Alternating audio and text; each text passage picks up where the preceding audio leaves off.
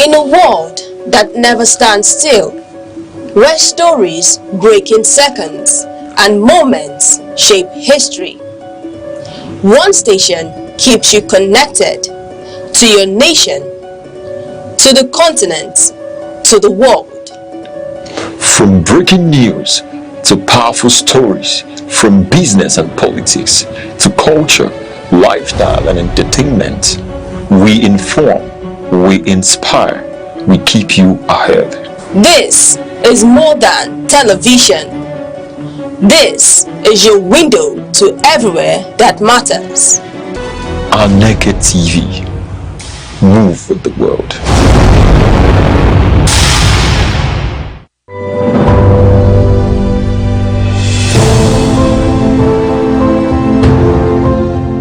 Nigeria, Africa's largest economy and most populous nation, continues to grapple with a critical infrastructure deficit that hinders growth and development. Reliable electricity remains a major challenge. Although Nigeria has the capacity to generate 12,000 to 13,000 megawatts, supply to homes and businesses is inconsistent. In 2023, only 61% of Nigerians had access to electricity, leaving around 87 million people without reliable power, the largest electricity access gap in the world. This shortfall forces businesses to spend billions of dollars annually on backup solutions like diesel generators, diverting resources from investment and job creation. Transmission losses, generation inefficiencies, and gas supply challenges further suppress per capita electricity consumption, affecting productivity and competitiveness.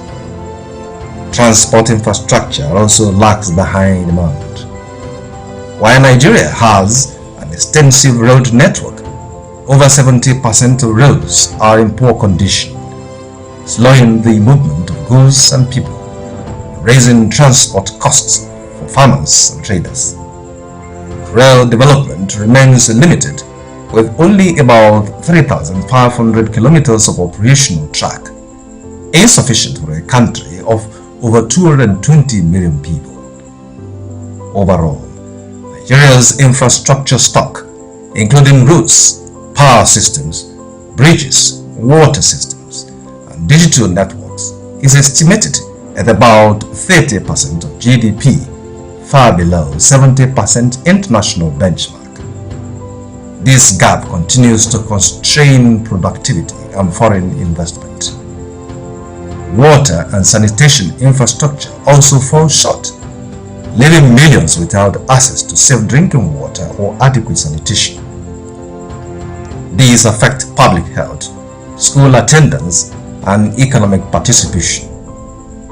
Digital infrastructure is another critical area. Broadband penetration and data center capacity remain limited, concentrated mainly in Lagos, while other states lag behind. This restricts growth in fintech, cloud services, e-government, and emerging technologies such as artificial intelligence. Experts estimate that hundreds of billions of dollars will be required annually over the next decade to close these infrastructure gaps. Mobilizing investment from private sectors, international finance institutions, and public-private partnerships is essential. For Nigerians, improving infrastructure is more than convenience, it is a path to safer roads, stable power, efficient transport, modern digital networks, more jobs, business growth, better health outcomes, and increased competitiveness on the global stage. Bridging this infrastructure divide is crucial to transforming Nigeria's potential into tangible progress for every citizen.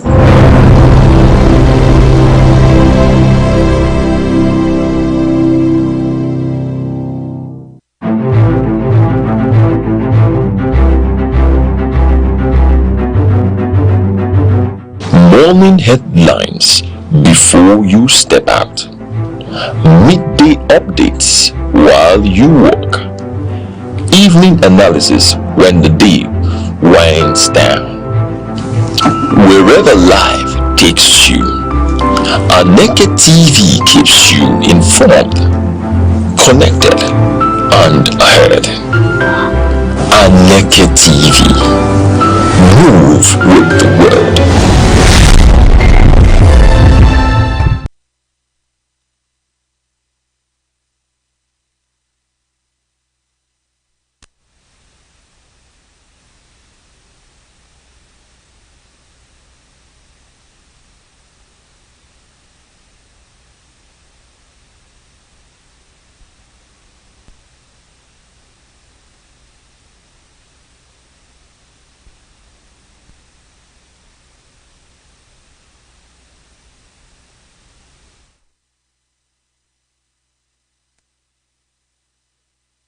To monitor the happenings as at Friday, 2026, which was characterized by a resilient naira and significant corporate earnings milestones and a cooling stock market as the week came to a close. Now, let's take a look at the breakdown. We'll start with the currency and foreign exchange. The naira ended the week on a stable, strong note, largely due to a massive surge in the country's external reserve, which hit a 13-year high of 50.45 billion naira. And we'll tell you that at the official market, the naira closed around 1,353 naira 97 kobo against the dollar, reflecting stability despite global pressure. And then when we take a look at the parallel market, the black market, or the street market, as many people want to call it, the rate showed remarkable convergence with the official window, trading between 1,345 naira and 1,368 naira against the dollar. Then there is equally the policy contest. Remember that the Central Bank of Nigeria has, recent 50 basis point rate, now 26.5%, a drop in headline inflation to 15.10% provided a backdrop of cautious optimism. And then we'll take a look at the capital market. The Nigerian exchange experienced a bearish Friday as investors opted for profit-taking following a strong year-to-date performance. Then when we take a look at the all-share index, it slid by 0.38% to close at 192,826.77 naira. And then we will look at market capitalization, which moderated to approximately 123.76 trillion naira. Then when one takes a look at the sector performance, you talk about the gainers, you see that the insurance and banking sector saw marginal gains, whereas at the losers table, you see that industrial goods and the oil and gas sector face selling pressure. A major news on this is that Dangote refinery, they plan to list their Dangote refinery on the Nigerian Stock Exchange within the next 5 months, sparked significant interest among local and foreign investors. Then another outlook is the corporate and industrial highlights. We can tell you that several major companies released critical updates and earnings on Friday. For example, MTN Nigeria reported a landmark 1.1 trillion naira profit, citing a significant turning point in 2025 and a resumption of dividend payment. Lafarge Africa announced a 3% revenue growth, signaling strong demand in the construction sector. And then we look at Champions Brewery. Champions Brewery have successfully completed the acquisition of the Bullet brand portfolio, expanding its footprints in the African beverage market. And then when you take a look at tax reform, the General Revenue Board moved forward with a tax harmonization law aimed at ending multiple taxation for businesses across different states. And then taking a look at the Nigerian Stock Exchange, where we already told you that the Nigerian Stock Exchange closed the final trading of the year 2026, February to final month of February on a bearish note. The all-share index, we told you, declined due to heavy profit taking in high capital cap industry stocks. Despite the overall market dip, the breadth remained positive, with 39 gainers outperforming 25 losers. Yes, and that's the market summary for Friday. And then, having given you order, there are also other factors that will tell you that has played into, driving the market. Yes, the volume of trade as at Friday was around 823.83 million units, and the total deal was 63,759 days, what happened throughout the period. And then when we take a look at the further the line, looking at the other factors that played important factor in the market this period, will drive into the closing of many markets. But we'll go on a short break. When we return, we'll give you a final update on the happenings around the market on Friday.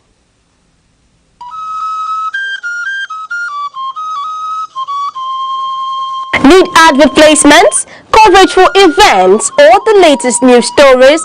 Call 070-3043-7110 right now.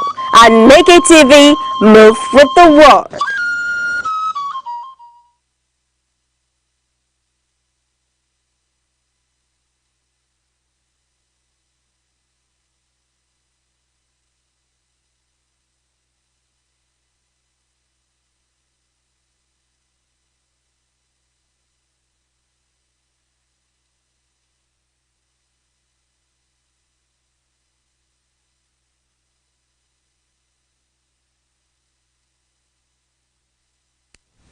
Thank you for staying with us. And then here are the breakdown of the top gainers on the Nigerian stock market as at Friday. And we're starting with Sovereign Trust Insurance, leading that pack, closing the books at 2 naira 21 kobo, making a positive 9.95 adjustment. They are followed by RT Briscoe.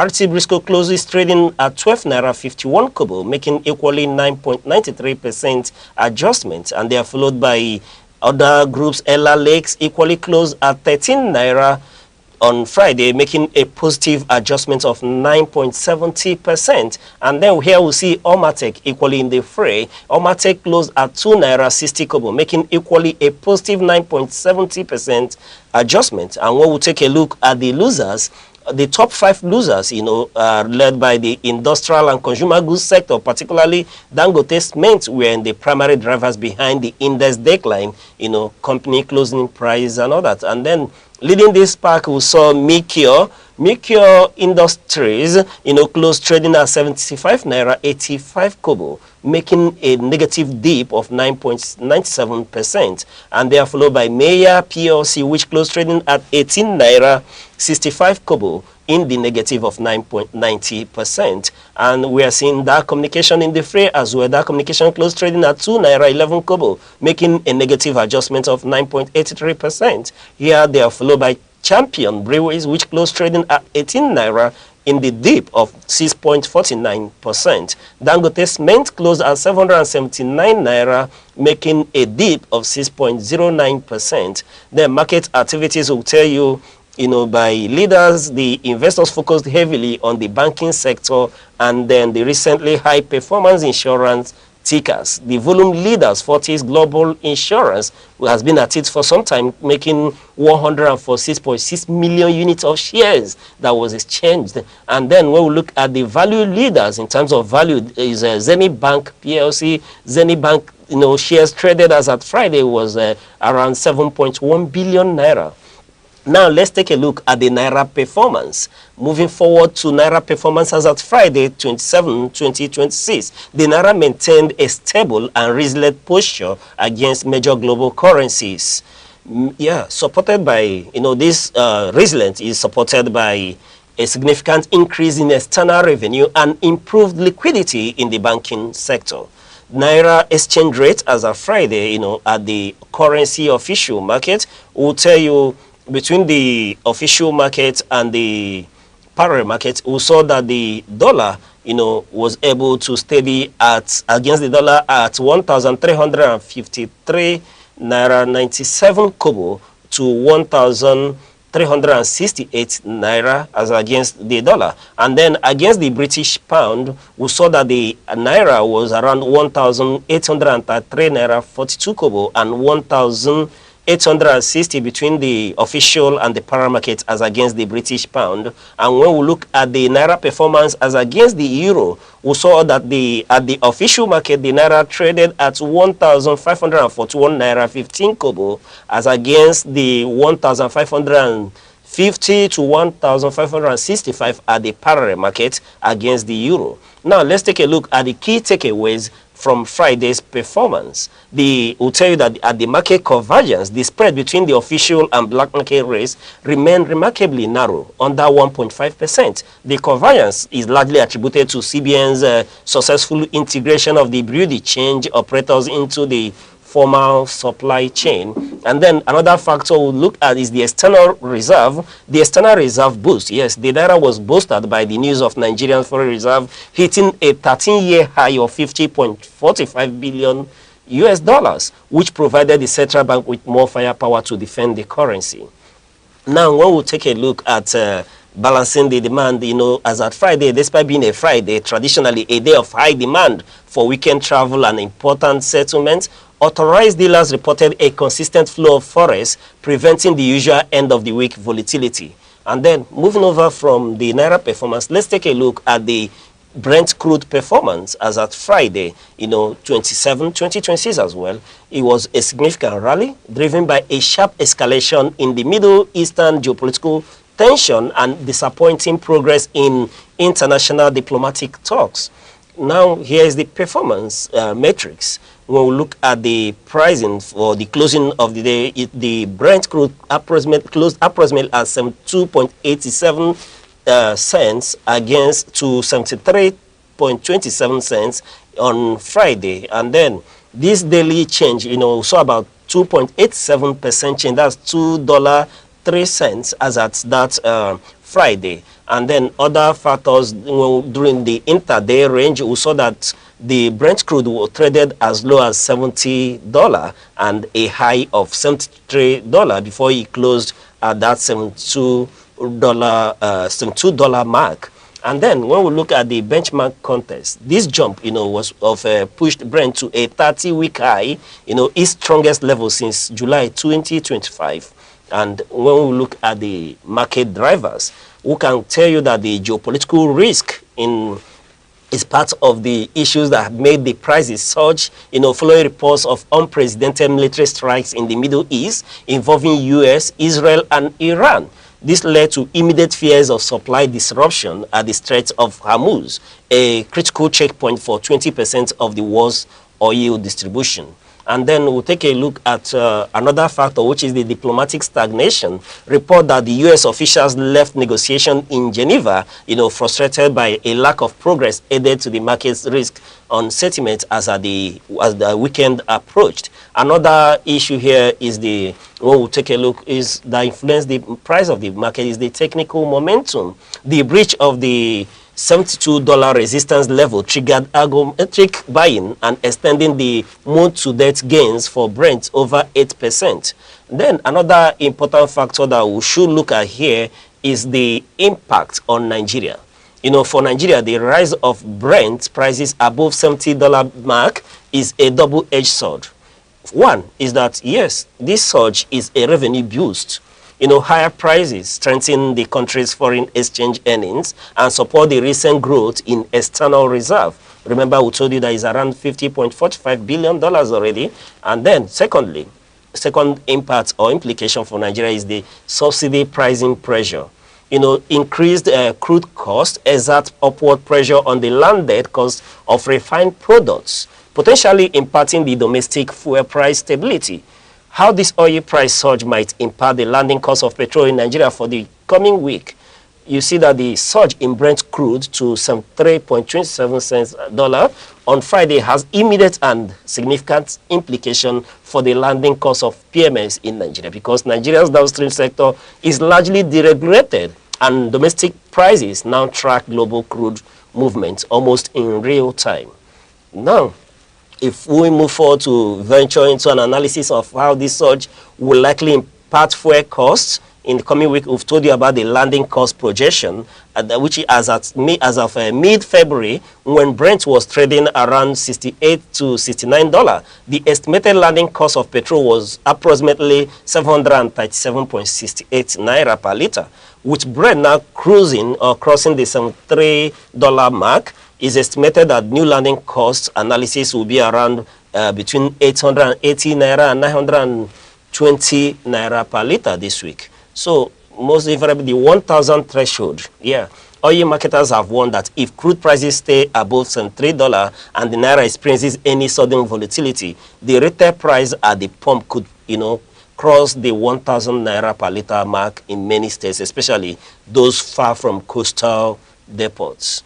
Another factor we'll look at is the refinery gantry prices. The Dangote refinery, which now serves as a primary supplier, recently adjusted its gantry, that's wholesale price, from 699 naira to 799 naira per liter.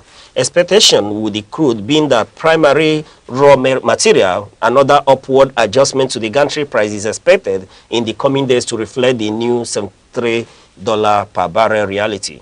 Now, because of the refinery is local, it saves on some, freight costs compared to imported fuel, but it still prices its product based on international crude benchmarks. Another impact is on the federal budget. Remember, the 2026 federal budget is anchored on a crude oil benchmark of $64.85 per barrel. The positive here is that the government is aiming a surplus of roughly $8.42. And the per barrel above this projection. This is excellent for the Federation account and foreign reserve. However, the negative here is that this windfall is effectively paid for by the Nigerian consumer at the petrol station without a subsidy to absorb the shock. The high global prices translate directly into higher transport fares and food inflation. Then, what is it for us to watch out for? What to watch? This week, retail adjustment expect independent marketers, to adjust prices upwards by 30 to 70 naira per liter as they replenish stocks at the new rate. Then, NNPC pricing. Watch for whether NNPC retail station hold their current rates around 835 to 839 naira in Lagos, Abuja, or move closer to projected 900 naira plus landing cost business update. Yeah, that's it for the analysis and our expectation on as a result of the surge in Brent crude prices. However, having given you that it was a favorable, yes, Nigerian business landscape is quite favorable for new investors. It's time for people to take new position. But given the geopolitical crisis that we're witnessing, which is leading to the surge in Brent crude, one may see the price of petroleum products, go a little higher as is being controlled by the international market prices. But be that as it may, with inflation being reduced, and they saw the naira, acquiring some form of stability over time. One is seeing that the business landscape is favorable for investors. It's time to take new position. Yes, it's time to take new position, especially given that the banking sector reform is taking shape. One can take position in these areas moving forward. But in all, the Nigerian business landscape is becoming a little bit stable, giving room that even the IMF are praising this stability. So in all, we encourage investors, especially domestic investors, to take position now. And that is it for today on the business update. So, however, we advise that before you make any investments or incursion into the financial sector, please do consult a certified financial expert to guide you due to the volatility of the market. And that's it for today on the business update here on Aneke TV. I still remain your host, Uche Osai. Bye-bye.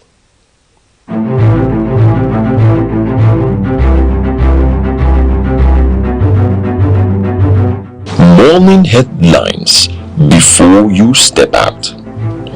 Midday updates while you work. Evening analysis when the day winds down. Wherever life takes you, Aneke TV keeps you informed, connected, and ahead. Aneke TV. Move with the world.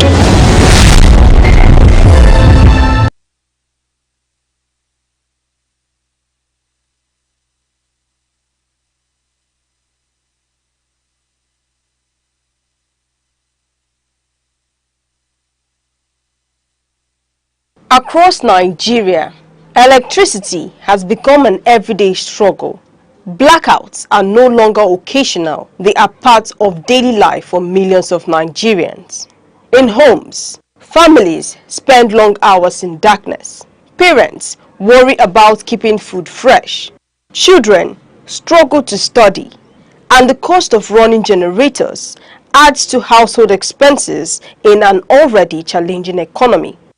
Businesses are also feeling the pinch. Shops, restaurants, and small factories often spend more on fuel for generators than they earn in daily revenue. Perishable goods spoil. Production slows. Evening sales decline. Electricity, which should be a basic necessity, has become a luxury. Experts say the crisis stems from multiple factors: technical failures and aging infrastructure in the national grid, frequent gas shortages, and operational inefficiencies in distribution companies all contribute. Maintenance outage and tariff adjustments have further reduced the supply of electricity across the country. The impact on national development is significant. Schools struggle to conduct evening classes. Hospitals depend heavily on generators to keep life-saving equipment running. Businesses lose revenue, and the cost of doing business rises. The lack of stable electricity slows economic growth and limits opportunities for millions of Nigerians. Experts recommend practical solutions: increasing electricity generation, especially through renewable sources like solar, wind, and hydro, could reduce reliance on gas. Upgrading and maintaining infrastructure, stabilizing gas supply, and encouraging private sector participation in independent power projects would help expand supply and improve efficiency. Off-grid solutions such as solar panels, mini-grids, and inverters can supplement national supply, ensuring homes, schools, and businesses continue to function during outages. Energy conservation, smart meters, and transparent billing systems can also reduce losses and encourage reliable supply. Some businesses have already combined solar power with backup generators, cutting fuel costs by nearly half. Schools and hospitals using mini-grids continue operations even when the national grid fails. Expanding these solutions nationwide could significantly reduce the impact of blackouts, saving households money and boosting productivity. For now, Nigerians wait for a lasting solution. Stable and reliable electricity is not just convenience, it is the backbone of daily life, economic growth, and national development.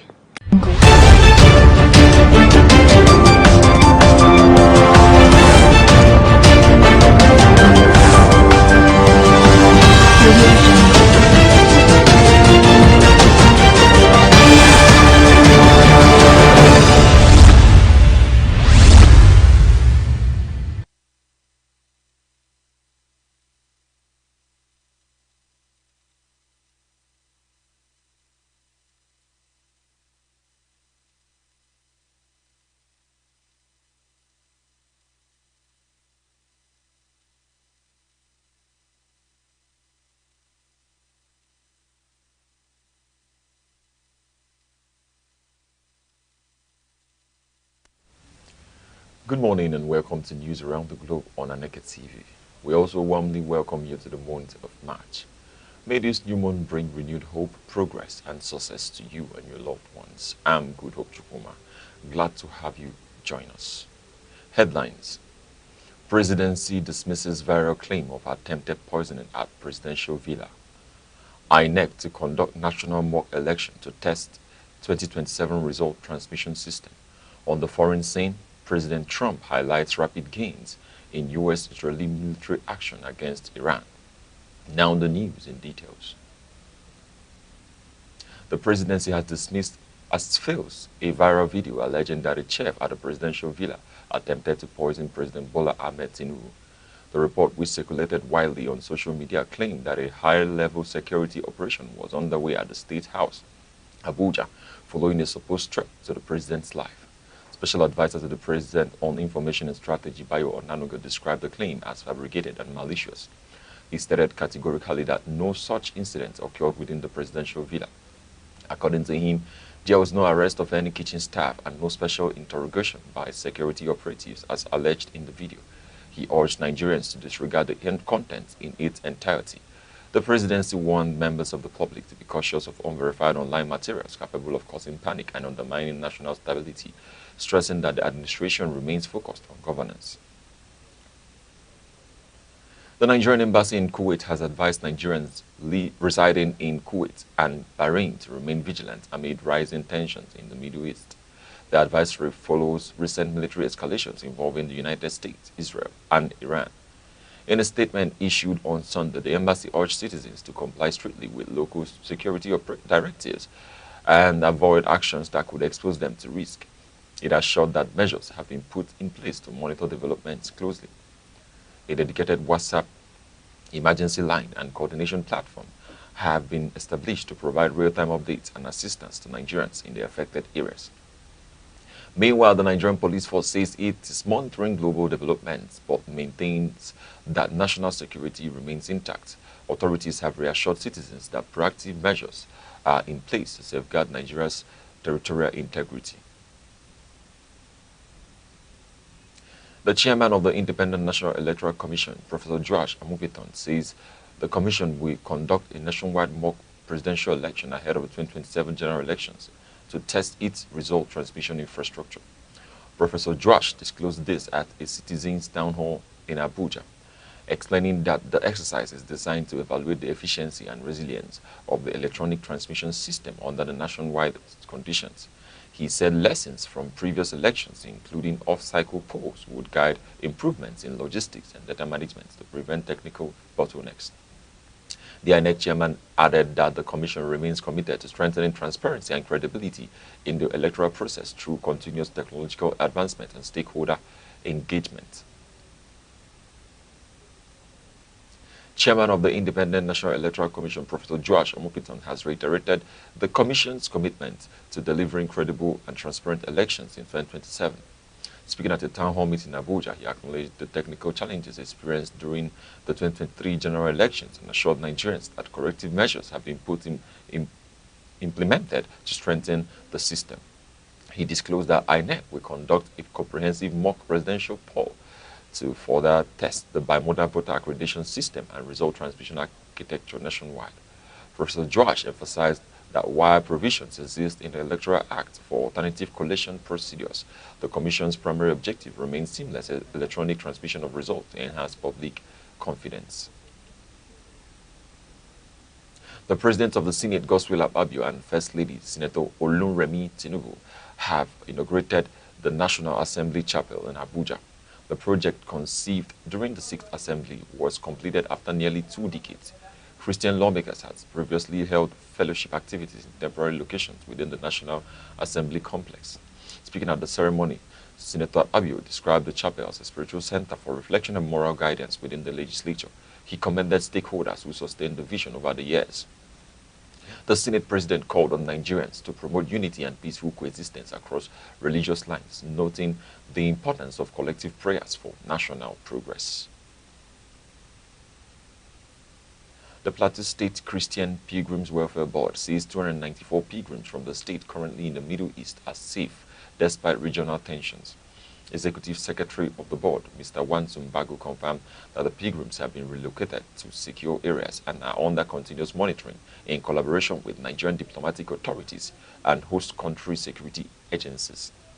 He disclosed that arrangements are underway for their safe return to Nigeria, with communication channels established to keep families informed.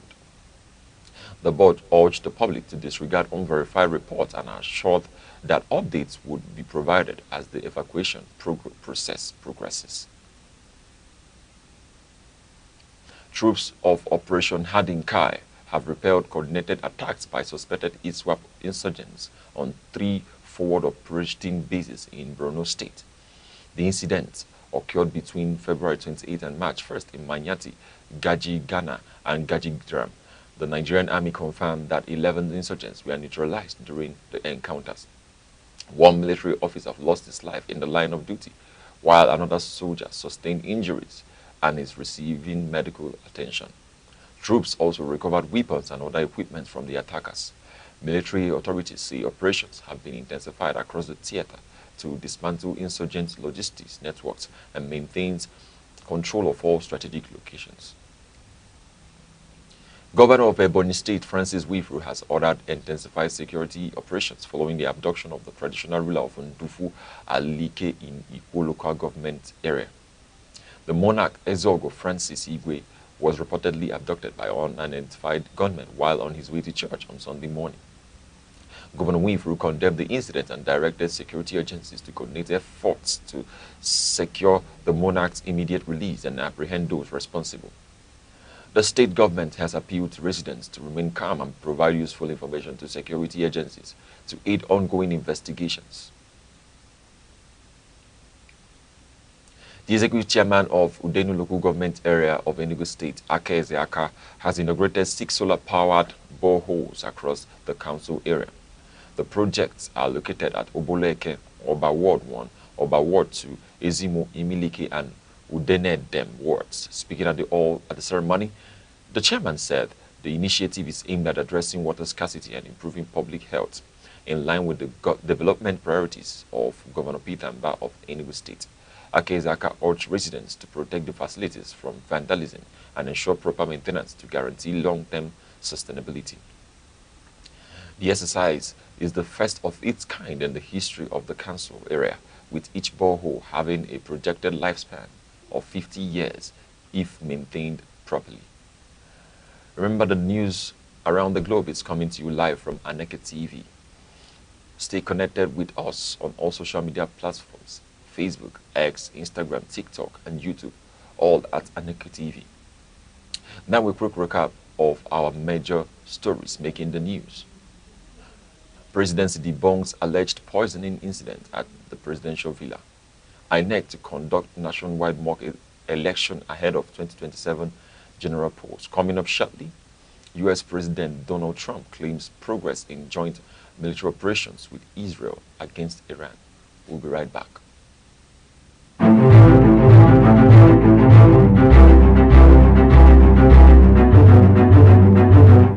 Morning headlines before you step out. Midday updates while you work. Evening analysis when the day winds down. Wherever life takes you, Aneke TV keeps you informed, connected, and ahead. Aneke TV. Move with the world.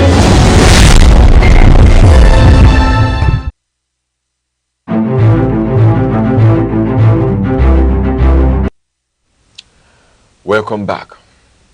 South African authorities have launched a search and rescue operation after the tug vessel Leo sank off the coast of Moselle Bay in the Western Cape.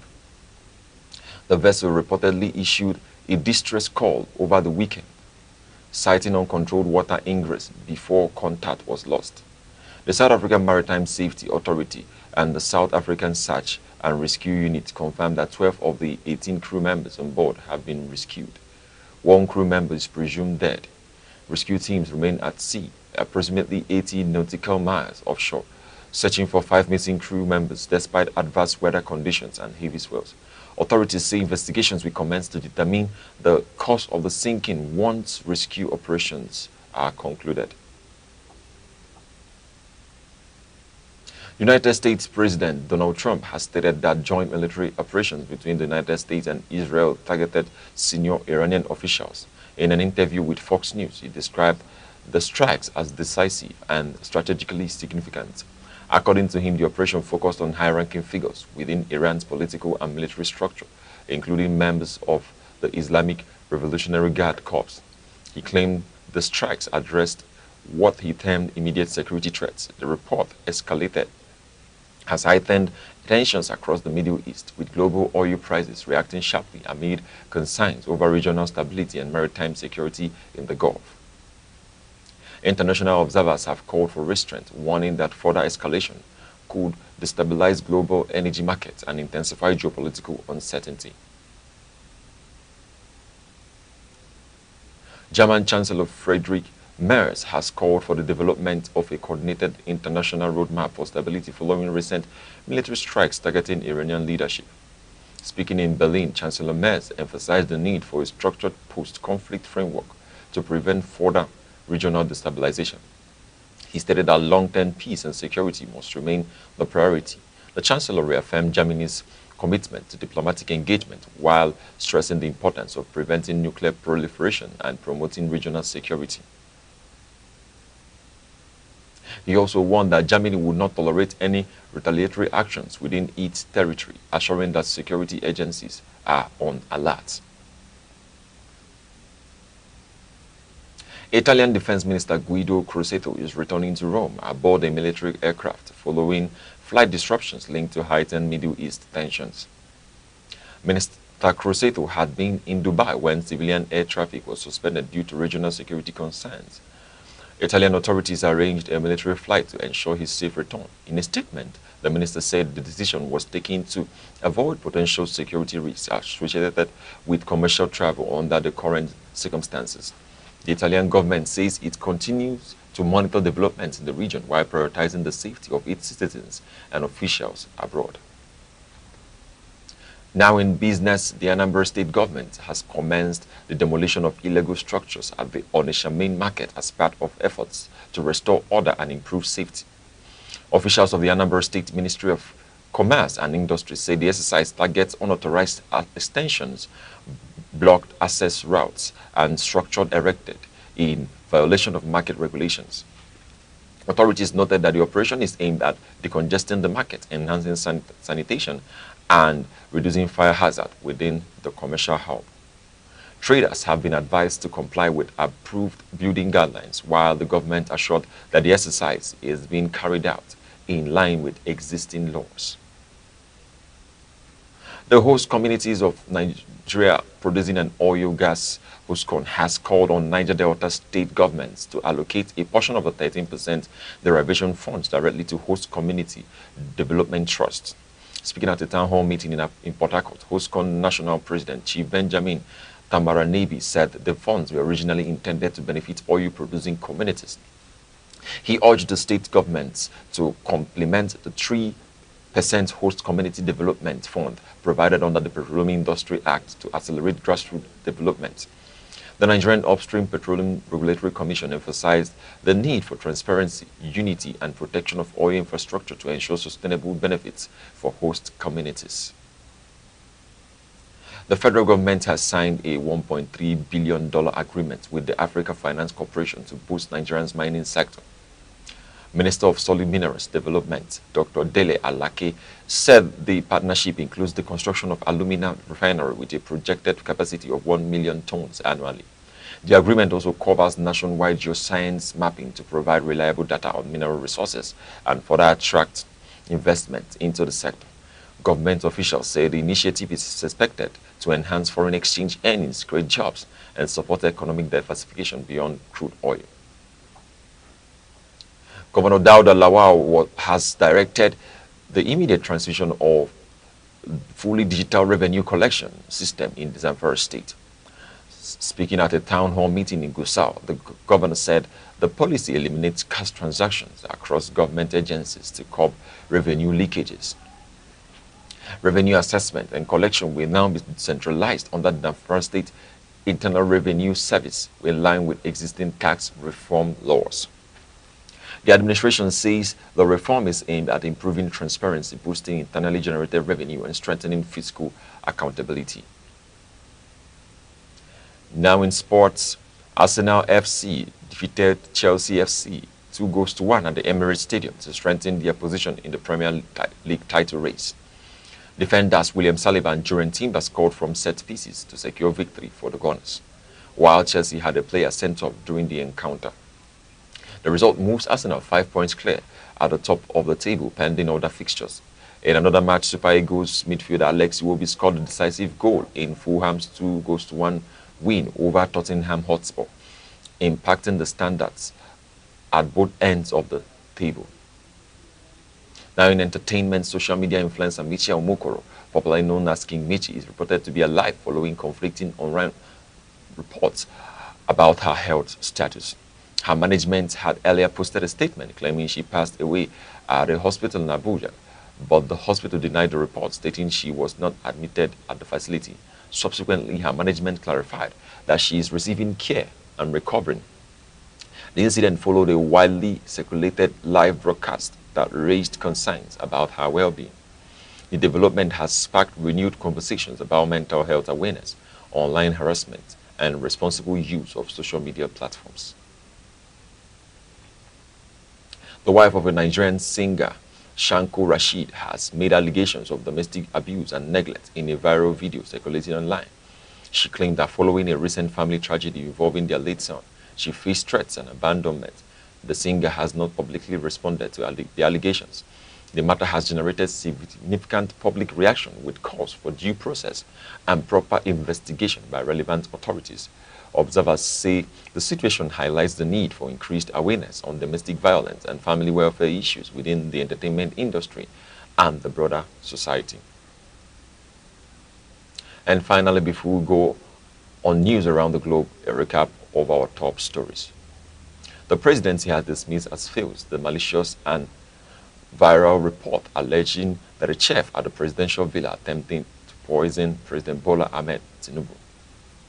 The special advisor to the president on information and strategy, Mr. Bayo Onanuga, described the claim as fabricated and urged Nigerians to disregard the video circulating on social media.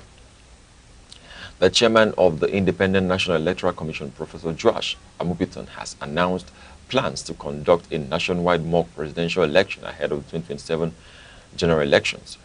Professor Joash said the exercise is designed to stress test the Commission's result transmission infrastructure and strengthen the credibility of the electoral process. President of the United States, Donald Trump, has stated that joint military operations between the United States and Israel targeted senior Iranian officials. Speaking in an interview with Fox News, President Trump described the operation as strategic and successful in addressing what he termed national security concerns. That's the news around the globe on Aneke TV. For more news and live updates, follow us across all social media platforms: Facebook, X, Instagram, TikTok, and YouTube, all at Aneke TV. I'm Good Hope Chukuma, thanking you for watching. Enjoy the rest of your day.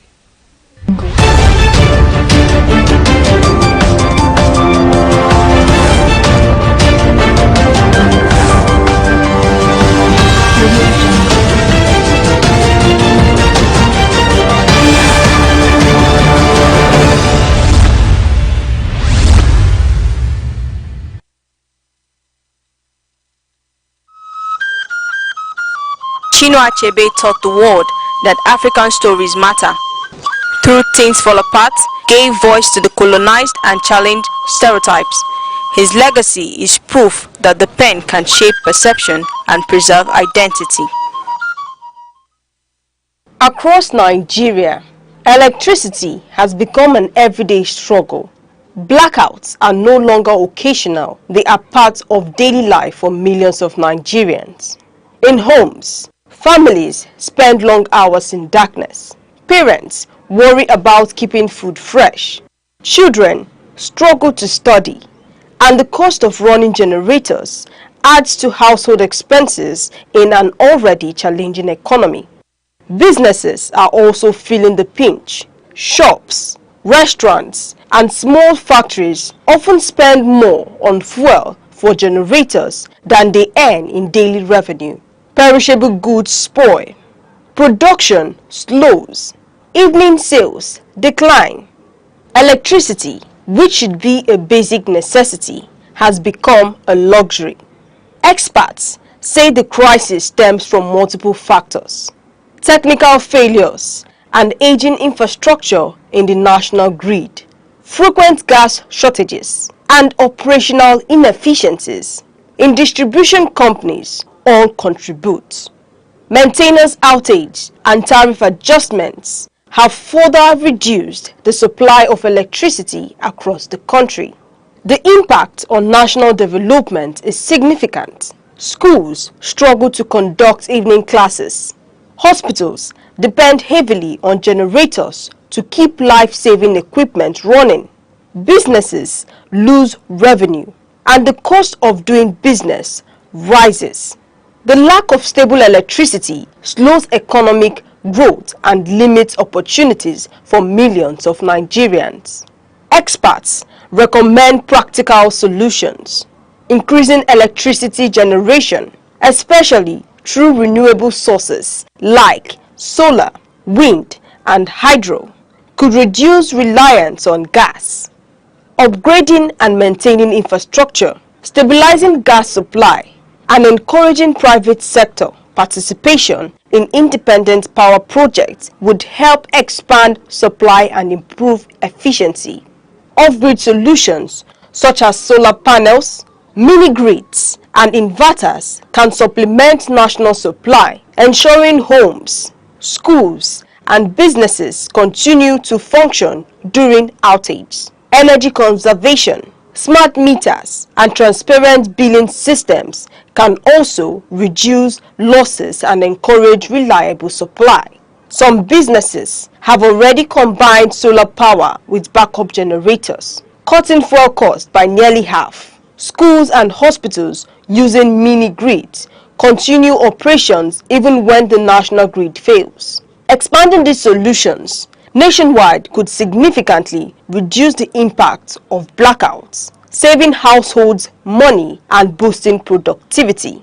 For now, Nigerians wait for a lasting solution. Stable and reliable electricity is not just convenience, it is the backbone of daily life, economic growth, and national development. Good day, Nigerians. Electricity has always been a major concern for Nigerians, from households to businesses. Today, we hit the streets to ask everyday Nigerians on a simple question: are you satisfied with the current electricity supply in your area?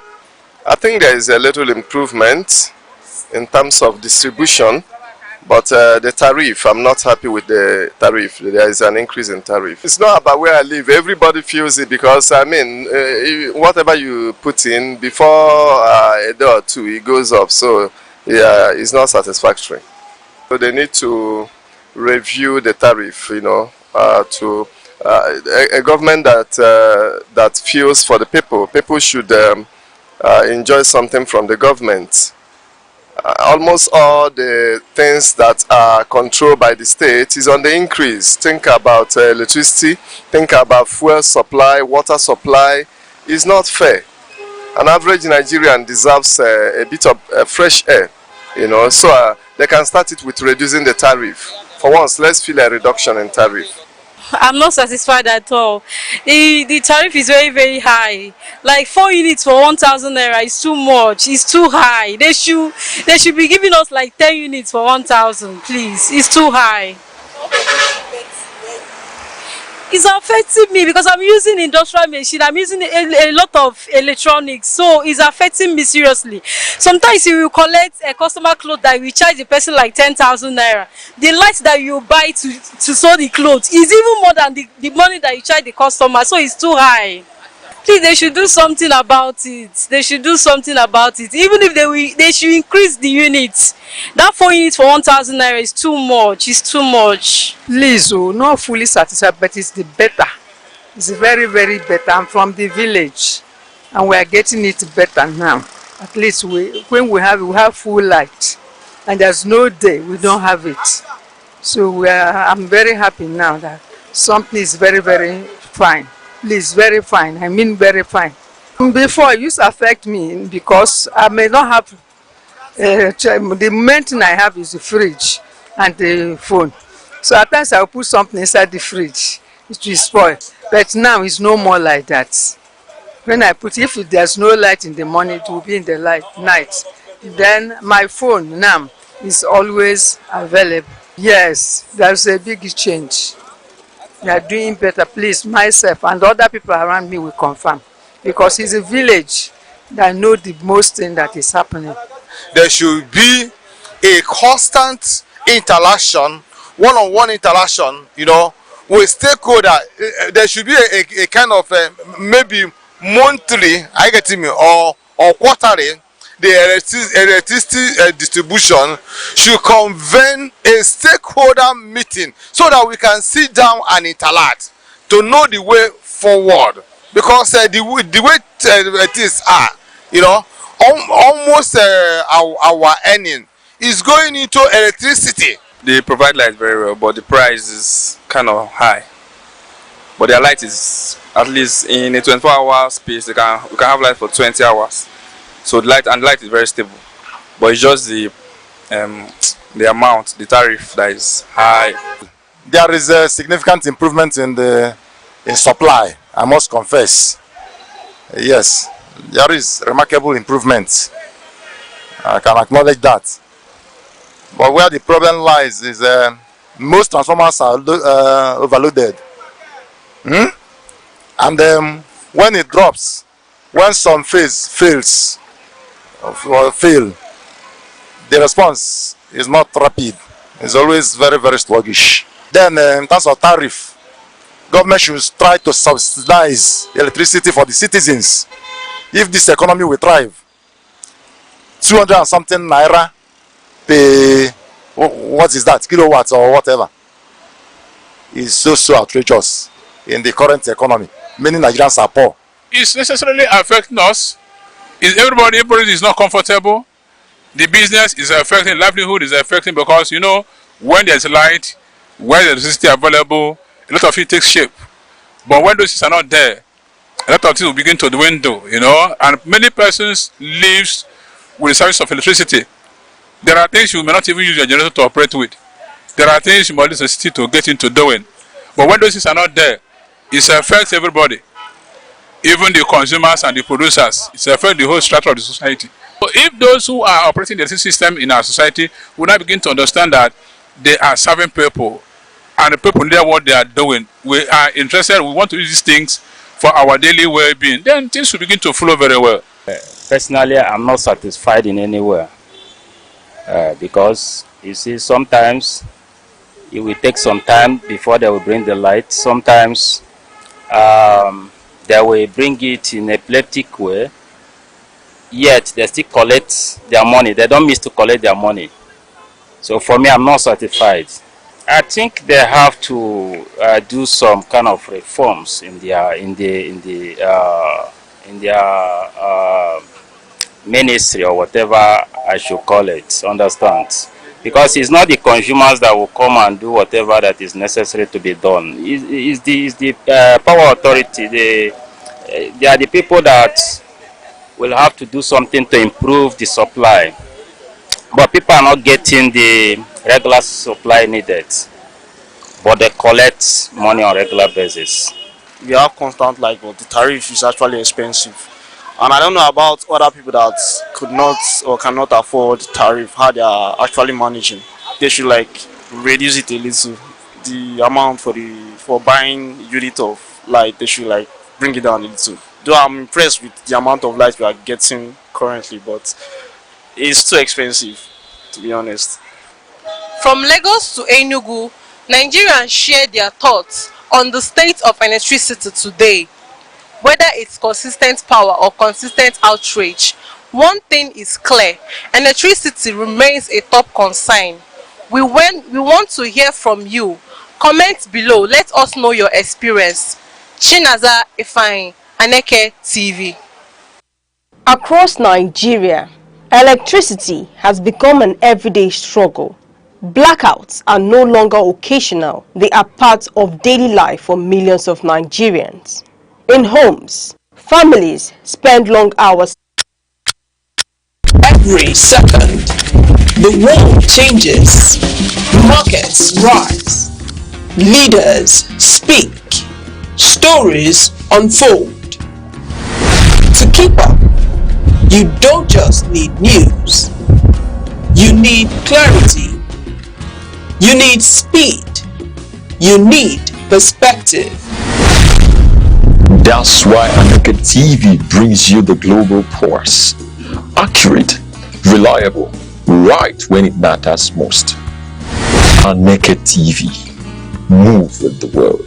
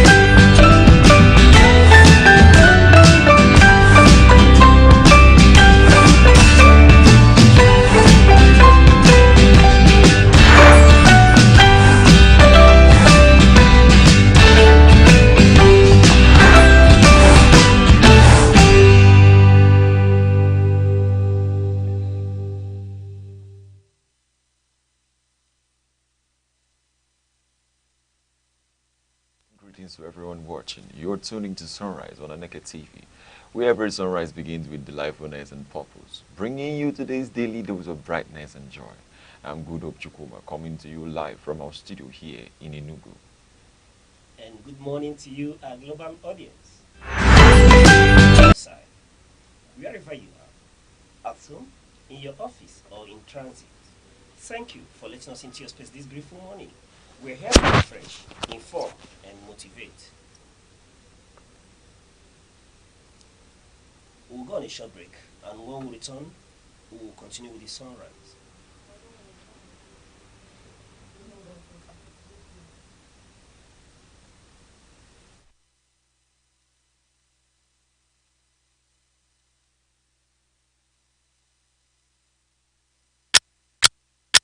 Every second, the world changes, markets rise, leaders speak, stories unfold.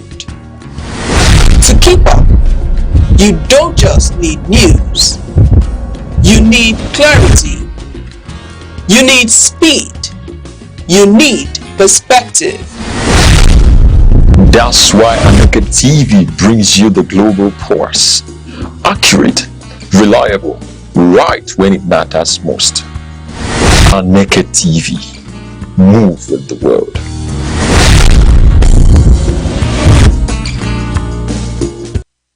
Eagles stand as a majestic symbol of strength, clarity, and vision. Its ability to soar above storms signifies resilience, while its shaped sight represents focus. This is why many nations, including Nigeria, use the eagle as an emblem of nation pride. Eagles do not fear challenges, they embrace them. They fly higher when the winds become strong, rising above obstacles rather than avoiding them. This teaches us that problems are not barriers, but stepping stones for those who dare. To live like an eagle is to stay focused, courageous, and disciplined. It is to see opportunities where others see only difficulties. The sky is not your limit, it is your launch pad.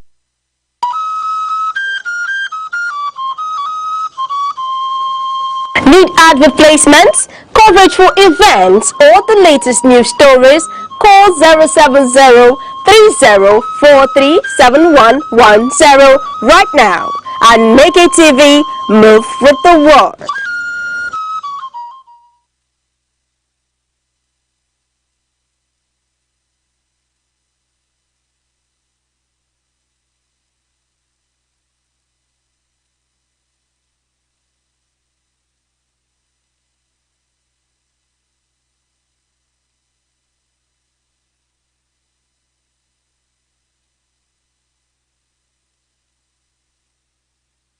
Nigeria, good morning, 042. Please and greetings to all of you watching. You're welcome to Sunrise here on Aneke TV, where every sunrise begins with delightfulness and purpose, bringing you today's daily dose of brightness and joy. I'm Gutop Chukuma, coming to you live from our studio here in Enugu. All right, and I'm Uche Osai.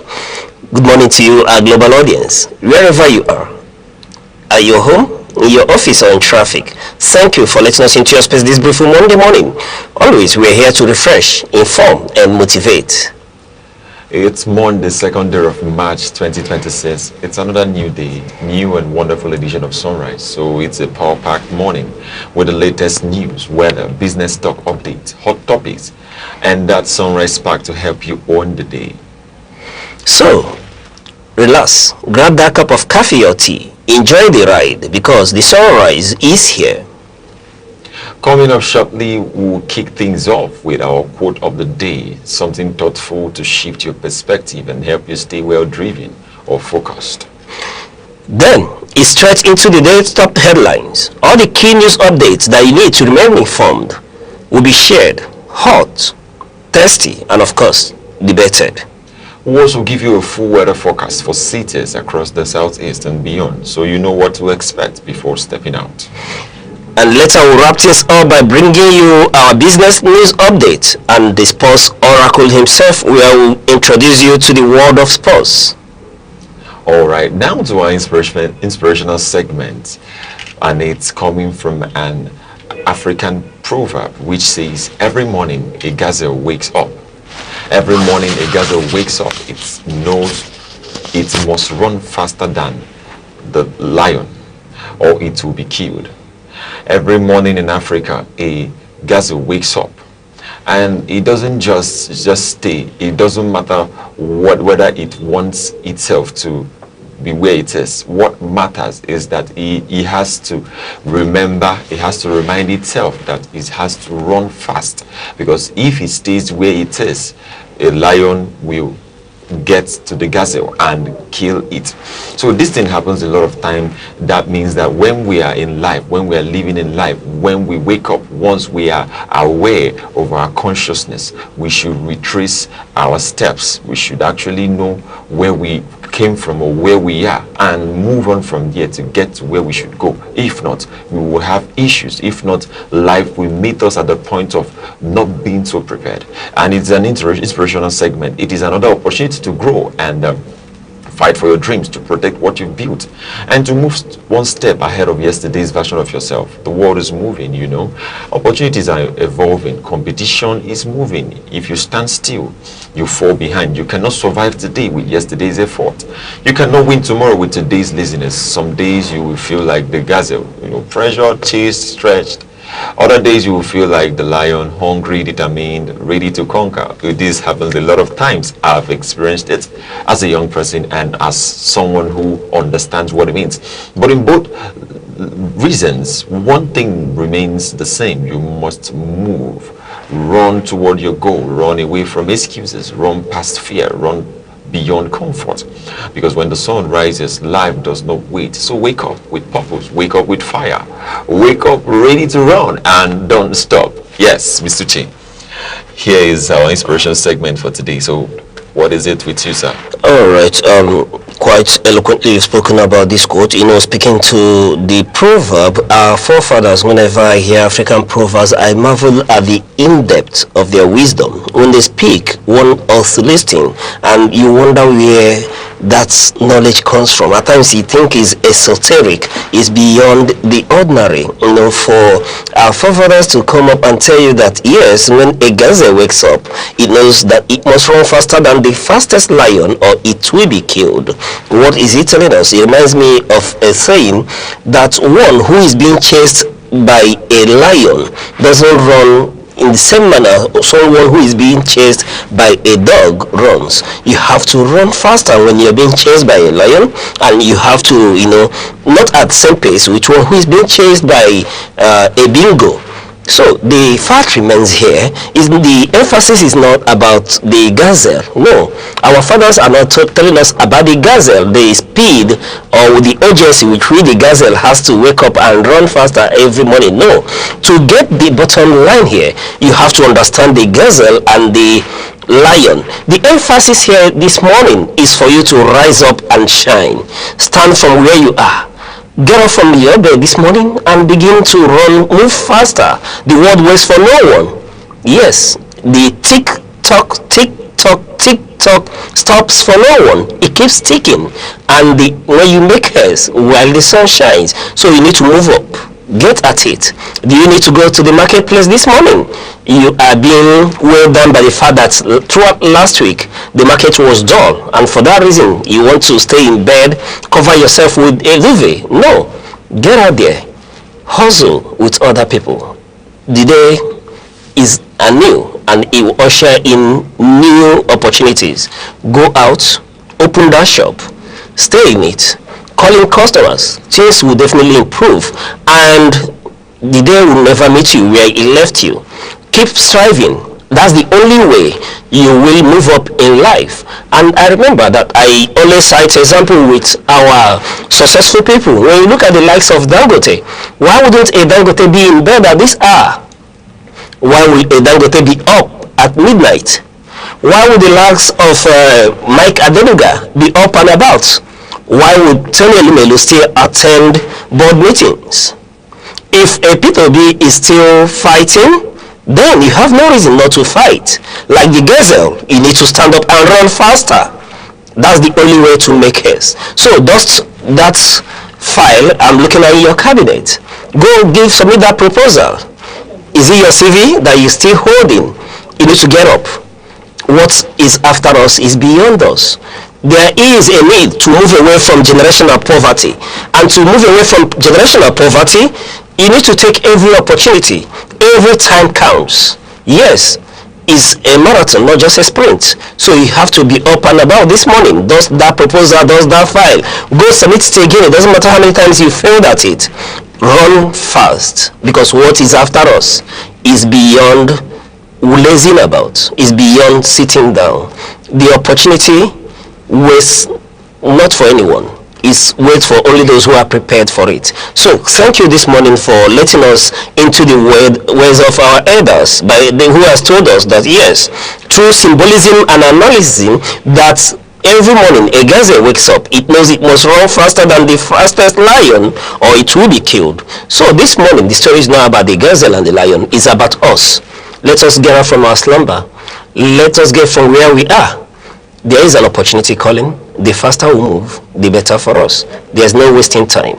We need to move. We need to be up and about. Success is waiting, and without that, we can't climb the ladder. Remember, it said, if you do nothing today, if you do not go after your dream today, you end up living the dream of others or helping others realize their own dream. That shouldn't be our story, and that's what our forefathers are telling us this morning.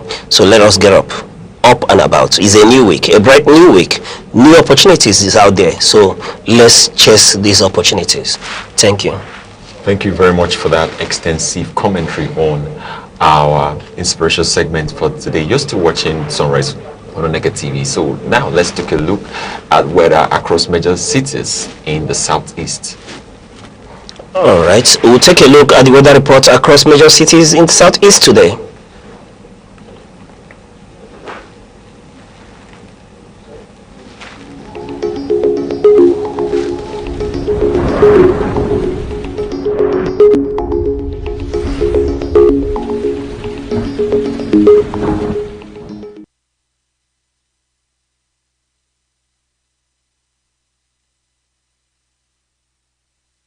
Morning, Oka. Warm weather with a mix of sunshine and scattered clouds.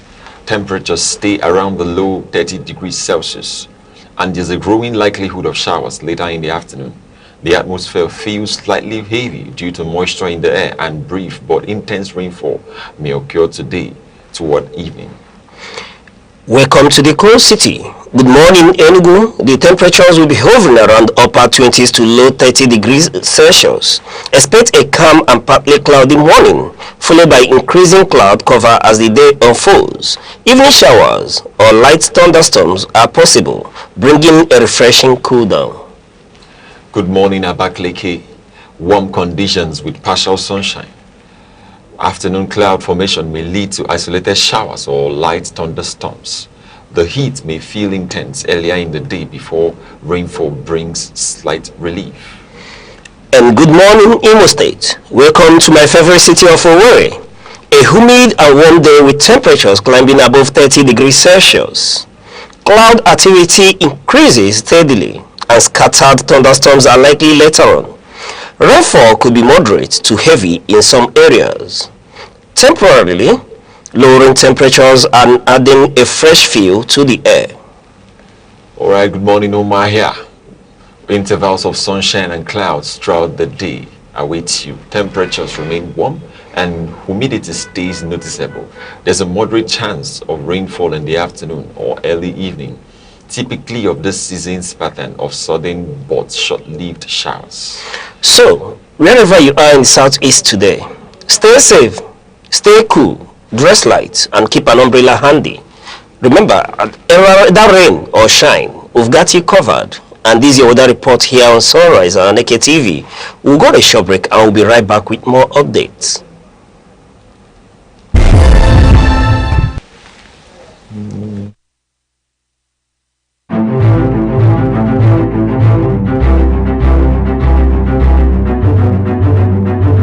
Morning headlines before you step out.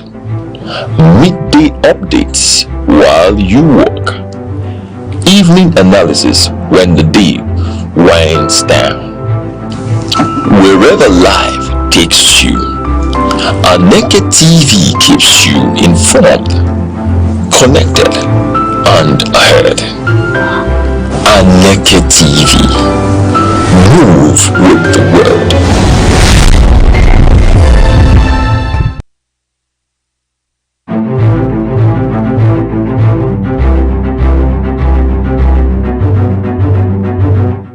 Morning headlines before you step out. Midday updates while you work. Evening analysis when the day winds down. Wherever life takes you, Aneke TV keeps you informed, connected, and ahead. Aneke TV. Move with the world.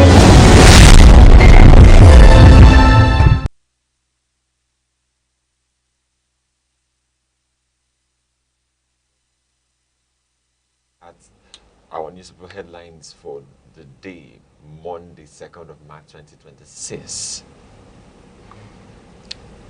And joining us this morning to elaborate on these news headlines from The Nation, Punch, Daily Trust, Vanguard, and Daily Sun is our in-house analyst, the one and only Mr. Res Arum. Thank you, Mr. Chair, for having me. And our career viewers, remain there and watch Aneke TV all the time, especially during our newspaper review. All right, Mr. Resine, it's always a pleasure to see you on a Monday morning. And I'm so excited to see you. But my signature question, even though you're looking radiant, how is Nigeria treating you? Fair. Fair. I would always say. Well, I've gotten that answer consistently now. Our motherland has been fair. And that's wonderful. It's a pleasure having you on Sunrise. Thank you, dear. All right. And with us this morning is another special someone. The Sunrise this morning is well packed. And we're having Miss Ngozi Obodo. You know, so in some circles, she's known as a social lawyer, but a legal practitioner as well. Madam, it's a pleasure to have you on Sunrise. All I can say is good morning to good afternoon, and it's a pleasure to be live on Aneke TV. All right. Good morning. It's a pleasure to be on Sunrise on Aneke TV. But how is Nigeria treating you? I'll keep Nigerians on suspect because we are just on suspect in this country. So everybody should be on suspect. All right. She's saying that the country is keeping them on suspense, so she has to keep us on suspense by letting us, letting us keeping it in the bags on how Nigeria is treating her. But it's all a pleasure to have you here on Sunrise. Yeah, thank you. All right, thank you very much for that. Thank you very much. So we're taking a look at the newspaper headlines, like we've said. So we'll start with The Nation. ICPC recovers wire-taping equipment from El-Rufai. ICPC recovers wire-taping equipment from El-Rufai. Then we go over to Punch. Punch says 2027 polls won't be 100% perfect. Aneke chair warns. That's Aneke chairman. Now in Vanguard, we have US, Israel, wipe out Iran's top military brass. US, Israel, wipe out Iran's top military brass. Then we go back to the Daily Trust. The headline there says, Iran strikes fallout. Shiite protests erupt in knots. Shiite protests erupt in knots. Now we move over to the Daily Sun. We have, we may not be able to deliver perfect poll, says the head of INEC, and primaries, ADC, PDP, others await implosion in APC. That's another headline that we have today. So we start with the Daily Trust. We start today's newspaper headline and commentary with the Daily Trust. It says, Iran strike fallout, Shiite protests erupt in the north. And members of the Islamic movement in Nigeria, IMN, popularly known as Shiites, led by Ibrahim El-Zakzaki, yesterday protested in Gombe, Niger, Kano, Bauchi, Yobe, and Sokoto states over the killing of Iranian Supreme Leader Ayatollah Ali Khamenei in a joint U.S.-Israeli strike. That's what we have in today's newspaper headline on Daily Trust. Mr. Chair. All right. Looking at that headline is not out of place, is not unexpected. You know, the Islamic movement in Nigeria called the Shiites, led by, you know, the incarcerated El-Zakzaki, you know, one would know that, yes, they would protest. And why would they protest? You remember that these people are connected not just by faith, shared faith, religious leadership, and their history, and a common sense of global identity. So one would expect that to happen, but good enough is happening at a time where one would want to believe that the strength of the Shiites in Nigeria have been weakened with the long incarceration of their leader. If had been that this was happening over, let's say, a decade ago, we would have seen the northern part of Nigeria will be in turmoil. There will be serious inferno, given that the Shiites control a large crowd in northern Nigeria. And when you talk about the Islam, you know that there's a division. There are those who are of the Shiite belief, who are sponsored mainly from Iran, the Ayatollah himself. And these were part of the issues over time. There have been security reports on this very relationship, as the Shiites being a breeding cell for the terrorists ideals of the Iranian government. But be that as it may, Mr. Rice, we are looking at this situation bearing in mind that there is a strike, there is a crisis, a geopolitical crisis in the Middle East. But before we go into that in detail, we are looking at this fallout in Nigeria, where people are protesting in Kano, people are protesting in Gombe, there's a protest in Yobe, there's a protest equally in Bauchi. And I ask, why would people be protesting in Nigeria for places? You see, whenever there is this indoctrination, religious indoctrination, any slight thing that happens to its affinity alone, it could result in serious protest. You see, the Shiites are leaning on Iran, and there's this big problem in Iran, U.S. Israel, because of the way Iran has been doing their government. The government is a government of terror, because it is believed that Iran has been sponsoring terror across the world. And it's a terrorist nation. That is what the world sort of, is christening them. They call them a terror nation. And that Ayatollah Khomeini, who is the supreme leader of that country, believes in terror. And he's been working very hard to develop atomic bomb.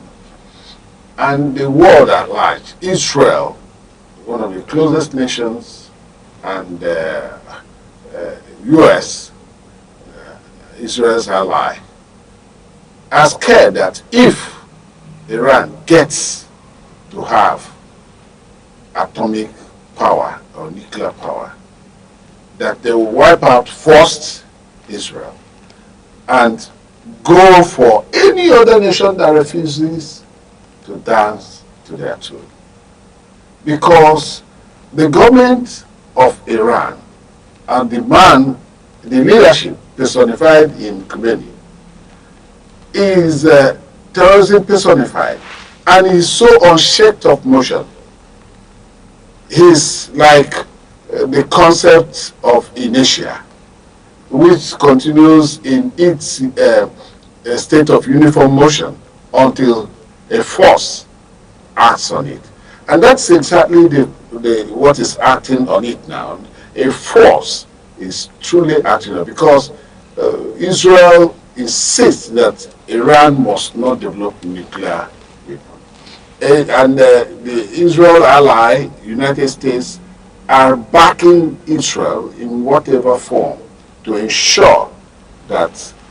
And of course, the Americans, Trump on his own, made a broadcast and told, because the people of Iran are subdued, suppressed, intimidated, because that religious government, there is a president, but that president has no power.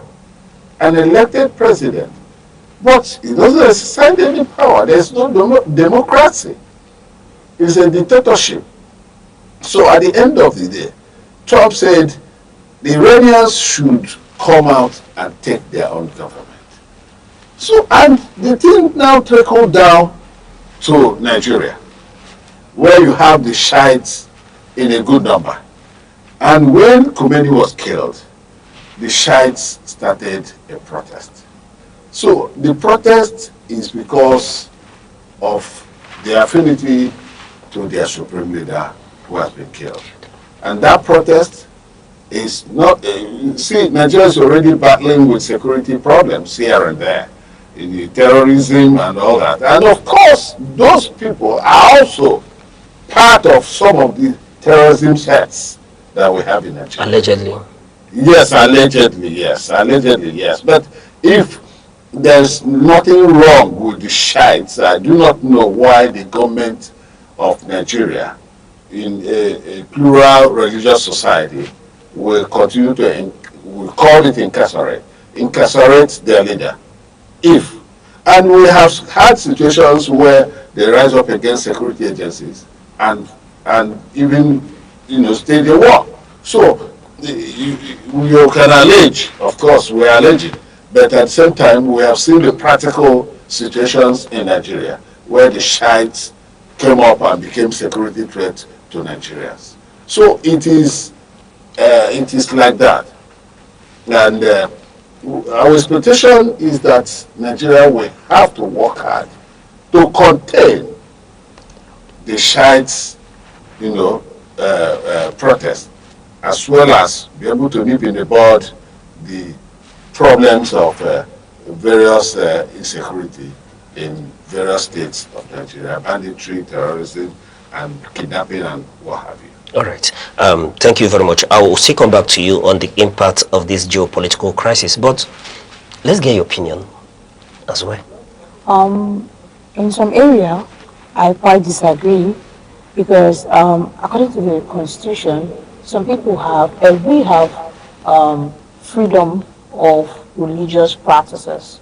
So it's something that has been enshrined in the Constitution, like Section 38 of the Constitution guarantees this right. Now, coming to the Shiite group, trying to exercise this right, I feel that there's nothing wrong in partake. Now, each, like Iran, has their own sovereignty. So coming to a country who has their sovereign union to invade them and trying to dictate one or two for them to like practice or try to stop some movement in their own country is trying to like you are trying to envisage them from their normal norms. I feel that the US are trying to cross border, trying to leave their insurance place. Now going into an independent country, a sovereign country, to like is like to demand or dictate for them that you don't want them to do this. And to a certain point, when the protests happening in some states in Nigeria, such as Gombe, Kano, Bauchi was mentioned, yeah, some states were mentioned. I feel like every woman has their own emotional sympathy. They are allowed to express themselves in some disbelief that things falling upon them, their national health union is falling apart. It's just like you having a head and your head is falling apart. You should not be happy. So it's a way of them, expressing themselves that they are not happy with the ongoing situation happening to their own subordinate. All right. All right. If I get you correctly, what you're saying is that they have the right to protest in these states in Nigeria. Yes, because they are under a union, a movement union.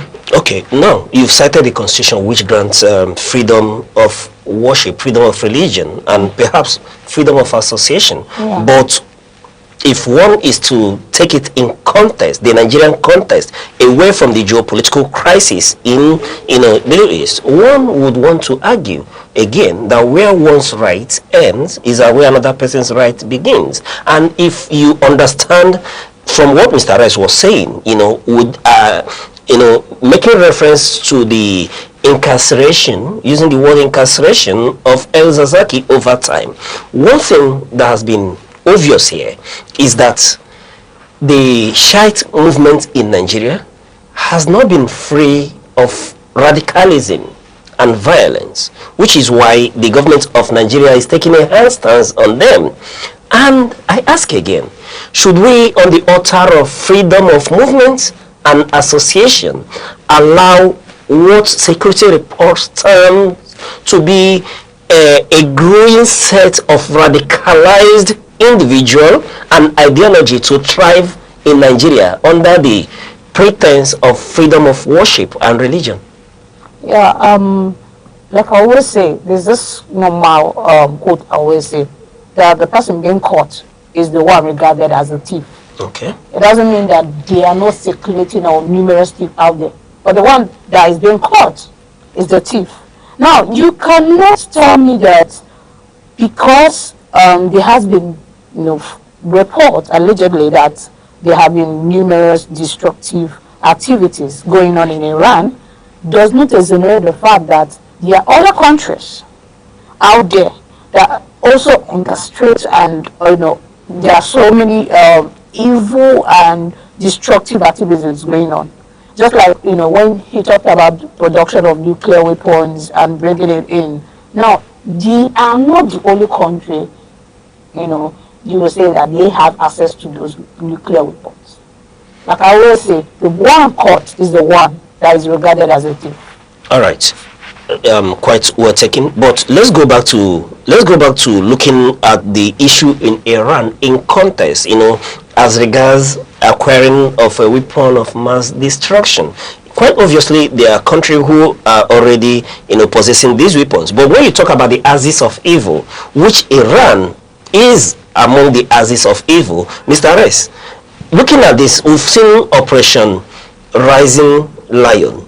Today is Operation Roaring Lion. A statement has been made, and we want to, in line with what she is saying, you understand, about the invasion, the Israeli-US-led invasion. Is there a justifiable ground for this incursion in Iran? Okay, we know that the UN came into being as kind of police of the world, and certain world powers those who are world powers, who are in the Security Council of the United Nations, have right of votes, and their votes could nullify or progress whatever thing that has been done. Now, the UN presently is like a toothless bulldog. The UN sent mission to Iran with a view to seeing and knowing how they are seeking their nuclear research. Iran never gave them the opportunity to do that, which means that the UN can no longer take any, and in the face of sanctions, from United Nations membership countries, yet Iranians Iranians or Iranian government was not deterred in their pursuit of a weapon of mass destruction. And because of the fact that security report points at Iran, they are sponsoring the Hutus. You have problem in Syria, cuts of Iran. They are, of course, backing the Palestine against the Israelis, and so on and so forth. You can name them. Even Al-Qaeda, one of the topmost deadly terrorist organization in the world. So, and the reports are there. But it has been who will bail the cat? Who is going to go after a very strong nation as Iran? Maybe we don't know, or maybe some people do not know that Iran is a very superpower bloc in the Middle East. And all the countries are scared, afraid to go after Iran. We are talking about Iran of the old.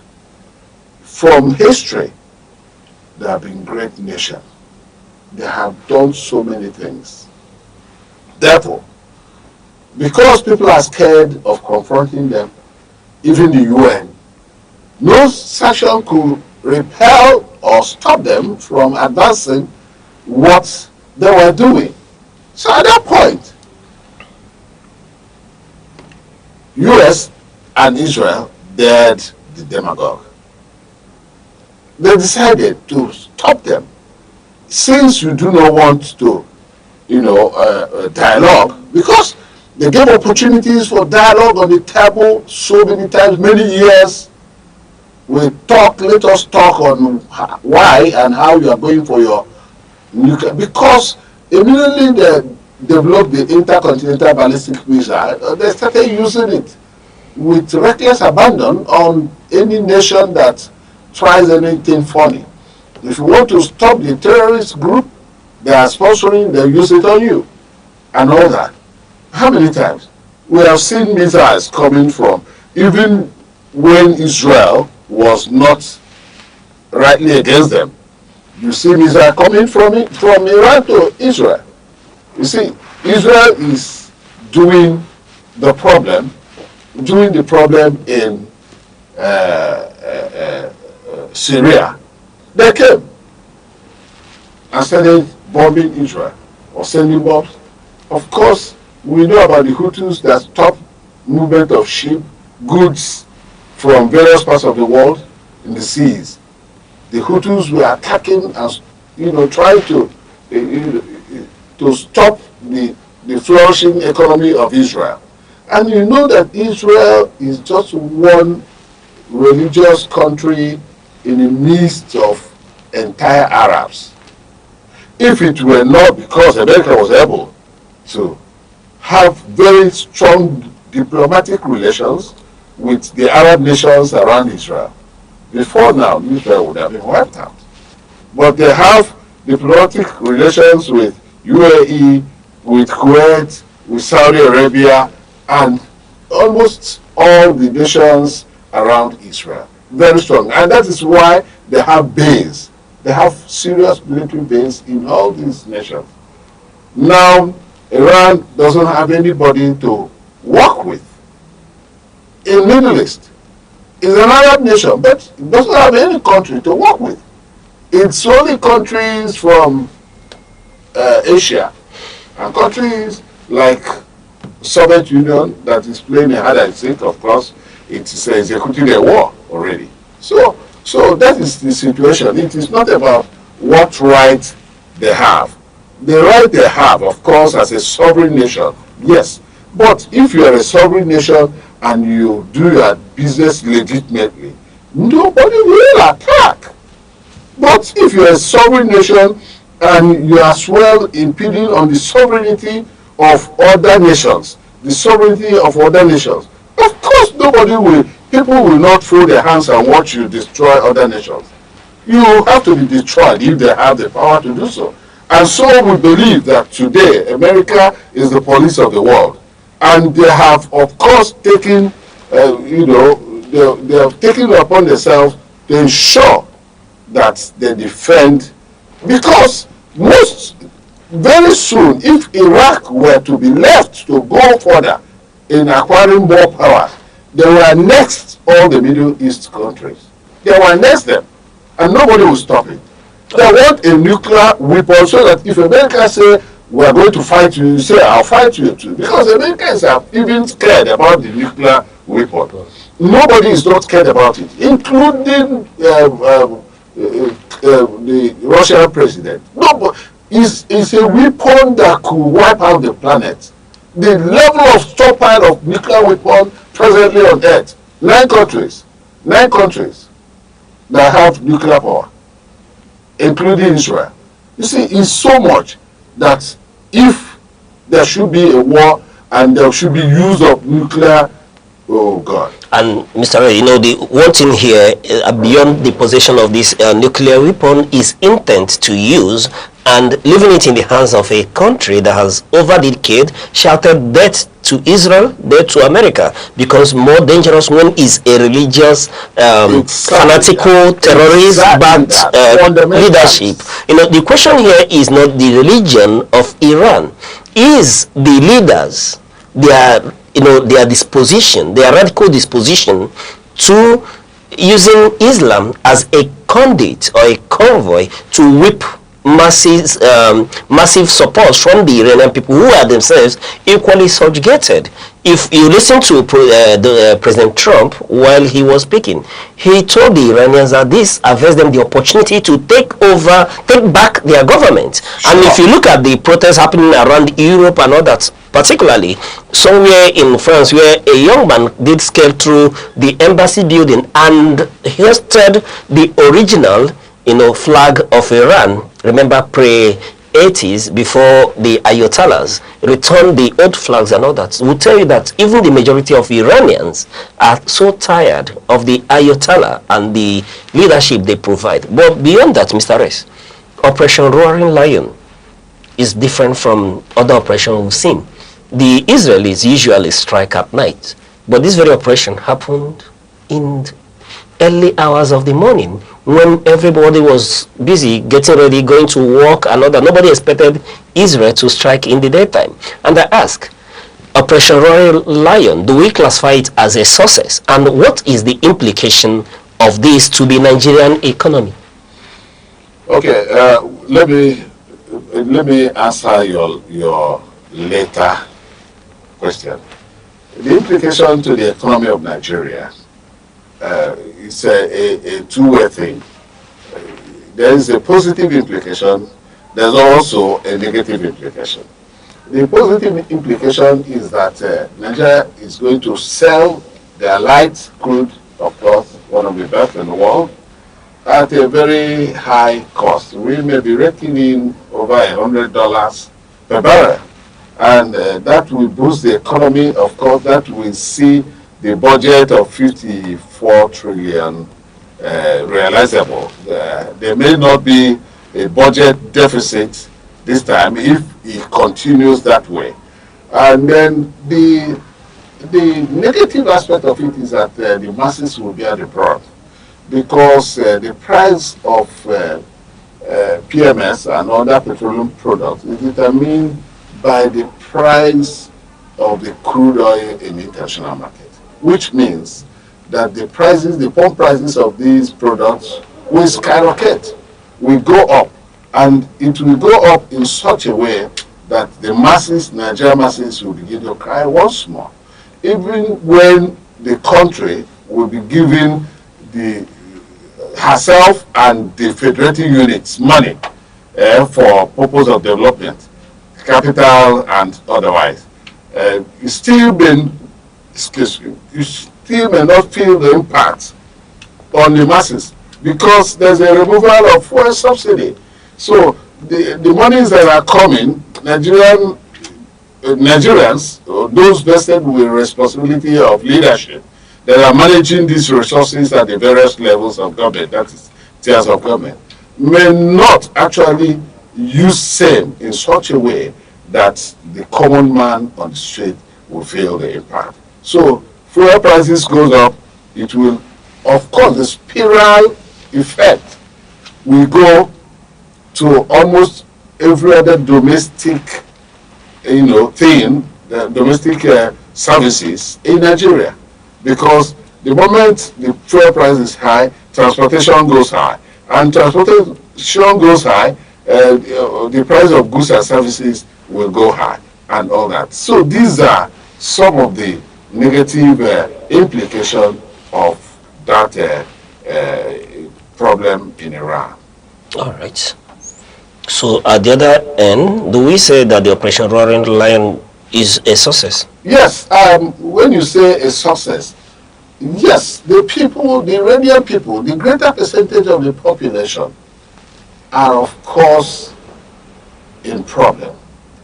They are not exercising their rights.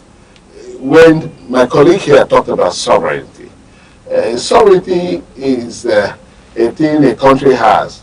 And of course the citizens, the rights of sovereignty, the citizens also begins to enjoy fundamental rights. But it is a dictatorial government. The dictatorial tendencies of the government has of course impeded on the rights of the citizens of Iran. And with this oppression, the Iranians have been asked to come out and take over their country from dictators. And of course, there are protests here and there, and they're trying to contain the security agencies that are, weighing them down because they want to take over their country. Now, nobody knows who is going to be the leader of the country since the killing of Khomeini. And the president is alive. I'm talking about an elected president of a country.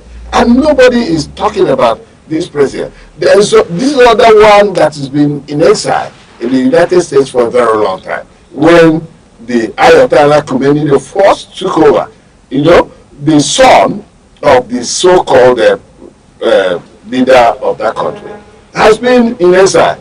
And there are chances that such persons could come in from exile to begin to take over government or take over the reins of power. So it is still like a gathering storm. Nobody knows exactly what's going to come out of it. But we believe that the Iranians are set and of course are being spurred to take over the reins of power in their country. All right, thank you for that analysis on this Iranian issue. We'll still come back to that maybe at some other time, but let's take a look at the other newspaper headlines. All right, thank you very much. Now in the Punch newspaper, we have 2027 polls won't be 100% perfect. Aneke wants that 2027 election polls won't be 100% perfect. All right.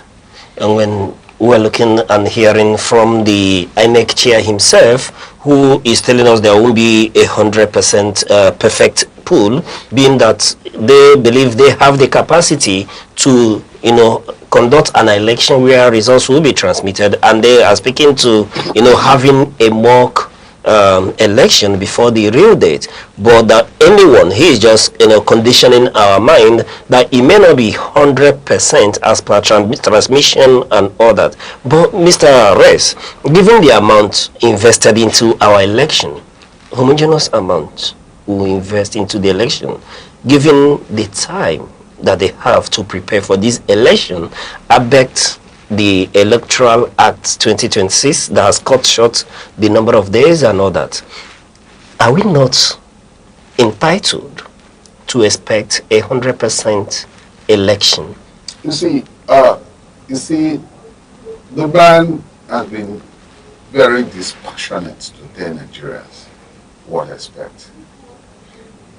He has been pushed to a wall where he's going to start a fire brigade approach. You are talking about a free, fair, credible election. And you want the man to give you a free, fair, and credible election. The time lag has been shortened. The release of funds has been shortened. And you want him to become a magician. As if you have given him a wand. You have not given him a magical wand with which he will be able to achieve what you expect him to achieve. The Nigerians expect him to achieve a goal of organizing an election, free, fair, and credible. And he came out, the professor came out to tell us, we are going to work hard to achieve what we intend to achieve. But Nigerians should be assured that it may not be 100%. He assured Nigerians that transmission of result to IREF will be done, but not 100%. Because there are chances they may not completely get it 100%. But let him get 95%. All right. If we have 95% in election in Nigeria, I don't think anybody who has got 95% is taken away from being an A. Being an yes. I think I will actually cut you short today, sir, on the part that this getting up to telling us, the public, that he cannot be able to achieve 100% free and fair election, given the opportunity we saw the previous election and their promises and the outcome of the result on the day of the election and the transmission of those results. I will call those things, those acts and attitude and behavioral attitude towards the election outcome a very appalling one. Because you said, okay, the result, most of the results were not even transmitted the day of the election. It took time. Some results were missing. And now, most times, these leaders were called upon to come and explain what happens in this polling unit, what happened here. And they come out to tell the public, I call it a cook and go story.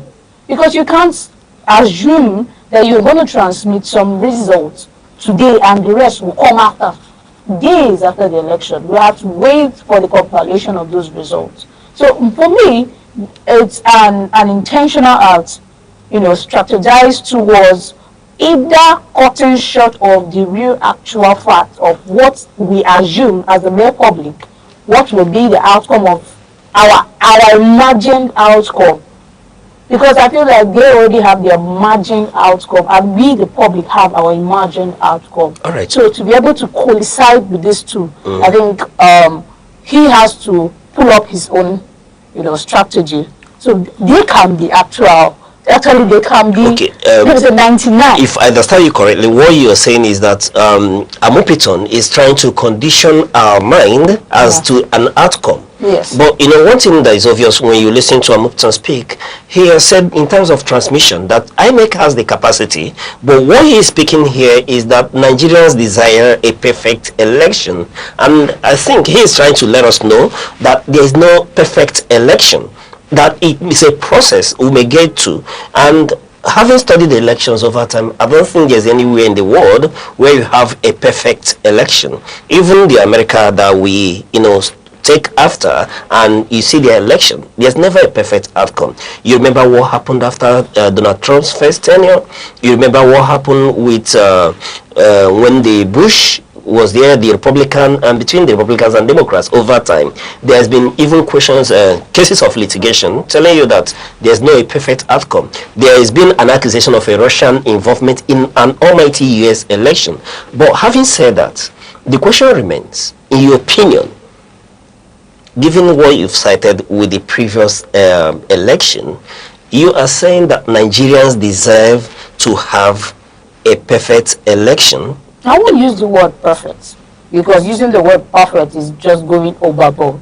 Okay. I'll use the word doing the right thing. Okay. In this context, when you talk about doing the right thing, what's the right thing here? The right thing is going through the normal seated procedure of transmission of the result.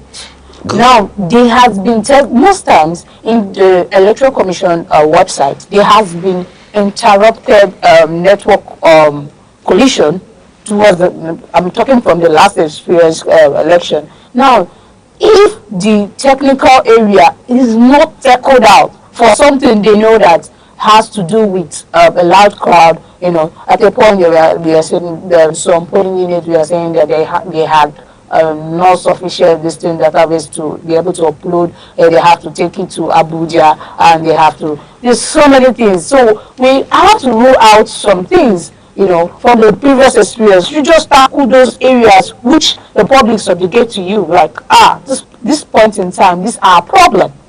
You have to tackle it. We're not talking about perfection. All right. Because, like you said, other countries in the world have in a situation where they have electoral crisis towards conducting election. But now, we're not talking about perfection. We're talking about following the due process to achieve a basic minimum core result in which there is an expectancy. Okay, but if I may ask, given your experience from the previous election, you do not believe in the ability of INEC as is presently constituted to give us an election that would be believed to be free, fair and credible? Because I feel like with this whole exemption, because it's an exemption, he's trying to exonerate himself from some certain allegation and elevation from the people. When it happens, they're just like telling me, this thing, when it happens, if this did not happen, don't blame me. I said it all the time, that they might not be a perfect, I see it as an excuse to dodge some, some channeled positive result and outcome, which we expect as the public. All right. Yes. So, but excuse me, Mr. S, excuse me, before you. I want to. Okay.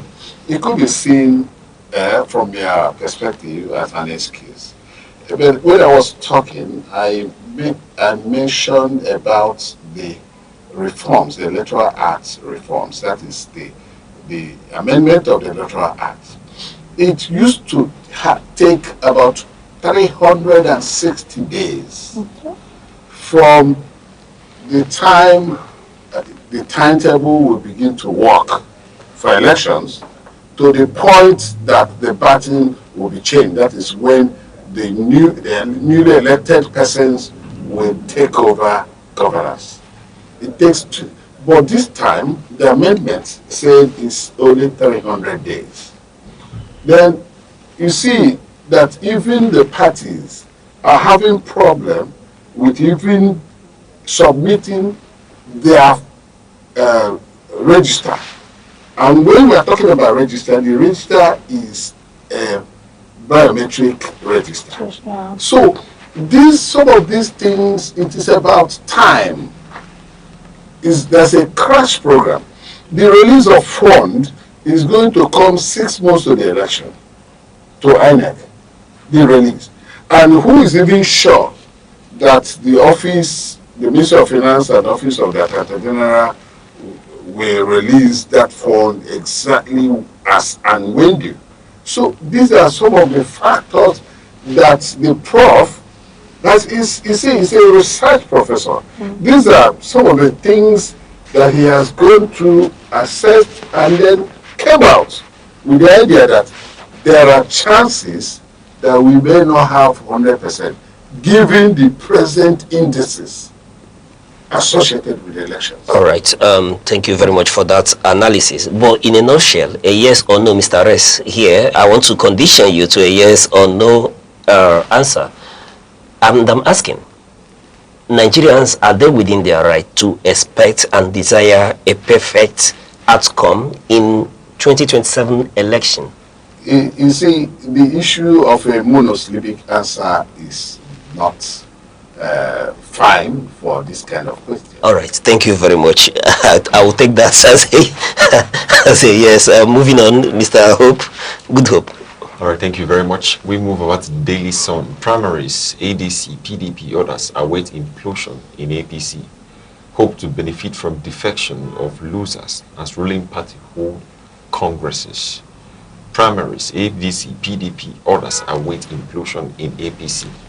Hope to benefit from defection of losers as ruling party holds congresses. All right, looking at this headline, Mr. Harris, is this not in contrast that last week we were speaking to the opposition that feel that the Electoral Act as it's constituted has put them in check, especially given their own ability to conduct a primary that will be acceptable to INEC going into the election. Now calm, hesitant, and waiting for a fallout in the ruling APC. Well, this is an idea. The person that came out with this kind of thing is only trying to, express ideas that may not be founded, may not be found in the present scenario. You see, we are talking about where you have serious problem time, and you think APC will, of course, do their primaries early enough to allow people to jump out from APC and come to your own party so that you do your own primaries later. No. Of course, they know these things. They do not even want to lose their people, their members. So, and you have limited time to do these primaries. And when you do them, you submit to INEC. And if you do not, you stand disqualified. It means you do not have candidates or whatever candidates for your election. And if you do not have candidates for election, well, the party that has candidates goes, in fact, almost elected, unopposed. So that is exactly what it is. So the issue of waiting for implosion and all that is neither here nor there. Nobody is going to begin to move from one party to another because the political party will not give chance for such movement. Because by the time you are saying you are moving over to a political party, the time for submission of the candidates list will have gone. So when will it happen? If you say you're going to wait for the submission might be tomorrow, and the APC will submit theirs today. So when will you have people now declaring for your political party, coming in and all that, and getting the forms, applying for the forms, getting the forms, doing it, filling it, doing? No. It will not work. It may not work. So it is to the imagination of those who did the little research. All right. But if I may, if we may venture into the world of conjecture, and given what we're seeing on ground with the APC, are you seeing a contest in APC for the presidential slot come 2027? Or are we going to see an unopposed President Bola Ahmed Tinubu? How can you have a contest? The leader of the party is the incumbent. Of course, they are supporting their president for a second term. There may not be other candidates. There may not be. I do not foresee a candidate opposing Mr. President in APC. And we may have candidates from other political parties opposing. And that's from the opposition party. And of course, the APC is working very hard to ensure that they knock down the opposition parties in such a way that, because already there's a newspaper report that said that what happened in Kano, Abuja, and Rivers is a pure endorsement. And of course, presently, you have the incumbent governors from various political parties moving over to APC, up to 30 out of the 36 states and Abuja. And you have, of course, who is the governor of Abuja, from the interpretation of the Supreme Court during the Abuja is like it has a state status. So Wike is assumedly, we just assume that he's the governor. So you have about 31 governors out of the 37 states. So who are APC. So it is going to be very Herculean for any opposition party to actually win the presidential race. Very, very Herculean. It is, you should use the biblical eye of a needle. You know, the camel passing through the biblical eye of a needle, because it's going to be very Herculean from what is been seen. But all the same, it's going to be one of the modern wonders, not the ancient wonders, the wonders of the modern world. So, and we are all here looking forward to that wonder.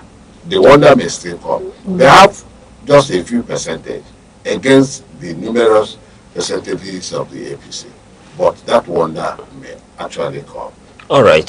Speaking to wonders, you know, when I was recently speaking to an analyst, a political analyst as well, and he was trying to paint a picture that I want to get your opinion on. That it may be as is constituted with the Electoral Act 2026, that the political parties, opposition political parties, if care is not taken, may not be able to present an acceptable candidate, especially with regard to the ADC that everybody is, you know, coalescing into presently, that given the rise of interest in that party, that it may be difficult to come out with a acceptable candidate for 2027 election.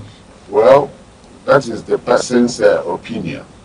About getting, of course, what is happening now, the opposition political parties have seen the timetable, they have looked at it, and they are now working hard to beat the time.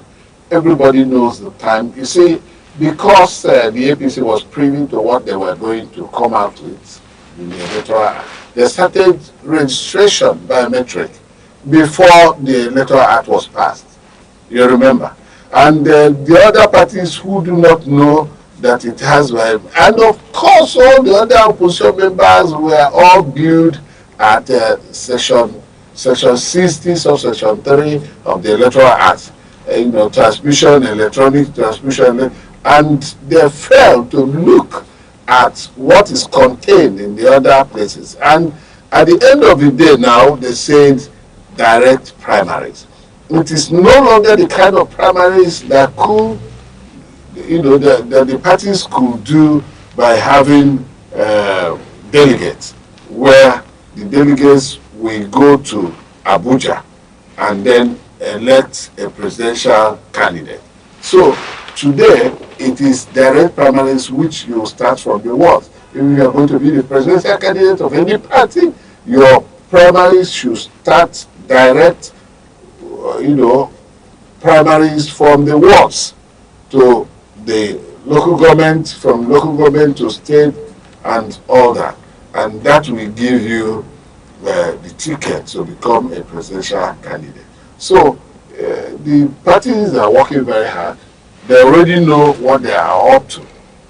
Of course, there was this report that some parties may not be ready for the elections of 2027. Yes, but until then, we will not conclude that somebody will not be ready until somebody is not ready. All right, until somebody is not ready. We will not conclude somebody will not be ready until somebody is not ready. Okay, that's quite rhetorical. And thank you for that in-depth analysis on this issue. But moving away from all this, let's look at other news coming out from Anambra, where we are told that the Anambra government begins demolition of illegal structures in Onitsha main market. Mr. Harris, let me quickly draw you into this conversation. What's your opinion on this? Because given that from the sit-at-home issues, a lot of other issues emerged after the governor and the people in main market reached an agreement that the market will be opened, they now start citing the issues of illegal structures, which we are being told is being demolished now. But a lot of people are equally averse to this, that this illegal structure that is being demolished, one, people have paid, they are even equally a new story building that was constructed around the park in Main Market, and they are saying that it was people who have been in government and who are part of this government as well that are erecting those structures, and people have paid their hard-earned money, yet government is demolishing these structures. Let me get your view on this. You see, when you talk about the position of the law, even if you are ignorant of the position of the law, it is not an excuse. But you see, Nigerians want to do a whole lot of things with impunity. People know that these things are illegal. They still go to do it. They still cut corners to get approvals from the town planning to erect structures that are illegal. And when you cut all these corners and people come to pay to stay in those places, to do their trade and all that, you are of course putting your finances on the line. You are trying to see if it could work. It's not as if you do not know that it could be all of a rain. You see, and that is exactly what it has become. When the governor was discussing with the people, the traders, of course it was agreed upon that whatever is seen to be illegal, whatever is seen to be defacing, whatever is seen to be obstructive of the main market, as it were, should be removed. Of course the people agreed. It is a democratic thing. The market, the Traders Association agreed. Sir, help us. If there are illegal things, put it. Those in government that did it, they did it illegally. And that's why they pay dearly for it. They have wasted the funds used in doing those things. Of course, certainly, whenever you are bringing reforms, positive reforms to any society, some people suffer. You have seen that when the governor of Enugu State was trying to build the parks at the various locations in Enugu State, some people lost their stalls, lost places where they do their trade. But remember, it is believed that each time one door closes, another better door opens. It is believed. All right. And you can see that even some who were unable to make it work where they were before the building of the park left the same place, went elsewhere, and things started flourishing for them. So people must suffer when you are bringing reforms and development in any given society. All right. Listening to you, when one door opens, and my question is, shouldn't the government be the one to open these other doors, especially when we accept that restructuring development is good for the society, especially given the case in Anambra? Shouldn't government be able to, the individuals that are affected, make preparation or plan for them? And that's not to say that, yes, we agree that illegal structures should be allowed, because when one looks at the original plan of the main market, we are told that it was constructed in such a way that even trailers could drive into the market and offload and move out freely. Yes, but I ask, shouldn't government be the one to open those doors? How can government open doors when you said you already called what the actions taken by those people as illegal?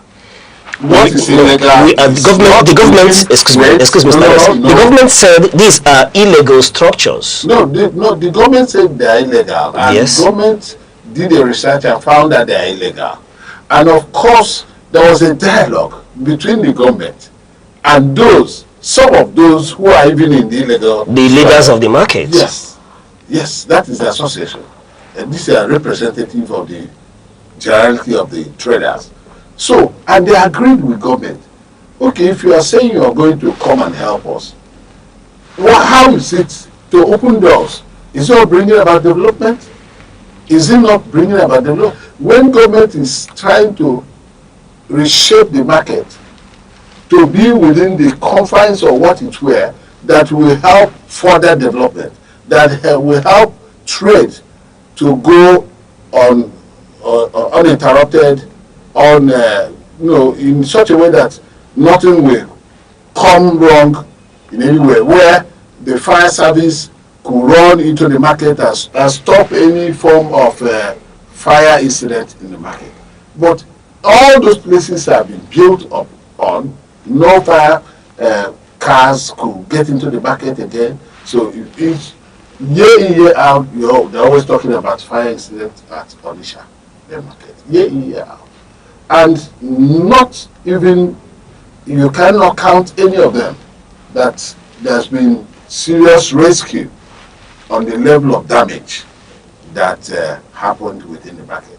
This is because of these problems of trying to restructure it in such a way that it will be good and good enough for trading. So government is bringing development by taking away illegal structures, by taking away things that could block the drainages within the market. All right. All right. Let me go to Ngozi. Let me get your opinion. I just have opinion. Okay. Here. Now, I always say, let the sins of our father not come upon us. Okay. In that aspect, I'm coming towards you. Now, you said a lot of things that there is a welcome development by the government with the advancement of these structures that will be put in place after the demolition. Now, I have a responsible diverse opinion here, because these structures, before they were erected, now it is under some authority approval. Now, they were not erected out of the blue moon. Now, the sole authority there approved of these structures, yeah, maybe for their personal gain. Now, what is the extent of excuse when these demolitions are done? Would there be accurate accountability of structures that will not be for personal gain, rather for the use of the public interest? Because one thing is the law. The law will always, for anything that will affect an individual or taking anything for an individual by the government, it must be used for public purpose. That's the protection given to the government. Now, when you align with this, the High Court of Anambra State, had to tell the governor, Professor Soludo, to halt any demolition that will happen, awaiting substantive suit, approval and judgment based on that. Now, one, you have to check if these structures are being demolished. Now, will there be an accurate accountability of the new advanced project, going to be awarded on that particular area? Now, when you talk about these drainages, when you talk about this fire outbreak, now, this thing has been occurring. Now, there are things now, apart from the erected structures, if you go through, I don't know if you have been to main market, you see that apart from the erected structures, there are other attached mini kiosk structures. These are the cause of the blockage. Do you understand? Now, there are things you could do. Now, to say, if you're going towards the, major market, you will see that they are already erected structures. Now, the people causing this nuisance are those roadside market sellers.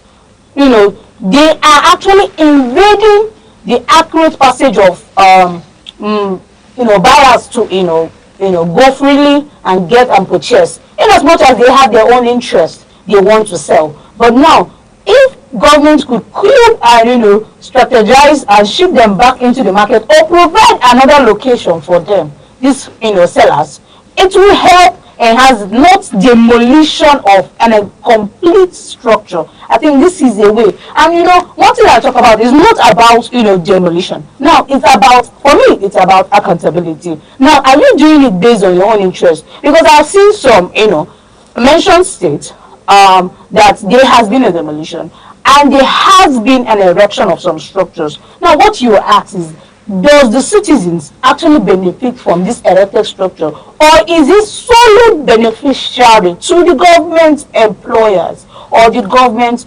officials? Okay. So these are things that I need to get. All right. I think I get your both arguments. While we're speaking to development, which is needed development to make create rooms for the market, to go back to what it was planned, the way it was planned to be. There's still need for accountability in terms of structures, and who are the people that have erected these illegal structures in the past.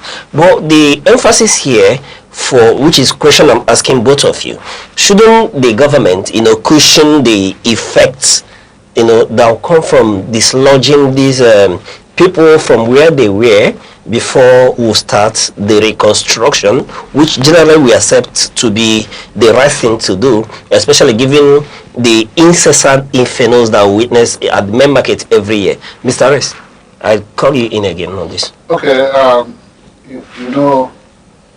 there was a town hall meeting, and there were resolutions passed during the meeting. There were agreements. And it is based on these agreements that the government is taking action.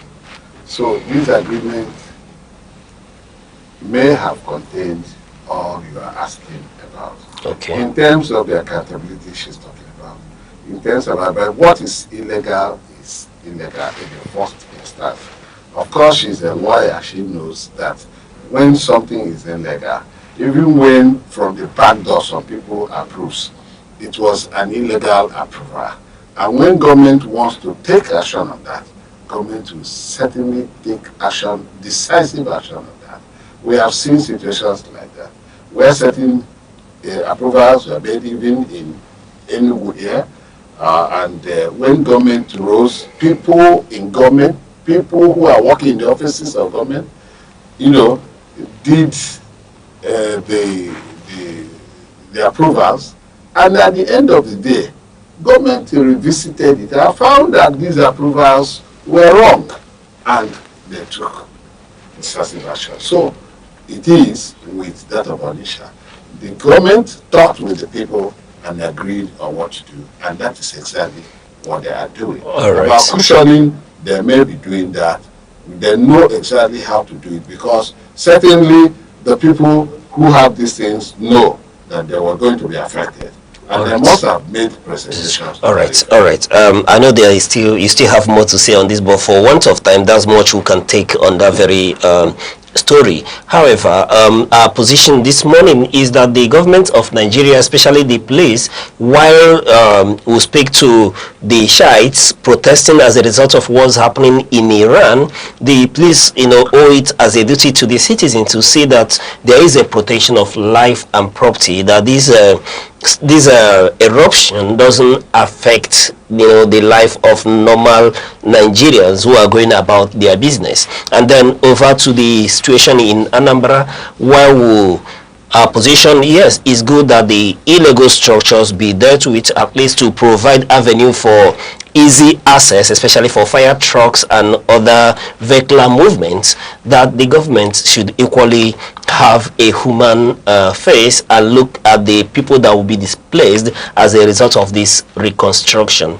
And that's it for today on the newspaper review. We'll bring Mr. Goodhope, let him wear the sports oracle toga now and let us know what is happening in the football world. Thank you very much. Thank you for that extensive analysis on the newspaper. Well, in the sports world, we have a lot of things happening, and you also know that Arsenal are maintaining their lead in the English League table just by winning Chelsea yesterday. They had 5 points clear from Manchester City, who also won their game over the weekend. Well, I wanted to start with the newspaper review of sports, but I think I'll have to give you the update and how it is at the neck of time. Now, still talking about the matches played over the weekend, we're talking about Iwobi here. He will be scoring a decisive goal for Fulham. You remember the other day we were talking about Iwobi being part of the Fulham's team and the coach, Fabio Silva, saying that he's not going to let Iwobi rest or take any break, that he's going to let Iwobi do something. He's going to let Iwobi to keep playing. But just as he said that, moving into 2 matches, Iwobi has 2 goals. In 2 matches, 2 goals, 1 assist, and just the game that was played.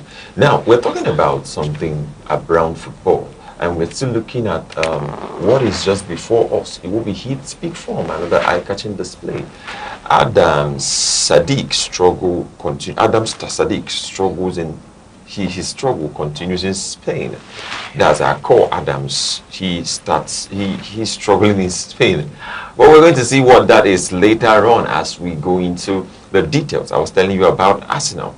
And just the news around Arsenal is that James lashes out at Arsenal's tactics after defeat. Arsenal's tactics after defeat. Then below it you see Fernandes fires Devils to 3rd place. You know that Manchester United is surprising a lot of people. Arsenal is not surprising a lot of people, even because we have 10 matches to go to get to the end of the Premier League season for 2025-2026. But Manchester United and Michael Carrick are leading the surprise, I would say, surprise package, because no one have seen this coming. Everyone was thinking that Manchester United will be failing at their games, but it is not so. You have a comeback complete, just like it used to be during the time of Fergie. And Michael Carrick is here to register what he has learned. And I wanted to bring Mr. Rex in, looking at Arsenal's game and how it was. But I'm just going to move on to give, to talk about James of Chelsea trying to understand and underline that Arsenal playing their haram football yesterday by mounting around the corner, when they want to play their corner kick, by mounting around the goalkeeper and the goalpost. Many Premier League clubs are adopting this, and that is not football. That's actually haram football. But also, just in the neck of time, talking about football and what it is going to be like, we have a news from the Nigerian Professional League. We have Remo Stars return to winning ways. Remo Stars have suffered a lot of defeats, and they have been struggling, trying to come out of relegation. But that's what we have, and that's how it is going. Thank you very much. All right, thank you very much for that sports analysis, and that's all we can take for today on the Sunrise. Okay, that is all today we can take on Sunrise. And you know that when you talk about Sunrise, you're talking about a time of delightfulness, a time that when we gather to give commentaries and live opinions on certain issues happening in Nigeria and across the globe. See you same time, same station. It's a pleasure. My name is Good Hope Chukuma. All right, thank you, Mr. Res Arum, for that in-depth analysis. It's always a pleasure to have you on Sunrise. Thank you, Mr. Oche. And to Ms. Ngozi Obodo, we are grateful to have your input on Sunrise this morning. Thank you. All right, and I'm still Uche Osai. On behalf of all of us here at Sunrise on Aneke TV, we'll say thank you for watching, and keep watching till we come your way same time tomorrow. Bye-bye. Bye.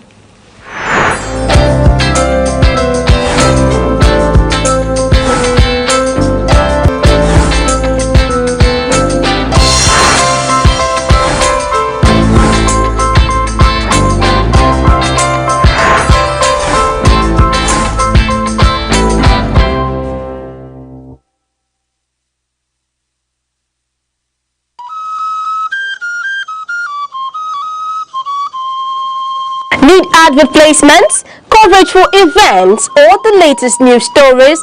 Call them Move with the World.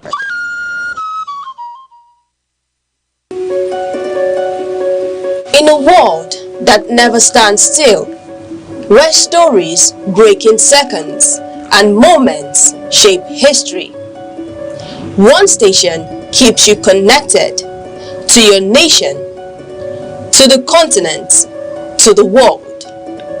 From breaking news to powerful stories, from business and politics to culture, lifestyle and entertainment, we inform, we inspire, we keep you ahead. This is more than television. This is your window to everywhere that matters. Aneke TV. Move with the world. Across Nigeria, a powerful migration wave is reshaping the nation's economic and social landscape. Popularly known as Japa, The term captures the growing number of young professionals and skilled workers living in search of stability, opportunity, and systems that function. But beyond the emotional stories lies a deeper economic reality, one that demands urgent and practical solutions. We love you. Bye-bye. One of the most visible impacts is the loss of skilled labor. Nigeria invests heavily in training doctors, nurses, lecturers, engineers, and technology professionals. Yet, many of them are building their careers abroad, drawn by better pay, safer working environments, and clearer professional pathways. Hospitals become overstretched. Universities lose experienced lecturers. Industries struggle to find qualified hands. Productivity declines, and long-term development slows as the country loses both talent and the economic value they would have created.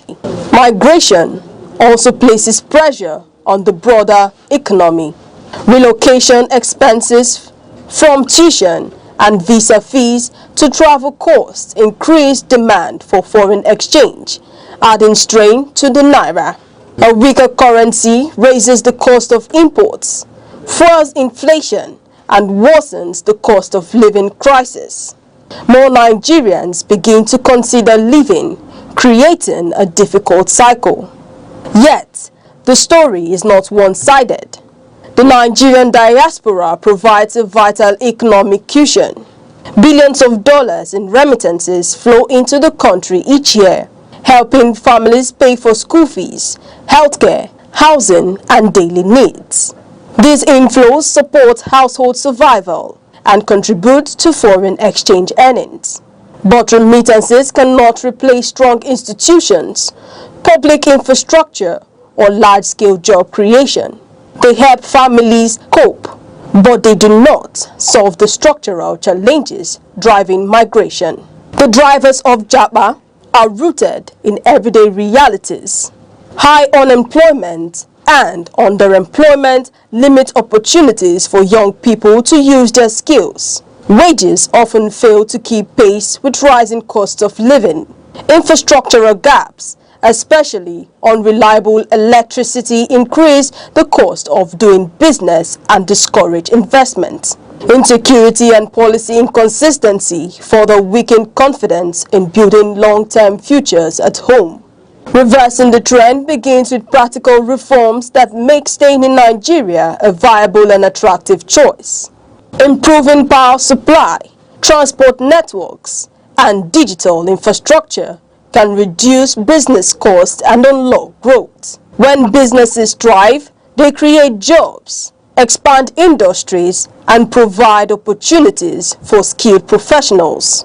Strategic investment in high-impact sectors is equally critical. Strengthening healthcare, modernizing education, supporting technology innovation, and boosting manufacturing can create meaningful career pathways.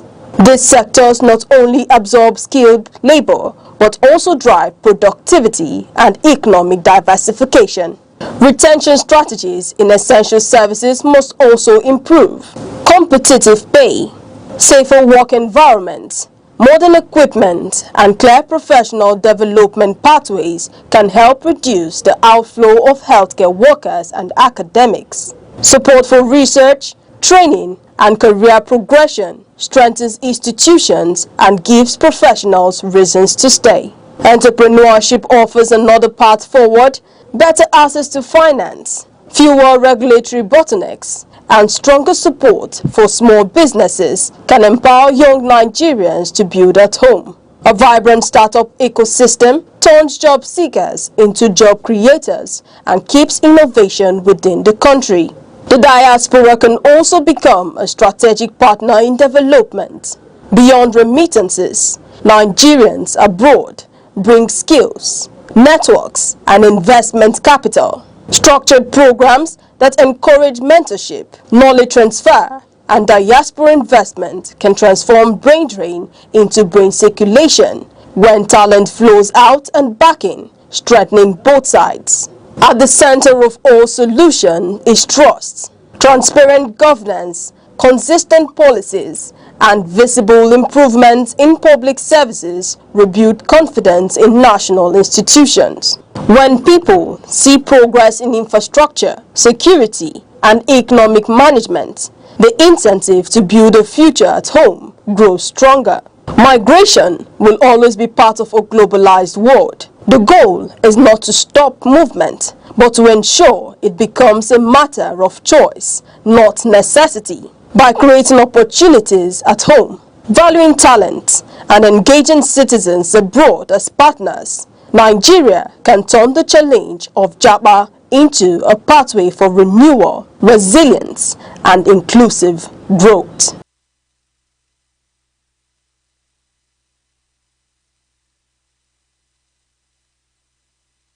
Across Nigeria, a powerful migration wave is reshaping the nation's economic and social landscape. Popularly known as Japa, the term captures the growing number of young professionals and skilled workers living in search of stability, opportunity, and systems that function. But beyond the emotional stories lies a deeper economic reality, one that demands urgent and practical solutions. We love you. Bye-bye. One of the most visible impacts is the loss of skilled labor. Nigeria invests heavily in training doctors, nurses, lecturers, engineers, and technology professionals.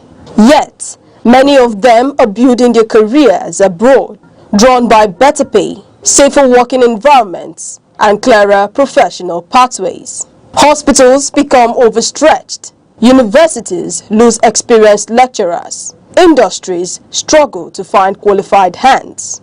Productivity declines, and long-term development slows as the country loses both talent and the economic value they would have created. Migration also places pressure on the broader economy. Relocation expenses from tuition and visa fees to travel costs increase demand for foreign exchange, adding strain to the naira. A weaker currency raises the cost of imports, fuels inflation, and worsens the cost of living crisis. More Nigerians begin to consider leaving, creating a difficult cycle. Yet, the story is not one-sided. The Nigerian diaspora provides a vital economic cushion. Billions of dollars in remittances flow into the country each year, helping families pay for school fees, healthcare, housing, and daily needs. These inflows support household survival and contribute to foreign exchange earnings. But remittances cannot replace strong institutions, public infrastructure, or large-scale job creation. They help families cope, but they do not solve the structural challenges driving migration. The drivers of Japa are rooted in everyday realities. High unemployment and underemployment limit opportunities for young people to use their skills. Wages often fail to keep pace with rising costs of living. Infrastructural gaps, especially unreliable electricity, increase the cost of doing business and discourage investment. Insecurity and policy inconsistency further weaken confidence in building long-term futures at home. Reversing the trend begins with practical reforms that make staying in Nigeria a viable and attractive choice. Improving power supply, transport networks, and digital infrastructure can reduce business costs and unlock growth. When businesses thrive, they create jobs, expand industries, and provide opportunities for skilled professionals. Strategic investment in high-impact sectors is equally critical. Strengthening healthcare, modernizing education, supporting technology innovation, and boosting manufacturing can create meaningful career pathways. These sectors not only absorb skilled labor, but also drive productivity and economic diversification. Retention strategies in essential services must also improve. Competitive pay, safer work environments, modern equipment, and clear professional development pathways can help reduce the outflow of healthcare workers and academics. Support for research, training, and career progression strengthens institutions and gives professionals reasons to stay. Entrepreneurship offers another path forward: better access to finance, fewer regulatory bottlenecks, and stronger support for small businesses can empower young Nigerians to build at home. A vibrant startup ecosystem turns job seekers into job creators and keeps innovation within the country. The diaspora can also become a strategic partner in development. Beyond remittances, Nigerians abroad bring skills, networks, and investment capital. Structured programs that encourage mentorship, knowledge transfer, and diaspora investment can transform brain drain into brain circulation when talent flows out and backing, strengthening both sides. At the center of all solution is trust, transparent governance, consistent policies, and visible improvements in public services rebuild confidence in national institutions.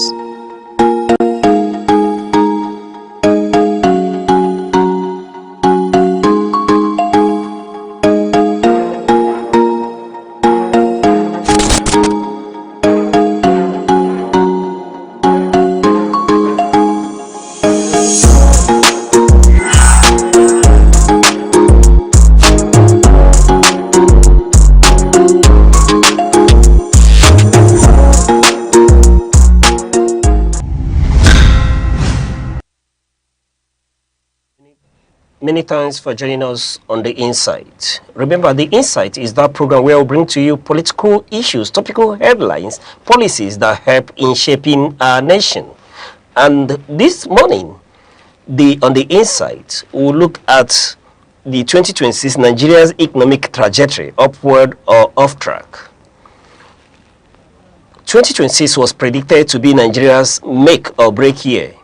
After the structural tremors of the last few years, we have arrived at a definitive reflection point, with GDP growth projected at 4.4% and the Naira finding its footing.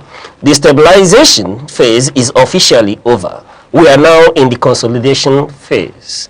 Yet, beneath the surface of this recovery lies a tension between institutional optimism and household reality. Are we witnessing the birth of a new, diversified Nigerian tiger, or are we merely seeing a temporary bounce in an oil-dependent basket case? Tonight, we dissect the trajectory. Nigeria 2026, upward bound or off track.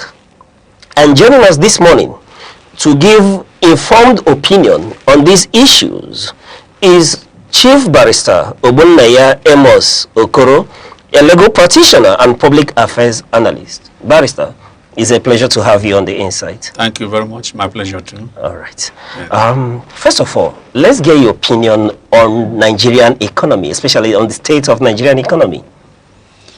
Well, Nigerian economy is in a mix. In a mix because it suffered a huge shock in 2023 with the onset of Tinubu's administration, with the two pragmatic policies, economic policies introduced from day one, which is the removal of the fuel subsidy and the harmonization policy of the foreign exchange market. These two policies brought a huge shock in the economic hemisphere of Nigeria and brought excruciating suffering and hardship on the people. But then Nigerians were promised that it is good. You cannot break an egg without, you cannot make an omelette without breaking eggs. That the savings from the subsidy removal will be deployed into other critical areas of the economy to make it stronger for the benefit of the entirety of Nigerians. That was the promise the country made.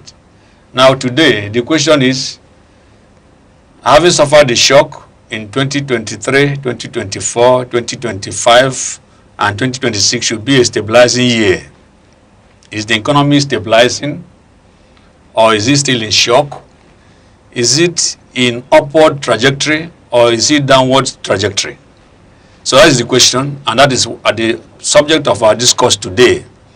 And my position is that it depends on the side of the divide you are. Okay.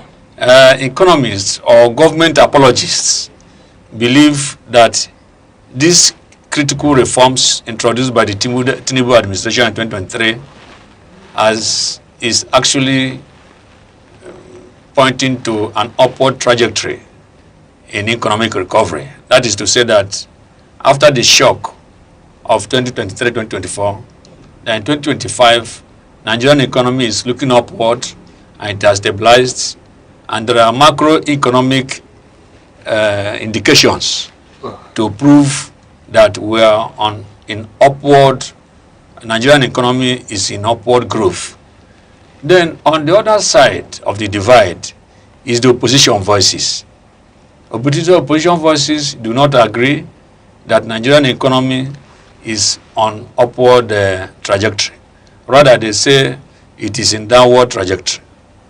Because all that the government say about recovery of the economy, all that the IMF and World Bank, forecast about recovery of Nigerian economy is in paper.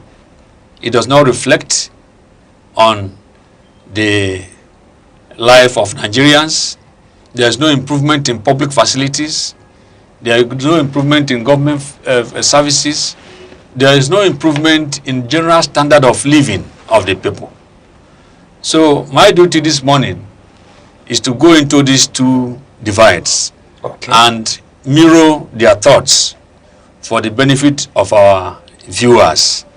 And I must warn that I am not an economist. I'm just a lawyer, but a public affairs analyst. We analyze whatever touches the life of the public, whether for good or for bad. That is what we do.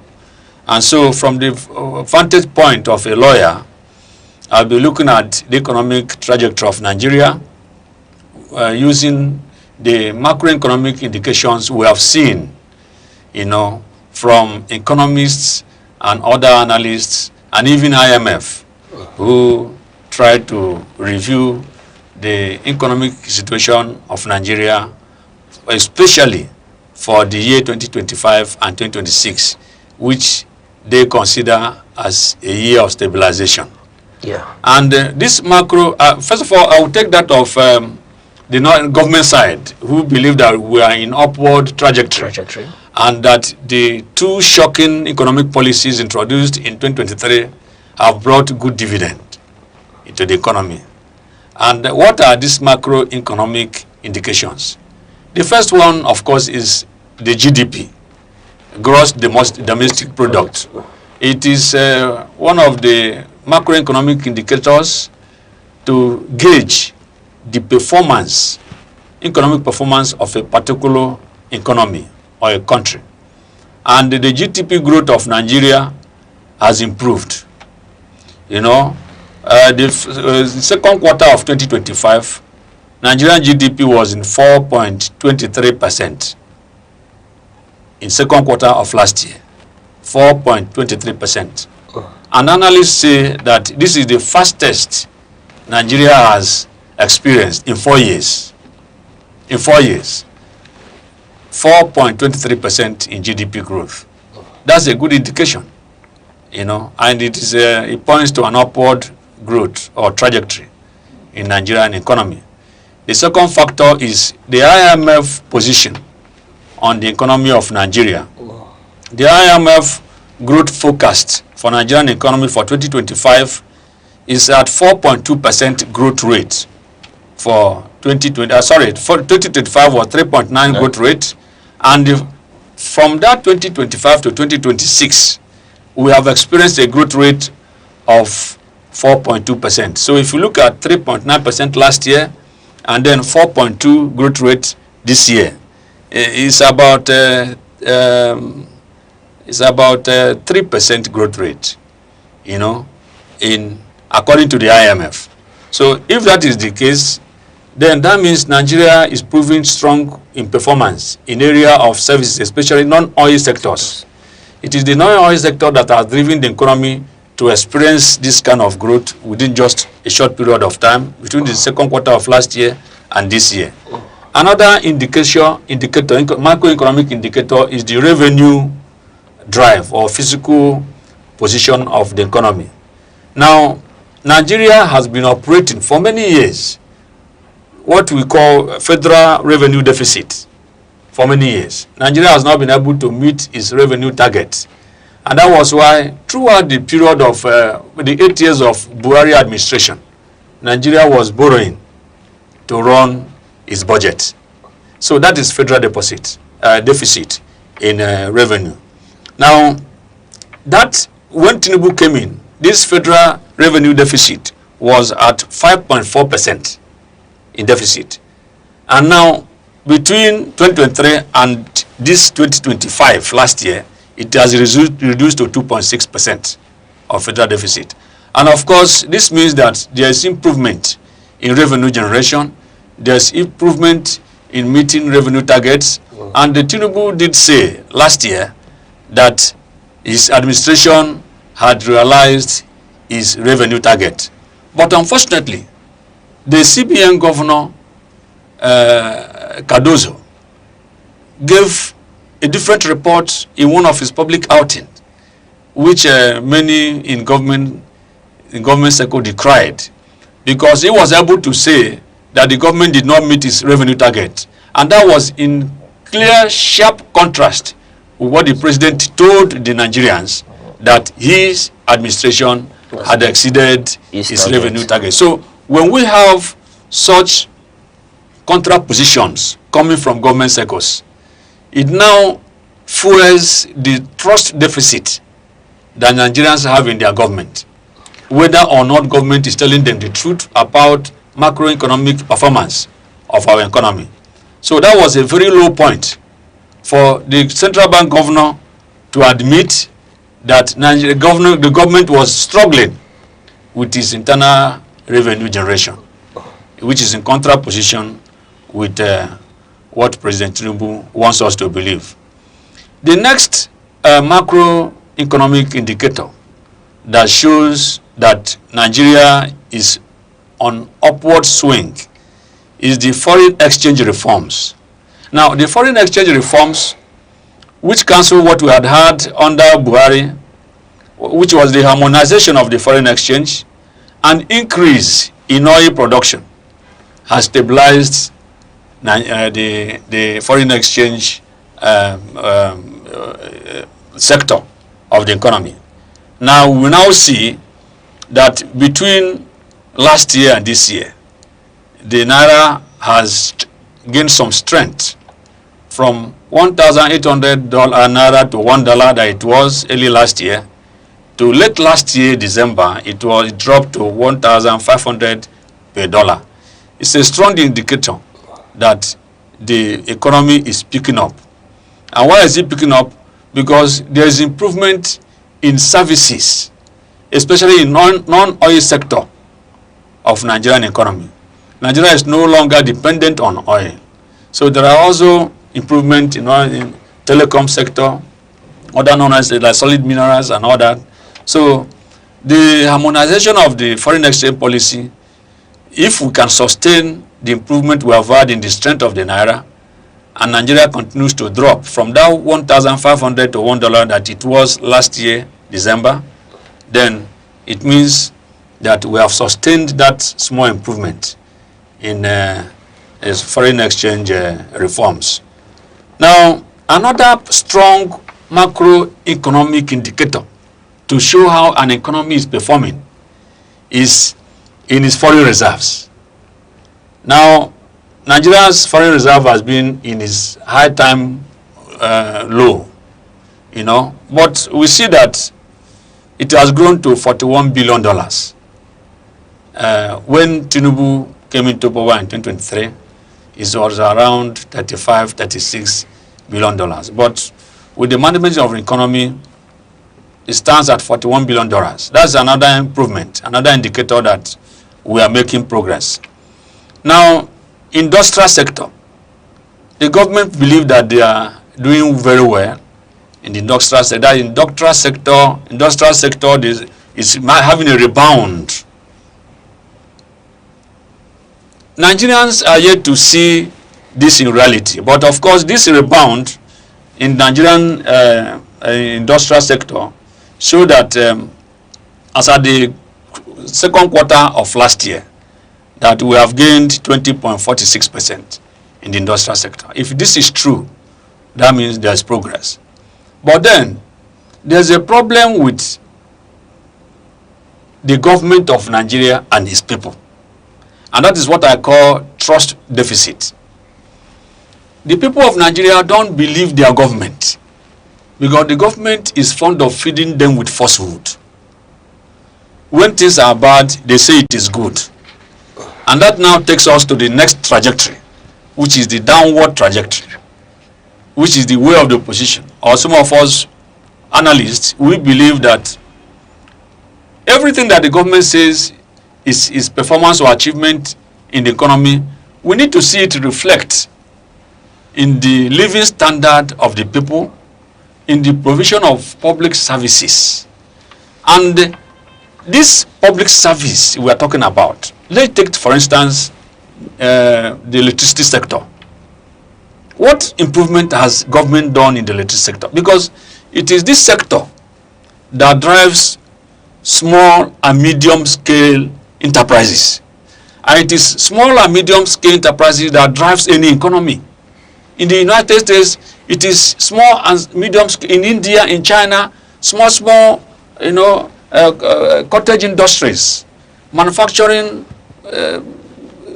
small manufacturing plants, and you have here and there that drive the economy. Now, what is the fate of medium and small scale industries in Nigeria? You can see that they are struggling to survive because there's no electricity in Nigeria. This has been a major problem that have been driving down the economy of Nigeria, lack of energy, lack of electricity. So that industries, factories depend on power, on their own power generation to be able to drive their industries, to be able to drive their factories. And this, of course, increases, doubles, or multiplies the cost of production, which is passed over to the end consumers. And that is the cause of inflation. So the major macroeconomic indicator that points to downward spiral is inflation. Inflation in Nigeria has continued to be uncontrollable by government. Why? Because the twin policy of removal of fuel subsidy, of harmonization of the forex, liberalization of the forex market, have brought a lot of shock. In the transport sector, transportation has more than tripled because of the cost of fuel, cost of diesel, has made every material, be it raw material or finished goods, transporting it from one point to another, the overall cost has made inflation to skyrocket. And the government is not doing anything about it. No matter what I have read out as macroeconomic indicators that is pointing to the recovery of the economy, the mere fact that inflation has continued to be on high, that is, Nigeria has not been able to control inflation. The prices of goods and services have continued to be on the rise. This is the reason why whatever we have gained in the economy, the macroeconomic indicators have proven to be zero in reality. Every household has continued to experience the shock they had in 2023 because the cost of transportation, even for civil servants who must go to work every day, have increased, making nonsense of the little they get as salary at the end of the day. So inflation remains a very critical factor that the government needs to tackle. And tackling inflation, you cannot tackle inflation by giving executive orders or by directing marketers to lower their prices, because you cannot direct marketers to lower the prices if you don't create an enabling environment for them to thrive, for them to bring in their goods and services at low cost. If they don't have constant energy to drive the industries and factories, you cannot tell them to lower their prices, because all this adds up to the cost of these goods and services. And the ultimate victim is the Nigerian consumers. So that is one indicator that has made nonsense of government projection about success in the economic policies. Another one is standard of living. You cannot have a standard of living when people cannot afford to pay their rent. Now, when the forex was liberalized and naira skyrocketed to up to 1,800 per dollar, it made nonsense of whatever we are doing in the country, because it affected we are an import dependent country to start with. Every good that is imported, even the phones we use, are imported. You now see that the prices of these goods were tripled, sometimes quadrupled, because of the cost of importation. High forex, high cost of dollar to the naira has made importers to feel a lot of pain and a lot of shock in their business. And what do? They pass this thing over to the end consumers. And that is why you see even the ream of paper we use in our offices, in government offices, in schools, have all hit the roof. Even the school books, stationaries that we need in schools, have all hit the roof. This has brought attendant increase in school fees. Now, when landlords pay a lot of money to put their children in school, when landlords pay a lot of money to put food on their table, what do? They increase their rent. And that is what responsible for the high rent we experience across the country. That is a very another sharp indication that our economy is not recovering at all. The third point is high debt servicing.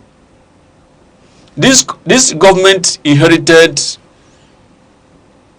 a huge foreign debt by the former administration of General Buhari, over $80 billion in debts.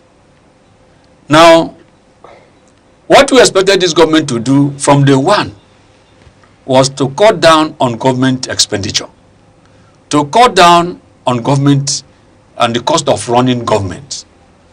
But rather than do that, the government continued to indulge in ostentatious living, showy display of wealth.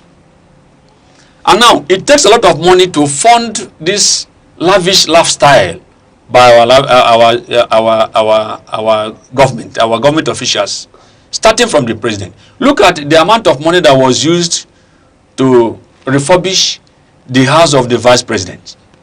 Look at the amount of money that was used to buy cars for the office of the wife of the president that is not recognized anywhere in Nigerian constitution. There is nowhere, no law in Nigeria that recognizes the office of the president or the office of the governor. But look at the amount of money, billions of naira, budgeted to buy cars to run the office of the wife of the president.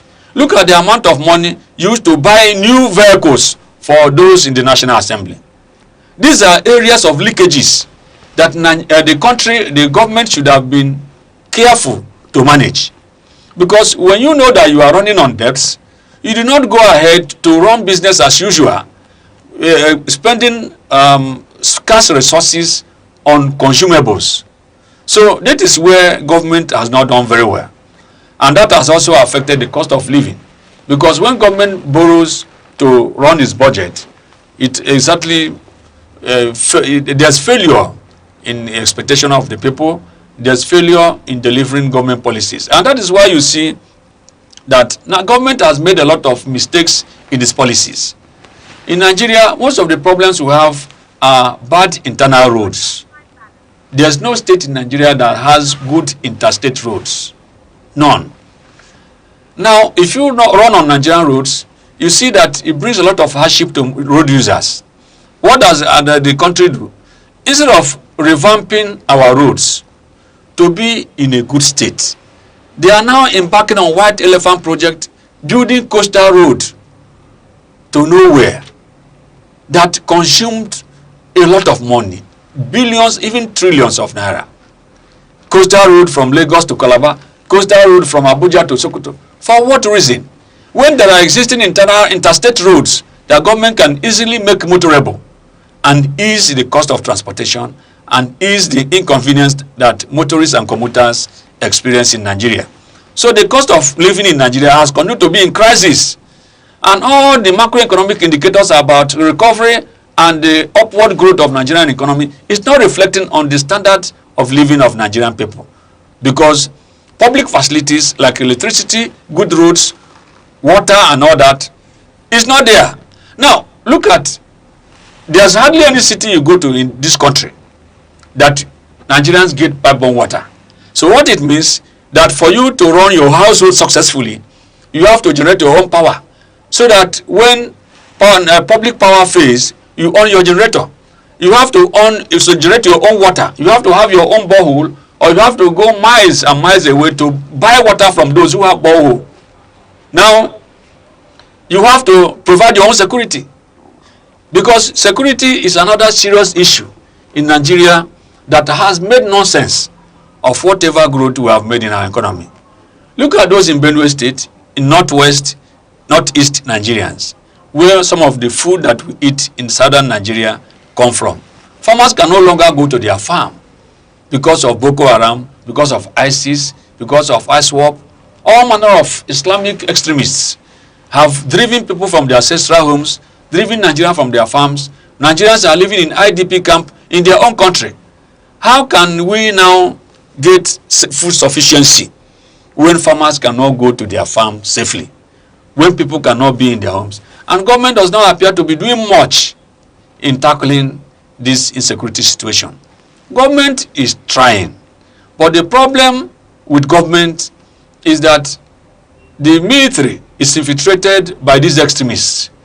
The Buhari government had this policy of rebranding the terrorists, you know, and recruited them into the army. They said they have radicalized them. Having radicalized them, you now put into the Nigerian army, and that's when we started hearing about ambush.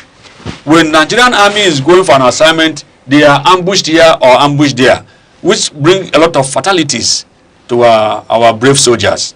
So this issue of high cost of living, high inflation, another macroeconomic factor, downward factor, is high debt servicing, like I've already mentioned.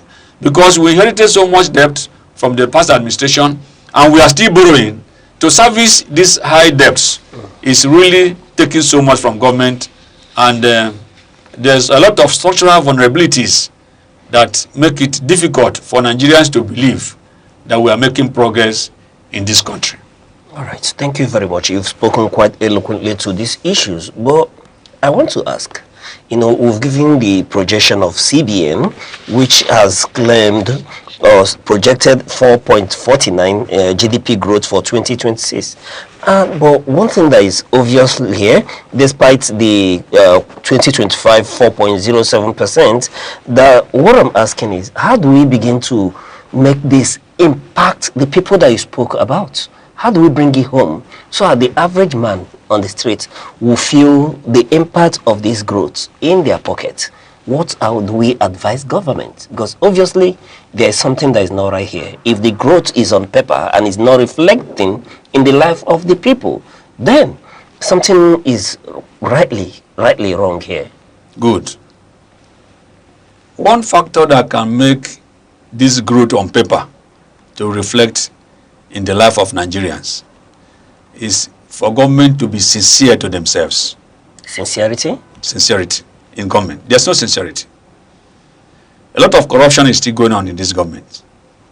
Many government officials are diverting money meant for development to private pockets. Allegedly?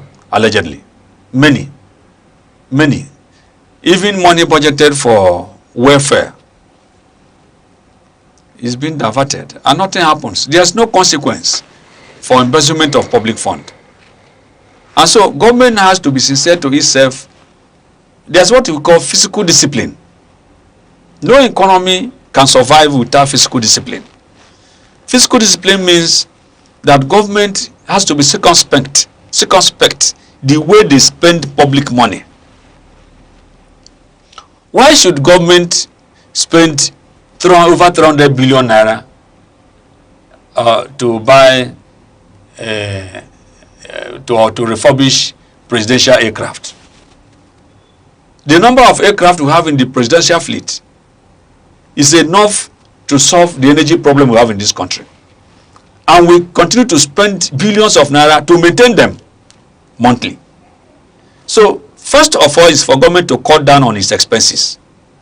Then check corruption. And then government has to look into why the removal of fuel subsidy has not brought to Nigerian people the needed dividend. Why? Because what we got as a dividend or savings from removal of fuel subsidy is not being managed well.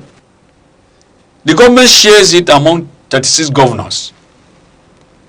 These governors are political vampires that are responsible for the downward spiral of our economy because they don't deploy this money. What distribution of this money has done is to increase corruption among state governments. Because there's no state government that is doing anything new.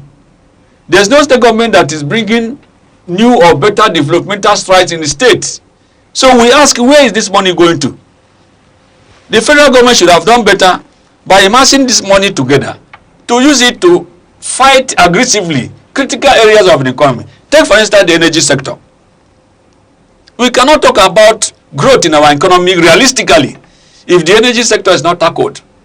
If the energy sector is not tackled, you cannot talk about, because like I said, what drives the economy of any state is medium and small scale enterprises.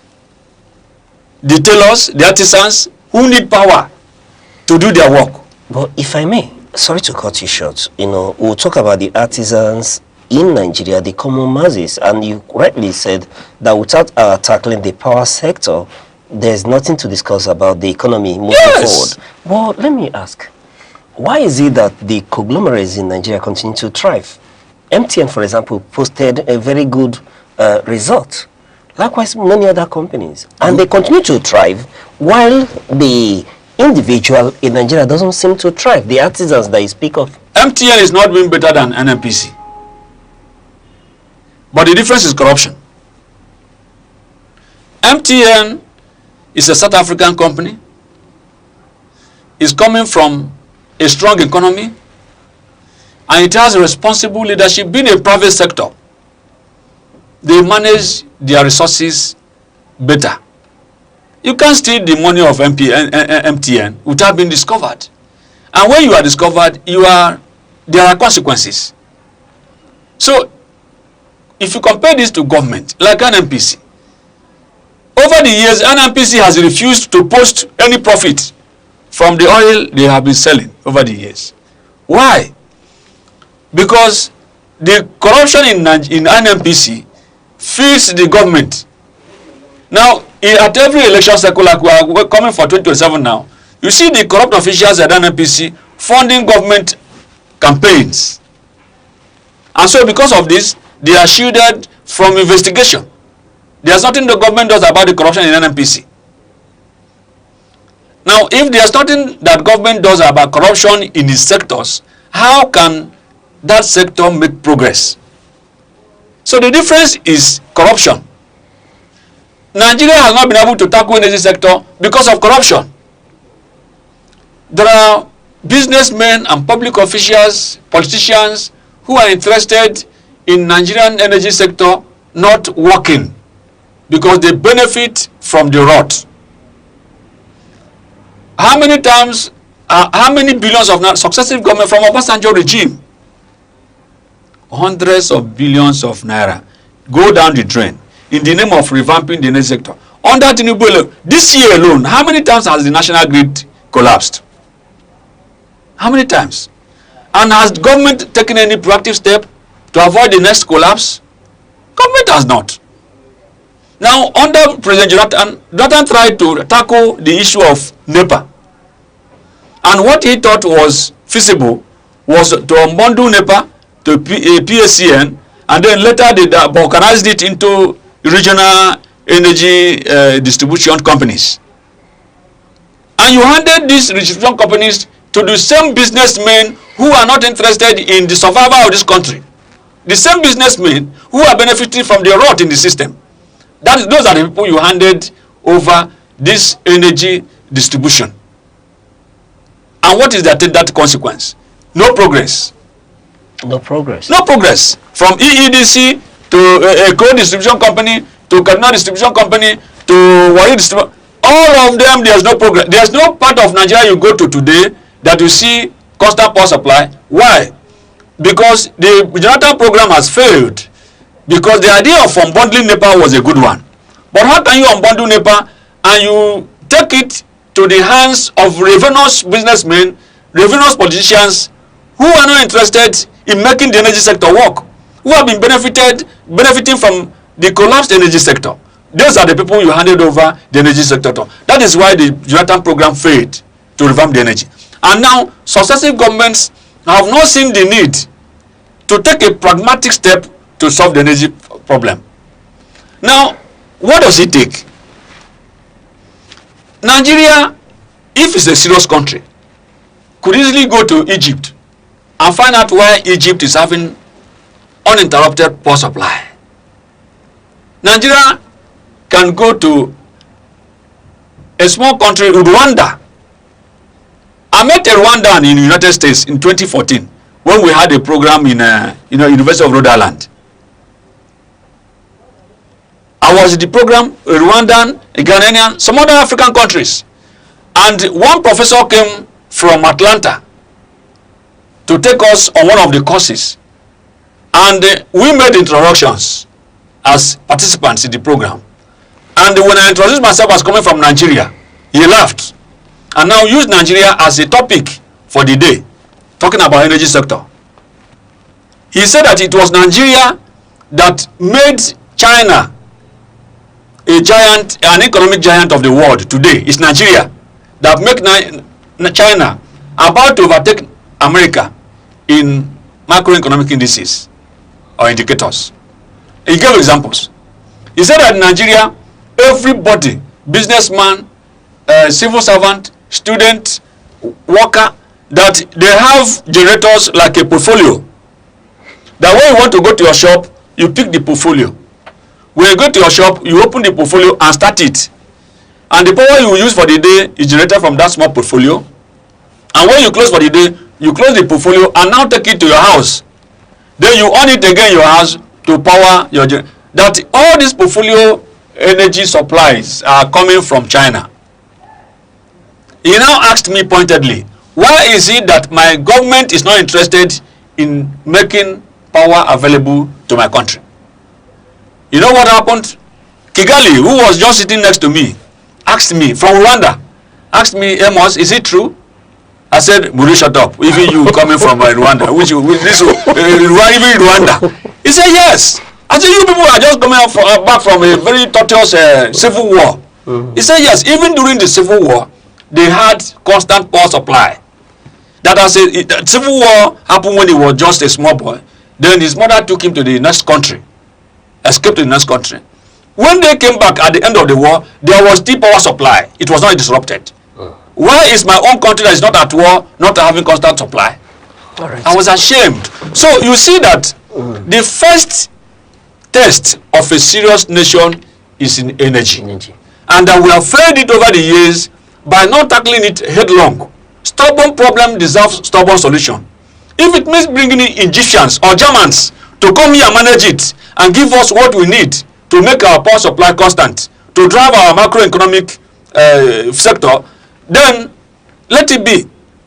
Drop Nigerians and bring in expatriates. Right. Because the money we have been wasting on civil servants and politicians who promised to make the energy.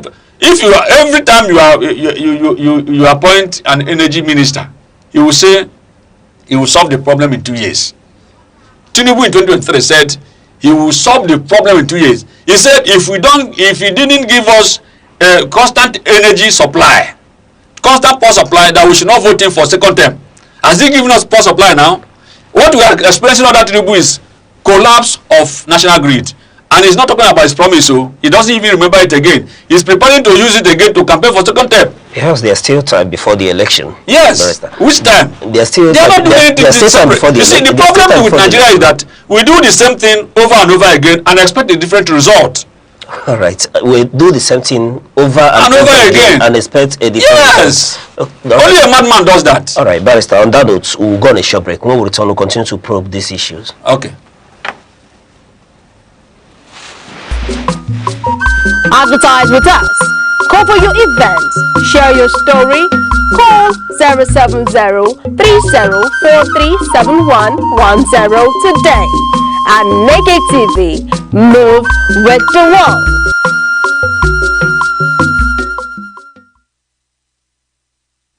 Many thanks for still staying with us on The Insight, and we've been discussing with Chief Barrister Ogbonnaya Amos Okoro, who is a legal practitioner and public affairs analyst, and we'll be looking at the 2026, the trajectory of Nigerian economy, the upward movement or off track. And Barrister, yes, you've spoken eloquently to these issues, but bringing it home a bit, are there risks to ask?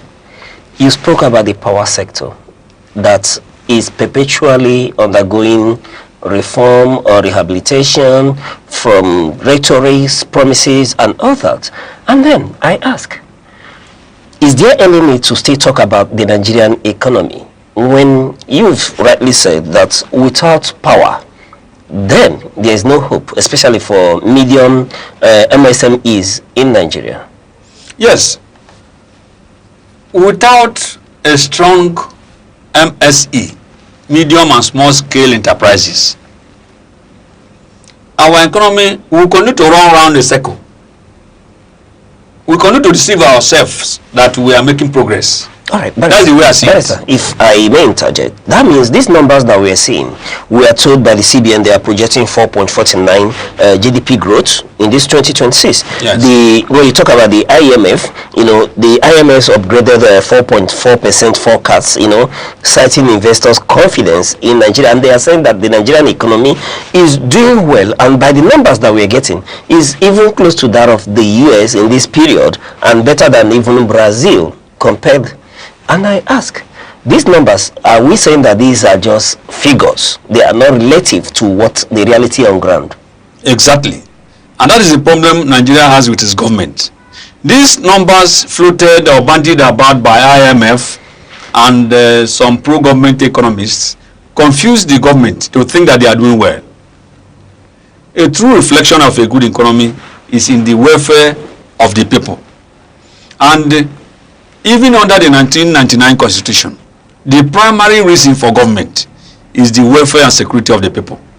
And this government have failed in the two indices, welfare and security. Nigerians don't have welfare from government. The only thing the Nigerians benefited from his government was fuel subsidy. And possibly the subsidy from electricity supply. Now, all these have been removed. So what is Nigerians benefiting from government? Zero. And upon that, the government is now taxing the people the more. Now, when the fuel subsidy was removed, we were told it will bring something better. Now, this is the third year, and we haven't seen anything better. The fuel has not, well, it has come down marginally. But the marginal drop in the fuel cost of fuel has not reflected in the cost of transportation. The cost of transportation is still very high. The cost of air traffic is still very high. So you see that the only thing that Nigeria was benefiting from his government has been removed from Nigerians. And I'll go to electricity. The little subsidy Nigerians were enjoying in electricity was removed by this government when they increased the electricity tariff. And they deceived Nigerians and said, don't worry, those who are living in poor neighborhoods, it will not affect you. We have divided the whole country into band A, band B, band C. This reform is only for band A. Those in band B and B, they will not see the increase. Nigeria believe their government. And those in band A, which is usually normally the industrial sectors, industrial zones of the country, we are paying heavily for electricity. And those in band B and band C, we are paying less. As soon as the people of Nigeria relaxed and came to terms with that policy, the whole of band A, band B and band C have been subsumed into one. There's no difference now in any band, whether you are band A. Go and buy electricity of 1,000 naira if you have prepaid and know the unit that it will give you. Do the same thing in band A. You see that the government deceives its people. Government deceives its people.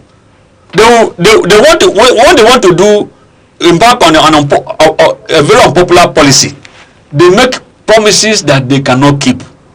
They make promises that are not realistic, and the government and the people of Nigeria, having little choice over the matter, believes their government. But in the end, it will turn out to be a deceit. Where is band A and band B today? So that is another deceit that the government has done to its people. And that is what I'm talking about, trust deficit. Yes. Nigerians don't believe their government because they don't say the truth. All right. I'm receiving signals to time, but before I let you go, I know you've spoken to this trust deficit in Nigeria. Let me get your projection for the economy 2026 and a little advice there. The projection is that it is difficult to sustain the growth we have made because this is election year. And this election year, the present government of Tinubu is poised to run for second term and win by fire, by force. And that's not good for the economy? It's not good for the economy. That means the little macroeconomic indicator we have seen will be wiped out.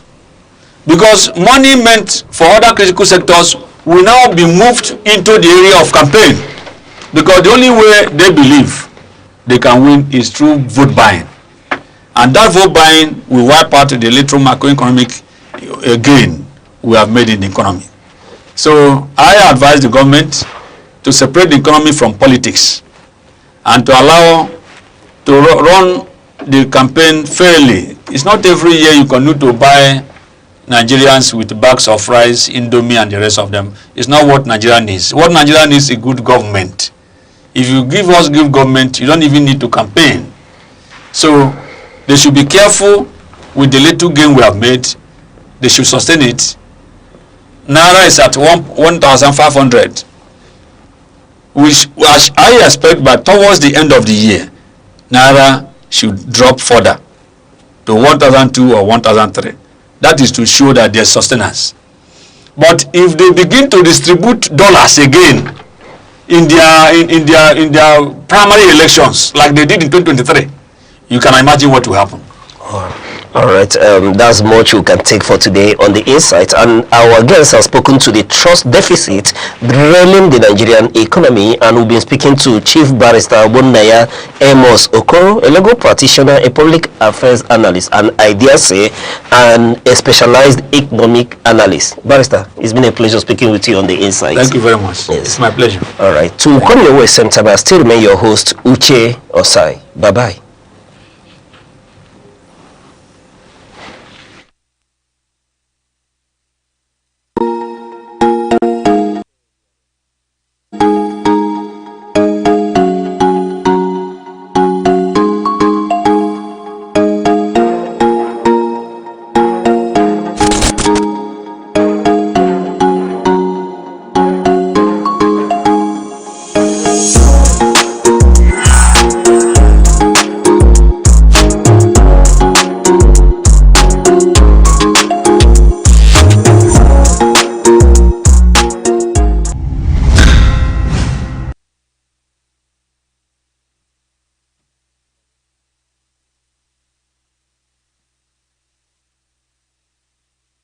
Security is not just police on patrol.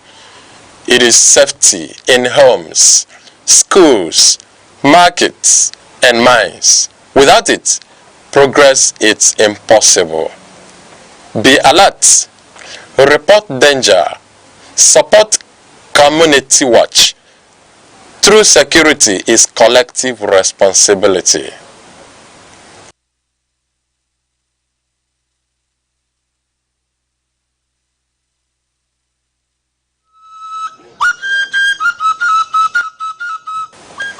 Helping others is not weakness. It is humanity. A kind word, a shared meal, a listening ear can change someone's life. You don't have to be rich to help. Compassion is the greatest wealth.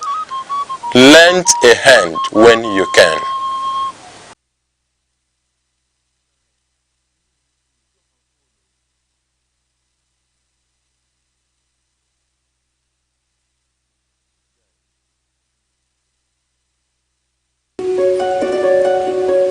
In a world that never stands still, where stories break in seconds and moments shape history, one station keeps you connected to your nation, to the continent, to the world.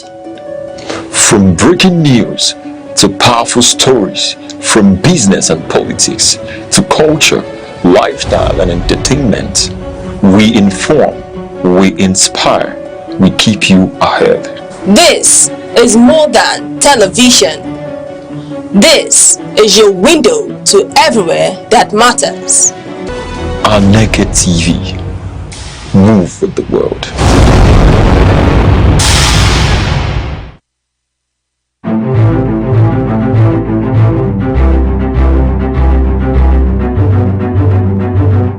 Morning headlines before you step out.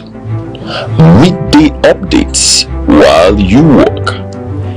Evening analysis when the day winds down. Wherever life takes you, Aneke TV keeps you informed, connected, and ahead. Aneke TV. Move with the world.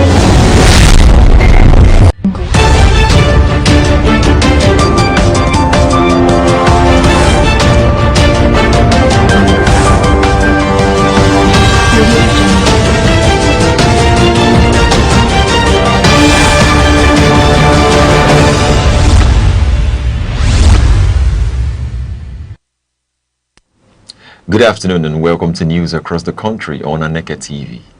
I'm Good Hope Chukuma. Headlines. Nigeria's Police Council convenes to confirm Olatunji Disu as IGP. Lagos State Deputy Speaker advocates gender and youth political inclusion. Details of the news. President Bola Tinubu is set to convene the Nigerian Police Council this Monday to deliberate the appointment of Mr. Olatunji Disu as Substantive Inspector General of Police.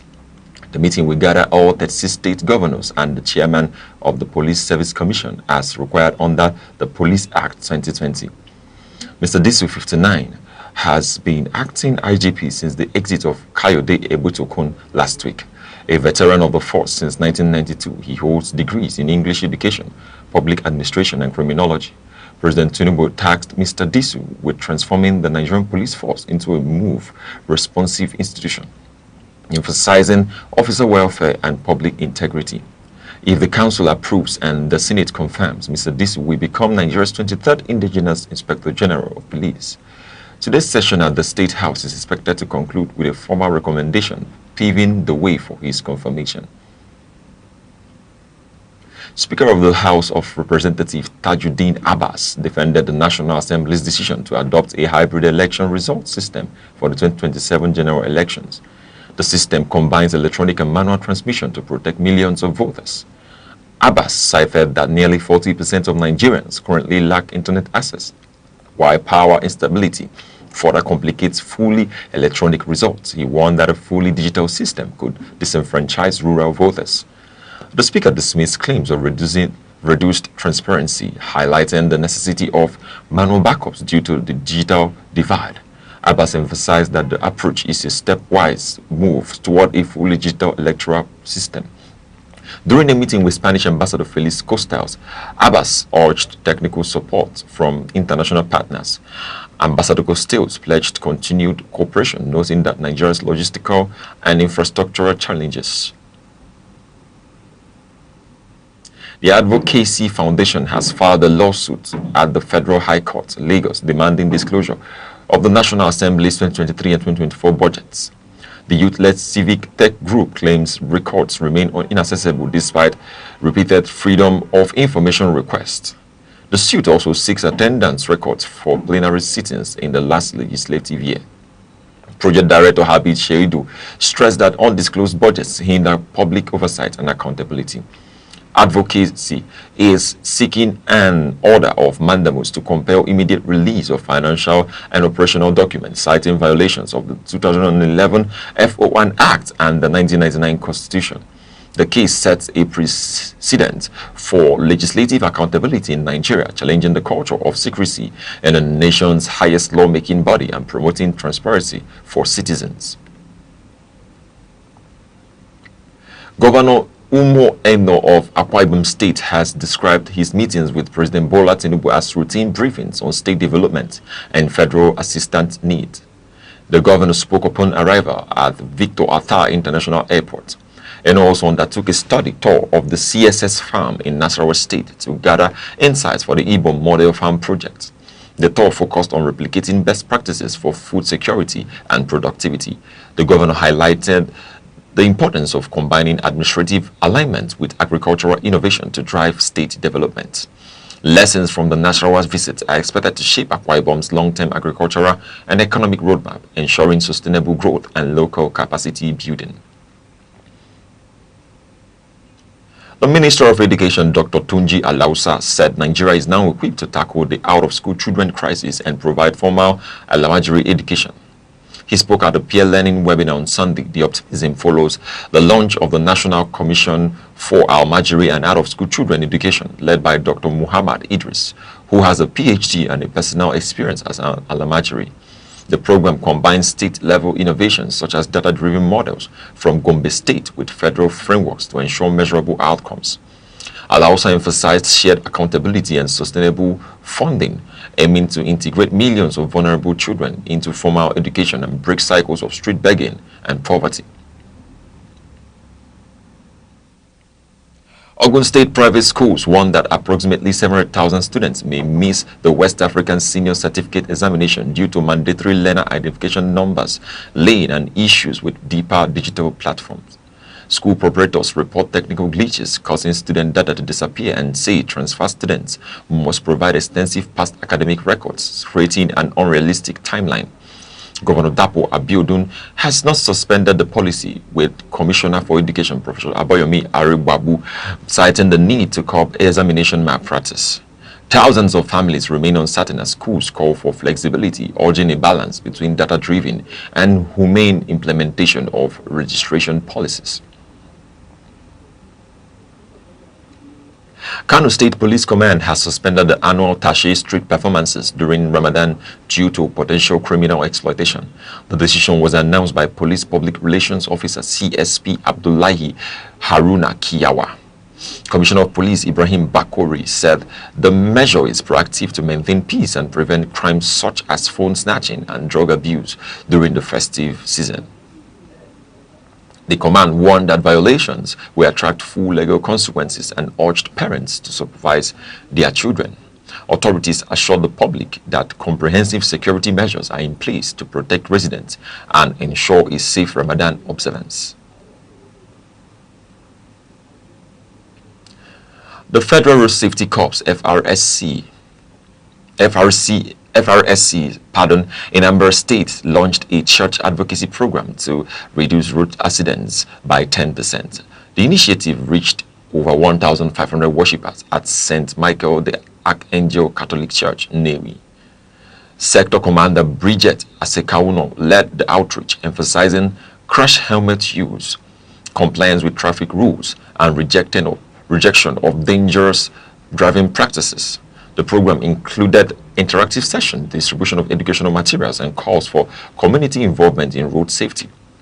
Reverend Father Daniel Ileka pledged support, requesting a special marshal unit to sustain awareness and collaboration between faith-based organizations and FRSC for safer roads. Joint security agencies in Ekiti State launched a major operation to prevent bandits from establishing hideouts in the state northern forest. The task force includes the Nigerian Army, police, Amotekun, cops, local hunters, and vigilantes. Governor Buyodun Oyebanji initiated the operation following criminal flight from Kwara and Kogi states. Advisors on security, Special Advisor on Security Brigadier General Ebenezer Ogundana retired, confirmed multiple arrests and disruption of planned bandit camps. The operation targets border areas including Ayedun, Oke, Akko, and Iyemero, extending to Kogi and Kwara boundaries to prevent new kidnappings and violent attacks. Security forces remain in the forest to ensure ongoing vigilance while profiling arrested suspects, demonstrating the government's commitment to securing communities and deterring criminal activity. Governor Francis Nwifuru of Ebonyi State has ordered intensified security operations following the abduction of the traditional ruler of Ndufu Alike in Ikwo local government area. The monarch, Ezeogo Francis Igwe, was reported abducted by unidentified gunmen while on his way to church on Sunday morning. Governor Nwifuru condemned the incident and directed security agencies to coordinate efforts to secure the monarch's immediate release and apprehend those responsible. The state government has appealed to residents to remain calm and provide useful information to security agencies to aid ongoing investigation. The executive chairman of Udenu local government area of Enugu State, Aka, has inaugurated 6 solar-powered boreholes across the council area. The projects are located at Oboleke, Oba Ward 1, Oba Ward 2, Ezimo, Imilike, and Udenedem wards. Speaking at the ceremonies, the chairman said the initiative is aimed at addressing water scarcity and improving public health in line with the development priorities of Governor Peter Mbah of Enugu State. Aka urged residents to protect the facilities from vandalism and ensure proper maintenance to guarantee long-term sustainability. More on this report.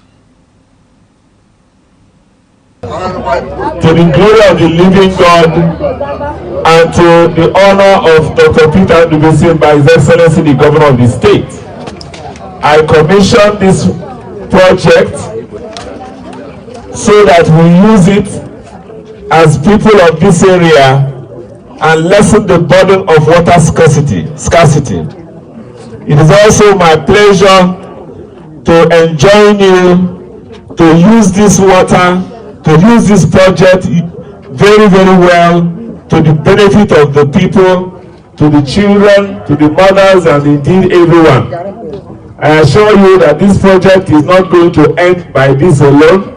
There are others that will be coming in the name of Jesus. So by the grace of the living God, I commission this project in the name of the Father, and of the Son, and of the Holy Spirit.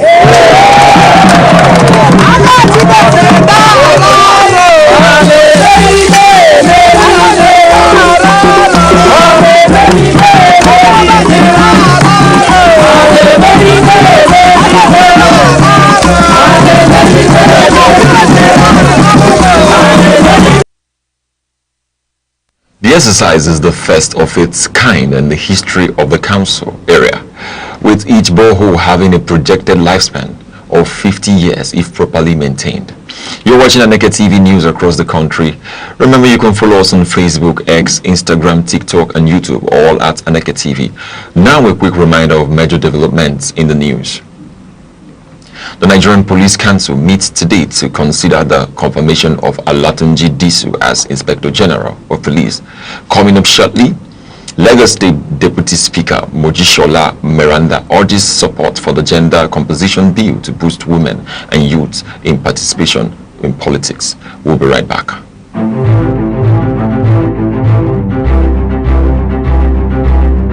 Thank you. Morning headlines before you step out. Midday updates while you work. Evening analysis when the day winds down. Wherever life takes you, Aneke TV keeps you informed, connected, and ahead. Aneke TV.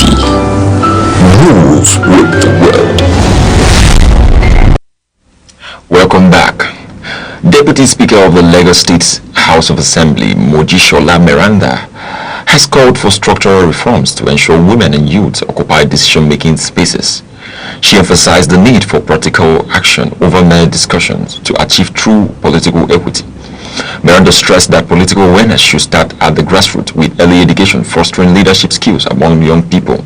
She also pledged continuous mentoring for aspiring female politicians to strengthen inclusive governance. Habib Sheudu of the Advocacy Foundation endorsed the gender composition bill as a necessary reform. The foundation highlighted the importance of civic engagement and evidence-based policy to ensure representation reflects Lagos State's diverse population. A climate study by the University of Lagos warns that over 44,000 residents and 6,000 buildings in Ajegunle, Ikorodu are at extreme risk of flooding. Professor Peter Elias, co-director of the Center for Housing and Sustainable Development, cited rapid urbanization and inadequate drainage as key contributors. Experts noted that state-level climate policies have yet to protect grassroots communities, leaving residents exposed to stagnant water, malaria, and skin infections. Calls are being made to elevate roads, schools, and markets while expanding drainage systems. Abo Iketu Local Council Development Area has pledged to integrate the findings into a community action plan, including 24-hour operation of primary health centers during peak flood periods. Researchers emphasize urgent institutional support for community-led resilience. Onitsha North local government began demolishing hundreds of illegal structures at Onitsha Main Market early Sunday, backed by military and civil defense officers. Bulldozers moved through Parks 1, 2, and 3, dismantling shops set to block the city's master plan. Traders decried the timing, claiming a court injunction had been ignored. Many lost merchandise overnight, with some citing multi-million naira investments destroyed in operation. Local government chairman Anthony Nwora defended the exercise as necessary to restore order and improve trade flow. The market remains littered with debris as traders struggle to salvage remaining goods. Panic hit Gada Oli, Kwara State, Saturday night as bandits stormed the community on motorcycles, looting food supplies and electronics. Sporadic gunfire caused panic, though no casualties were reported. Shop owners saw rice, Gary mobile phones, and black market fuel seized. Zulu Kamain Sheru Musa, media aide to Kaiman, local government chairman, confirmed the bandits escaped without interception. The rapid revived fears after a February 3rd attack that killed over 200 people and left 176 abducted. Residents are urging permanent security along the border, while the state government has yet to announce new measures. Nigeria faces potential fuel hikes as U.S.-Iran military tensions push Brent crude past $90 per barrel. The suspension of tanker movements through the Strait of Hormuz has already caused a 10% surge. Despite the Dangote petroleum refinery, Nigeria still imports about 60% of crude feedstocks, leaving domestic petrol and diesel prices vulnerable to global supply shocks and insurance costs. Current pump prices of 824 naira to 880 naira may rise sharply. The crisis escalated after report of the death of Iran's Supreme Leader Ayatollah Ali Khamenei. OPEC Plus pledged a 206,000 barrel per day increase, but analysts warn this may not offset potential disruptions. Thousands of travelers were stranded Sunday as FAAN enforced a cashless payment policy at Murtala Mohammed International Airport, Lagos, and Nnamdi Azikiwe International Airport, Abuja. Long traffic queues formed and many passengers abandoned vehicles to walk to terminals. The new requirement mandates motorists obtain and scan a FAN electronic payment card at entry gates. Technical issues with POS terminals and bank cards worsen delays. Overwhelming airport access points. FAN spokesperson Henry Abubibere defended the rollout, attributing gridlock to last-minute compliance. Authorities insist the policy is essential for curbing revenue leakages amid modernizing operations, while additional personnel are being deployed to ease congestions. The discovery of commercial oil on Eba Island has sparked a territorial dispute between Ogun and Ondo states. Ogun leaders, citing Colonial Gazette and Olokola Free Trade Zone surveys plan, claim the island falls within Ogun Waterside local government. Ondo's Osopadek insists Eba Island is under Ilaje traditional institutions, while Chairman Olabi Poroye referencing long-standing administrative control by Atijere Kingdom in Ilaje local government. Ogun authorities warn the threats from ex-militant actors in Ilaje. Both states are calling for verification by the National Boundary Commission to resolve ownership disputes and prevent conflicts over economic assets. Oyo state authorities are investigating the kidnapping of Ihotu John, a player of the Pesetas Queens FC in the Nigerian Women's Football League. She was abducted last Friday along the Benin Expressway after being released by the club. Captors initially demanded 20 million naira ransom, reportedly reduced to 1 million naira. Commissioner for Youth and Sports Wasilat Adejokun noted gaps in family-provided information hampering security tracking. Ihotu's mother, Blessing John, described being contacted by kidnappers via her daughter's phone. Authorities are coordinating with Benue and Edo police commands to ensure her safe release. Still in sports, the University of Ibadan will host the 8th Afro Varsity 3x3 Basketball Challenge from May 28 to June 1, 2026. The event will feature top university student athletes from across Africa. Top 2 men's and female and women's teams will qualify for the FISU 3x3 World Cup. Eligibility is limited to registered students aged 17 to 25, all verified on the FIBA 3x3 platform. Accreditation opens March 15, closing May 15. The tournament aims to showcase talent, promote African university sports collaboration, and provide pathways for athletes to reach the global stage. Now in entertainment, Nollywood actress Adeswa Etomi posted a humorous statement on social media saying she is heartbroken as her milestone 40th birthday vacation ended. The post emphasized returning to routine life after the getaway. The actress, mother of 2 and wife to music executive Banky Wee, celebrated her birthday last week. She highlighted her gratitude for health and family while reflecting on past challenges, including high-risk pregnancy and emerging surgeries. Fans responded with support and congratulations. Etomi's post blended transparency about her personal struggles with humor, maintaining her reputation as relatable and resilient public figure. And now to end the news across the country, here are the main points again. The Nigerian Police Council is holding a session today to review the nomination of Mr. Olatunji Disu as the suspensive Inspector General of Police. Mr. Disu, 59, has been serving in an acting capacity since the exit of former IGP Mr. Kayode Ebutokun. The council, chaired under the Police Act 2020, includes all 36 state governors and the chairman of the Police Service Commission. Its recommendation is a mandatory step before President Bola Tinubu can formally transmit Mr. Disu's name to the Senate for confirmation. Lagos State Deputy Speaker Mojisola Meranda has called for strong legislative support for Gender Composition Bill. The bill aims to increase women and youth participation in political decision-making. Speaking during a meeting with Advocacy Foundation, Miranda emphasized that achieving true equity requires active involvement of women in strategy and policy spaces. That's the news across the country at noon. For breaking news and eyewitness reports, call 07030437110 or follow us on Facebook, X, Instagram, TikTok, and YouTube, all at Aneke TV. On behalf of the producer Chidi Masoba and the entire news team, I'm Good Hope Chukuma. Thanking you for watching. Enjoy the rest of your day.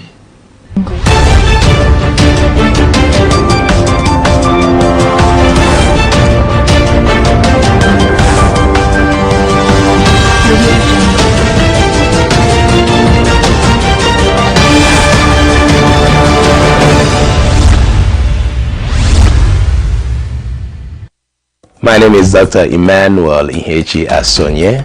I am the CEO of Omenka App LLC. I created Omenka App for the preservation of Igbo language and culture. Omenka App was established in New Mexico, and it is headquartered in Albuquerque, but currently we are also being registered in Nigeria. We have a website. We are also on social media because my app is primarily for the Igbo community. In 2006, something significant happened among the Igbo community. UNESCO predicted that Igbo language was going to go into extinction, and that was because Igbo people are one of the most traveled people in the whole world. So the more children are born outside of Igbo land, the more they get disconnected. The app is on iOS, it's also on Android. Access the website and download the app from there. And over 2,000 people are using the app right now. But there's an app that will teach you about Igbo culture, Igbo people. We have Igbo poems, we have riddles and jokes, we have Igbo proverbs, then we have the word section where you are going to search Igbo words. Whatever word that you can find in English, you want to make sure it is found in the app in Igbo language. And I encourage everybody from their communities, you can do what we're doing in Omenka app with your own language and with your own culture.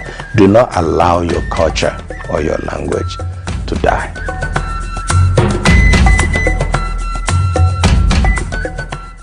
As Nigeria prepares for the 2027 general elections, many are asking a question that resonates across the nation. Will this election finally be different from those that came before it? From disputes over results to delayed outcomes, past polls have often left citizens frustrated. But for 2027, hope is rising, and citizens are playing a central role in shaping the outcome. Across the country, voter registration is surging. Millions of Nigerians, particularly first-time voters and young citizens, are taking active steps to ensure their voices are heard. Surveys show that more than 70% of Nigerians intend to vote in 2027, signaling strong public interest despite concerns about security and electoral fairness. Aneke has introduced measures to strengthen the credibility of the elections, including continuous voter registration and biometric verification of voters. These efforts aim to expand and secure the electoral register, ensuring that every eligible citizen can participate. But election credibility relies not just on technology, it depends on active citizen engagement. Community groups, youth organizations, and advocacy networks are educating voters about their rights, the mechanics of voting, and how to report irregularities. These initiatives aim to empower citizens to safeguard the integrity of the process. Civil society coalitions are also lobbying lawmakers to adopt key reforms, including real-time electronic transmission of results. Advocates argue that such measures are crucial to building trust and reducing disputes over outcomes. Citizens are making their voices heard, demanding transparency and accountability from political institutions. Beyond advocacy, ordinary Nigerians are stepping up as watchdogs, monitoring registration and mobilizing participation, from educating communities to ensuring fair access to polling units. The public is taking responsibility for strengthening democracy. Their actions reflect a growing belief that democracy is more than casting a ballot. It is active engagement in shaping governance and holding leaders accountable. The 2027 election may ultimately be defined not only by reforms, technology, or institutional measures, but by the active involvement of citizens themselves. From voter education to advocacy campaigns, Nigerians are asserting their role as custodians of democracy, determined to ensure that every vote counts and the will of the people is respected. As the countdown of February 2027 continues, it is clear that citizens are at the heart of Nigeria's democratic future.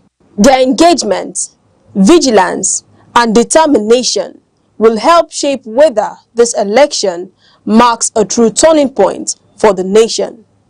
Nigeria's Southeast has taken a significant step towards long-term economic transformation with the unveiling of the Southeast Vision 2050 framework, a regional development blueprint aimed at driving industrialization, integration, and investment across the 5 states. The framework emerged from a 4-day regional stakeholders forum held in Enugu, convened by the Southeast Development Commission with support from the Office of the Vice President and state governments. Vice President Kashim Shettima, who formally launched the initiative, described Vision 2050 as a strategic turning point designed to institutionalize development planning beyond electoral cycles. He emphasized the need for continuity, policy, coordination, and infrastructure-led growth, noting that sustainable regional prosperity requires deliberate long-term strategy rather than short-term interventions. A central pillar of the Vision 2050 agenda is regional integration, positioning the Southeast as a unified economic bloc rather than 5 independent markets. Governor Peter Mbah of Enugu State called for a borderless regional economic model capable of achieving scale, competitiveness, and stronger investor appeal. For too long, we have operated in silos, the governor said, stressing that economic integration is essential for infrastructure efficiency, industrial expansion, and shared growth. Stakeholders at the forum underscored infrastructure and energy as critical enablers of the region's economic ambitions. Governor Alex Oti of Abia State highlighted the importance of coordinated power systems and logistical networks, arguing that shared energy solutions could significantly reduce industrial cost and improve productivity. Governor Chukwuma Soludo of Anambra State emphasized the role of the SEDC in advancing interstate projects, including transport corridors, rail links, and security frameworks, all seen as vital to unlocking regional value chains. Industry leaders welcomed the initiative but stressed the need for implementation discipline. The Manufacturers Association of Nigeria called for prioritization of renewable energy, shared industrial infrastructure, and access to long-term financing. Manufacturers noted that investor confidence would depend largely on bankable projects, infrastructure reliability, and policy stability. Analysts say Vision 2050 represents a notable advancement in regional planning, reflecting broad political alignment, federal linkage, and institutional coordination. However, they caution that the blueprint's success will ultimately be measured by tangible outcomes, including infrastructure delivery, increased investment flows, and job creation. Security, workforce development, and access to capital remain key structural challenges that the framework must address to achieve its objectives. The Southeast Vision 2050 initiative signals a strategic recalibration in regional development thinking, embedding long-term planning, economic integration, and coordinated investment priorities. With stakeholders' consensus now established, attention shifts to execution, accountability, and measurable impact, the decisive factors that will shape the initiative's legacy.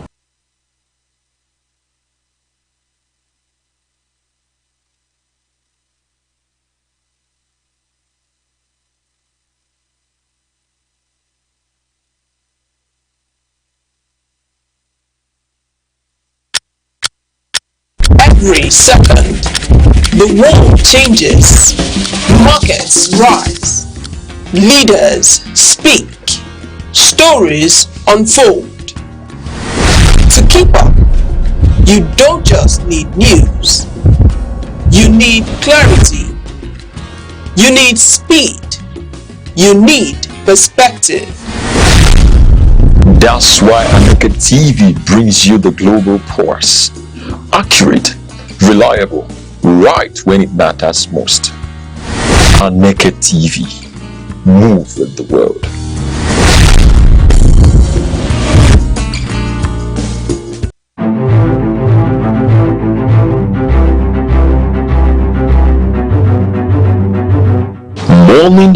headlines before you step out.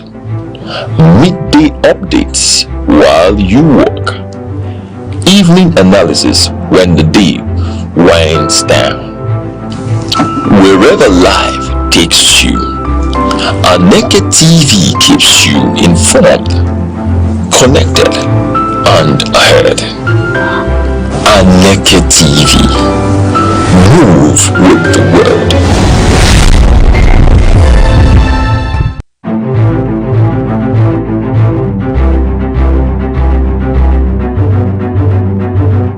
Morning headline.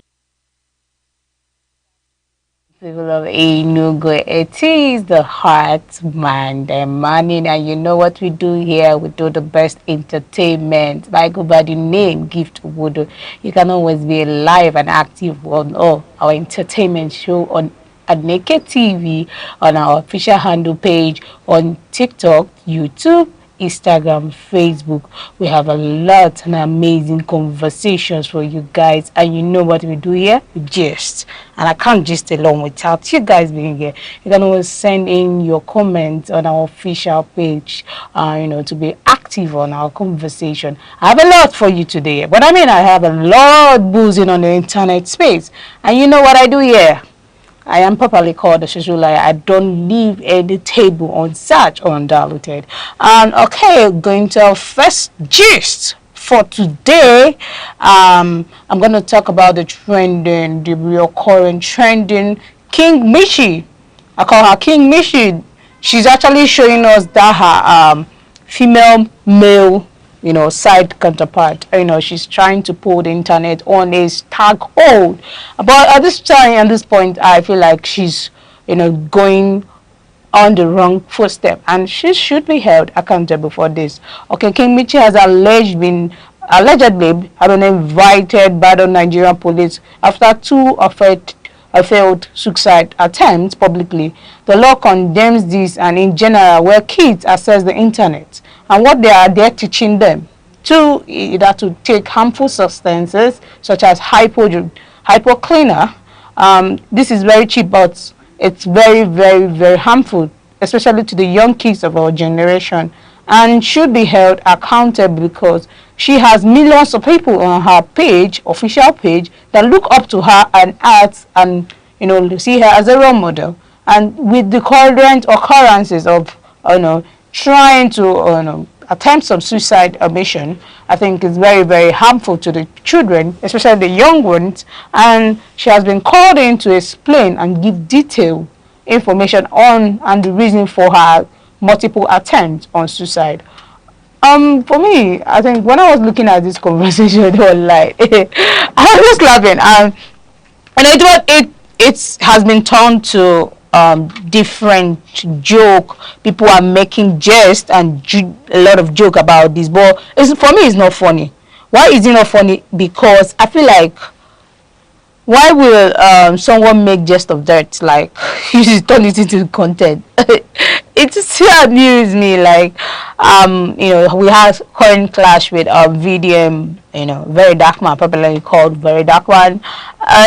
She became big. She actually drinking hypo and claiming to have died. And a different note, she resurrected back again to tell people that I didn't die well though. I still have like I need to die again. And Very Dark Man, on the other hand, trying to die his die. Trying to say, oh, you think you can die? No, I can actually do better in that aspect. So I think this back and forth and the clash has just generated a lot of controversy, and I could say the brand used to cause this controversy allegedly, they should be thanking their stars, because it is a go and the win-win for them. And one thing about Nigeria is that if you dey Niger like this and you have data, people don't be kill you. Now you won't kill yourself. Just have data in Nigeria. Your case closed. There's a lot of things that are happening on the internet space, and people are assuming, like, are getting it hot. Okay, moving on to my second gist. It's about the popular young man we call B. Williams. Yeah, his recent visits to China, a lot of things has, generated so many controversy, and a lot of comparison has been made visibly for Billard when he went to China, and the Nigerian billionaire Billard left in shock after he tried to bribe a police officer in China and was warned to walk away with his change and or have the risk of going to jail. He even told the police officer that back in Nigeria, he has the dinner with the president at the presidential every week, but the the police officer didn't even have time on all that and wanted to stay backward and not to issue in the money or the change. Bilo was shocked because in Nigeria, he said in Nigeria, police officers will never question him, and here he's not even being recognized, and the money offered was not even accepted.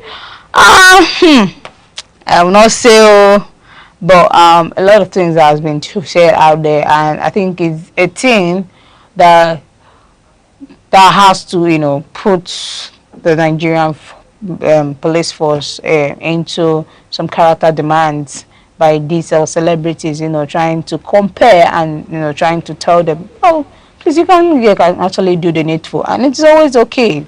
You can actually do the needful. You can actually do the needful. And I'm moving on to my next hot gist. Our dance queen, our famous US dance queen, American dance queen, our Nigeria American dance queen, popularly called Kora Obidi. Kora Obidi has said a lot of things out there, and I have a lot of questions, and it doesn't take away the fact that a lot of things she said, she's until she being a single mother that she realized that there is scarcity of good men. We never talk about the scarcity of good men. It is until you're a single mother that you realize that there aren't any good men left out there. Even with many popularity, I only see like 1 or 2 good men in a year. Most men who come for me only want to come and pass through me, do some sexual stuff and go. Most good men aren't even single. Women take them when they are about 16 or 17 years old. You see all those single men in their 30s, 40s, 50s. They are just out there to, do a lot of bad things to women, in Kora's opinion. So I don't know. Being a single mother in Nigeria, a lot of sentiment, a lot of controversies is generated, and she's coming out there to tell us that single mothers are not lucky because people that come around them are just to have fun and just do the playful thing and just go their way. I think she, according to her, to see a serious man as a single mother, you twice, and it's very, very, very, very, very bad, because I think she's setting some standards that in everything you do, just know your worth as a woman, single mother, not single mother. Don't wait for you to be a single mother before you know your worth. As a woman, you should know your worth and do the needful. Don't allow anybody to bring you down to that stable condition and centralize your brain onto the stigmatization that you're a single mom and you are limited in options and valuations in the society. You don't even have value to offer. You don't have nothing to offer. You're just there, and you have made a mess of your past life and your marital life. So what you just need to do is just enjoy. No, there are lots you can actually offer. You can make good use of that period you have. You can actually take your time, train those children you have, grow up with them, try to nurture. You mustn't have your invested time on a man, in search and in quest for a man to lay your hands. And there's a question that came up, and it says, that's moving up to my fourth gist, and it says, how do you think you can kindly tell someone that is close to you that they have bad breath without embarrassing them?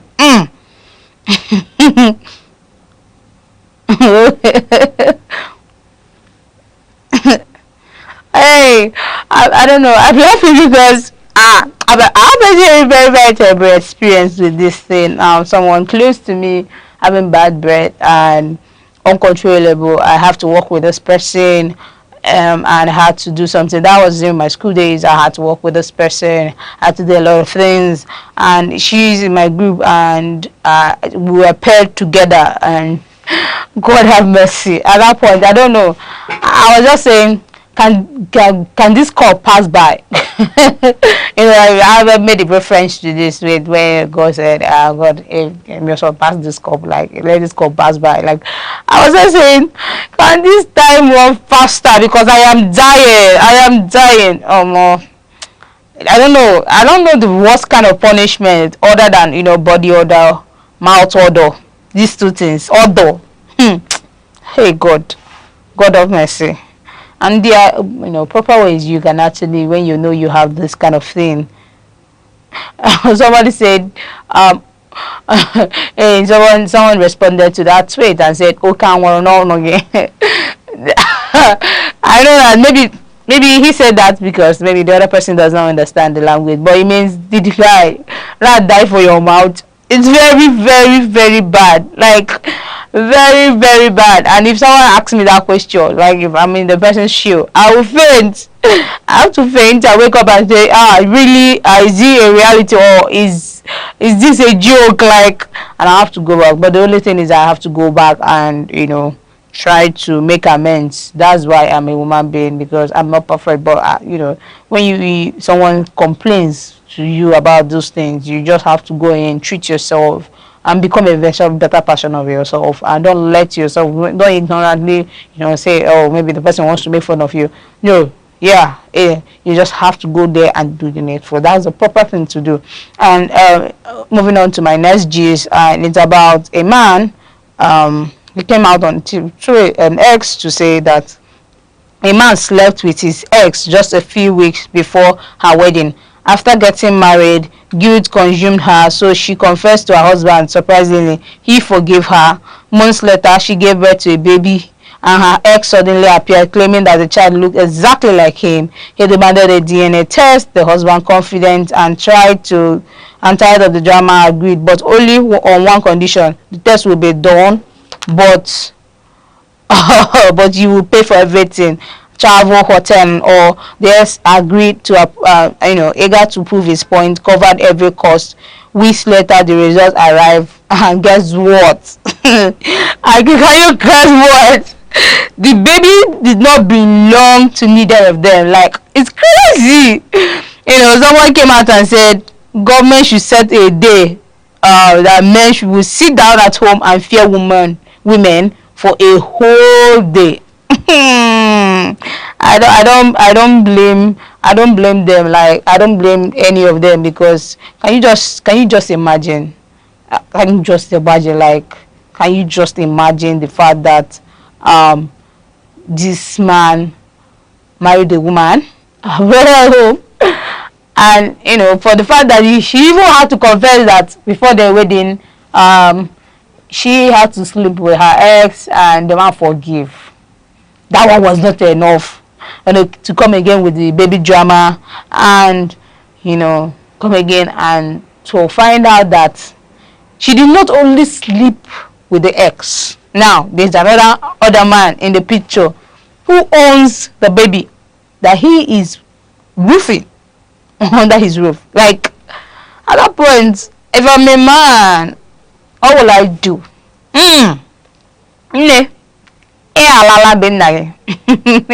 You go back straight to your father's house, because I don't know what you are doing under my roof.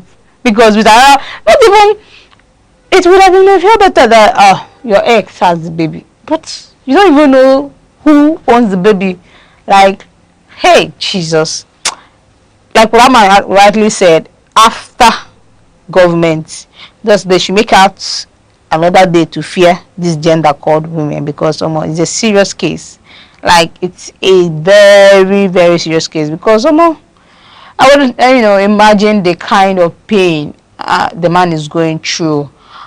He's actually going through a lot of pain. Like, it's unimaginable. Like, he's not even faced with the reality that my wife is actually cheated on me. Maybe he actually forgave, maybe because it happened before the wedding. Yeah, it happened before the wedding. Maybe he will be like, okay, in as much as it's hard to take. Do you understand? Okay, let me just forgive that one. Let it go. Now, the hard part of it is that I married you and you gave birth. For me to find out that even, okay, let me say, because I was aware that the baby was actually coming from the past relationship you had earlier, I would have said, okay, yes, there's a probability, 100% probability that your ex owns the baby. And I can accept the fact that you told me that you made this mistake. Now, the second part of the overwhelming thing is that it is not even the person that I thought of, I assumed that you actually slept with that owns the baby. Now, there's a third party, which it might not end there now, because this is good to question your behavior. There is a very typical rule to question your behavior, because even your ex will be highly disappointed. Like, how? So, okay, your ex will be like, okay, even when I was actually dating you, there was even another person in the picture. Like, there was literally another person in the picture. That means I was not even... So, the character is something that was in there. So, it will actually bring a lot of doubts, you know. People like now question you and be like, hey, you can't do it. Nobody will not trust you again. People will not see you as a loose person, and it's not good for a lady to be, you know, marked as one. You just have to find a way and do the needful and forget the fact that a lot of things happen, and just be you. Control the thing in between your leg. Don't just do it anyhow.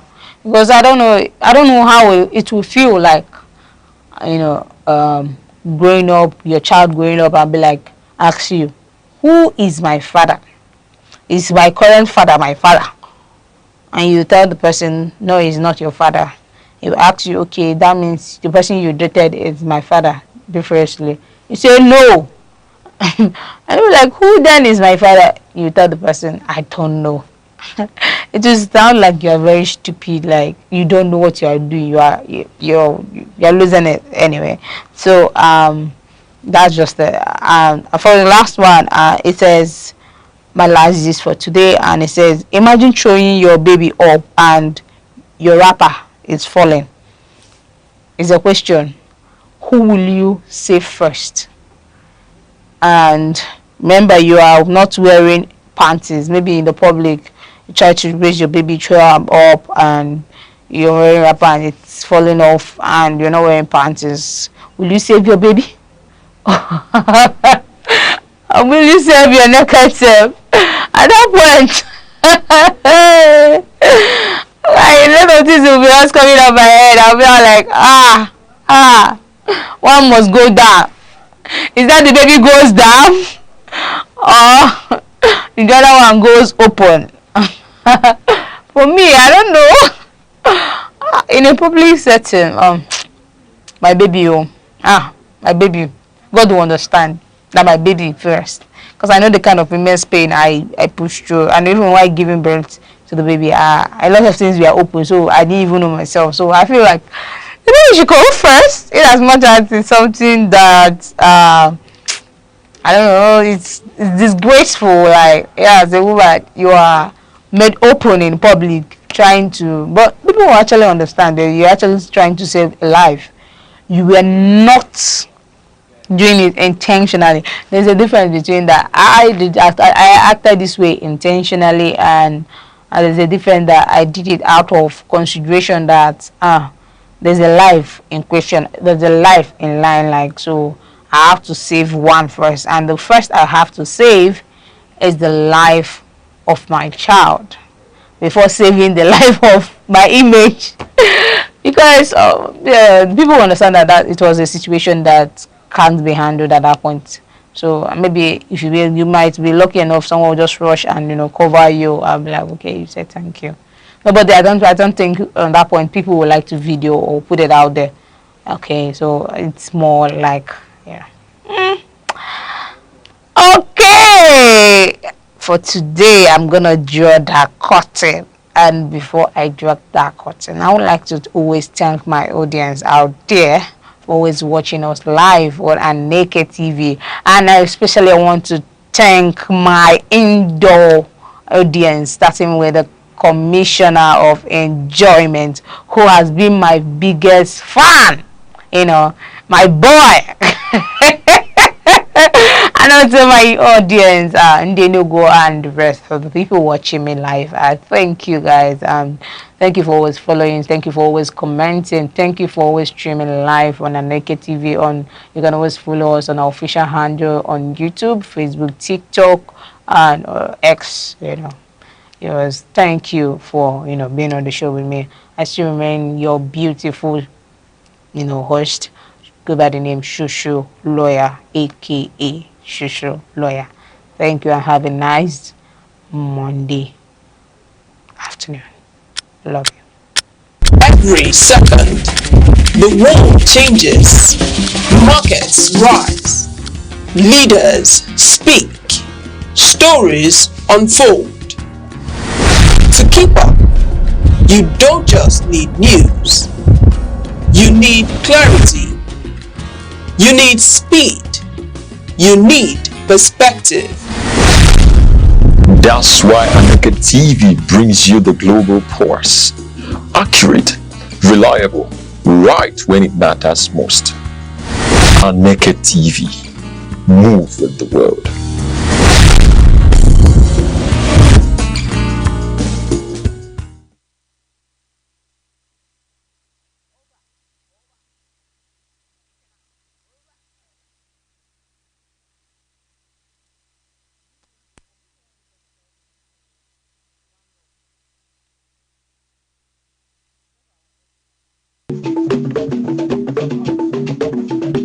The Insight with Uche Osai. Having the political will to confront whatever is the challenges. Igbo man wrestles with the tortoise that had a lot of ingenuity, a lot of ideas, and the tireless. It will take the bold mind of government in power to say, let there be electoral reform, no matter whose ox is broad. I was there. We did everything. All of us came and supported him with our last block. In-depth analysis, expert views, real voices, uncover the stories shaping Nigeria today. Deep dive, honest, unfiltered, only on The Insight with Uche Osai on Aneke TV. Join us.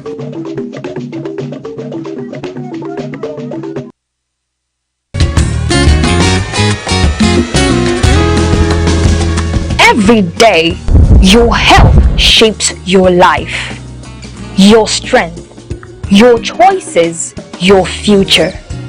Because knowledge is the first step towards well-being. This is Health Matters, only on Aneke TV.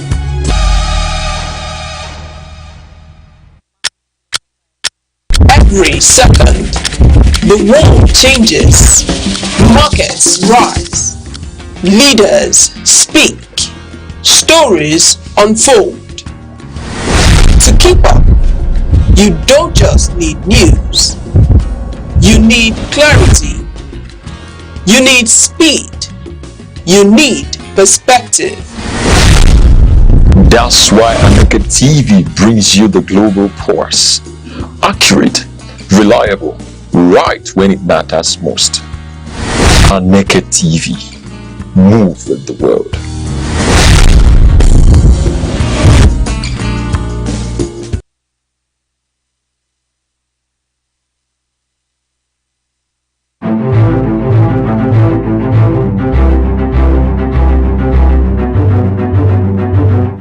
Morning headlines before you step out. Midday updates while you work. Evening analysis when the day winds down. Wherever life takes you, Aneke TV keeps you informed, connected, and ahead. Aneke TV. Move with the world.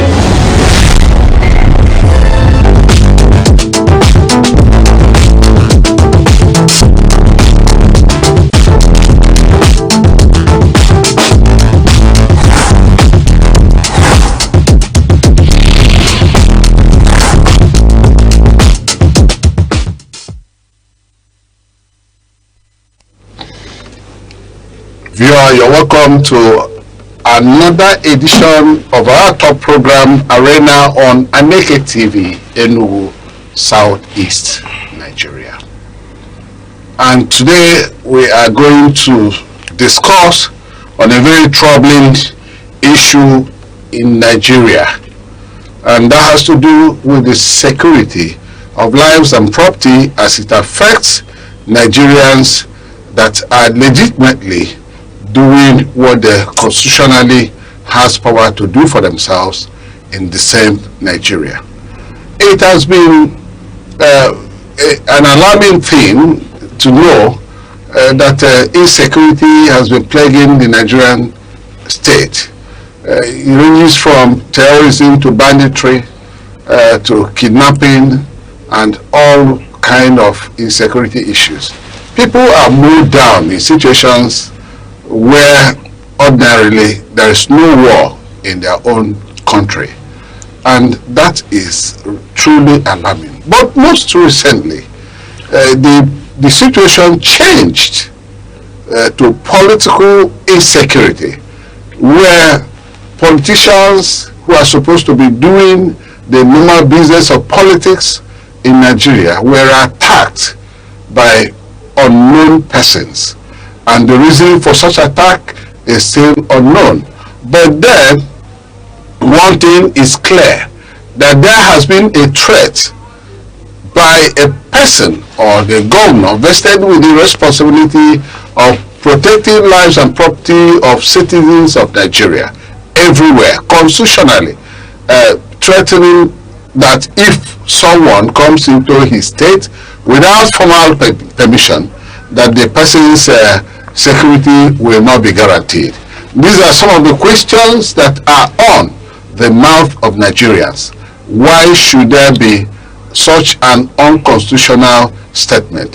Why should there be a threat from a person constitutionally vested with responsibility and working on oath to protect the lives of people of Nigerians? And why should such person say that a Nigerian has no right, must take permission before he moves from one state to the other in Nigeria? It is all disheartening to hear that the situation is like that. We have it in an Igbo proverb which says that the tortoise proclaimed that when there is stampede in the market, he, the tortoise, will stampede and kill the pregnant woman. And when the stampede came and the pregnant woman died, of course everybody went straight for the head of the tortoise, knowing that the tortoise is the one who made a threat, an open threat, to stampede and a pregnant woman to death.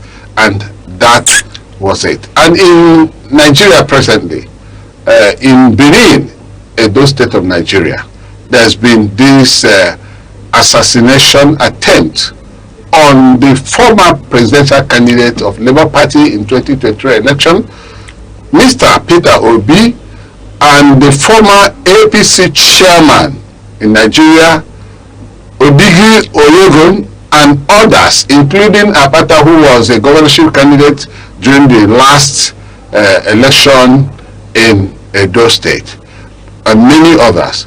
They were actually chased from the party secretariat to the house of Oyegun, where eventually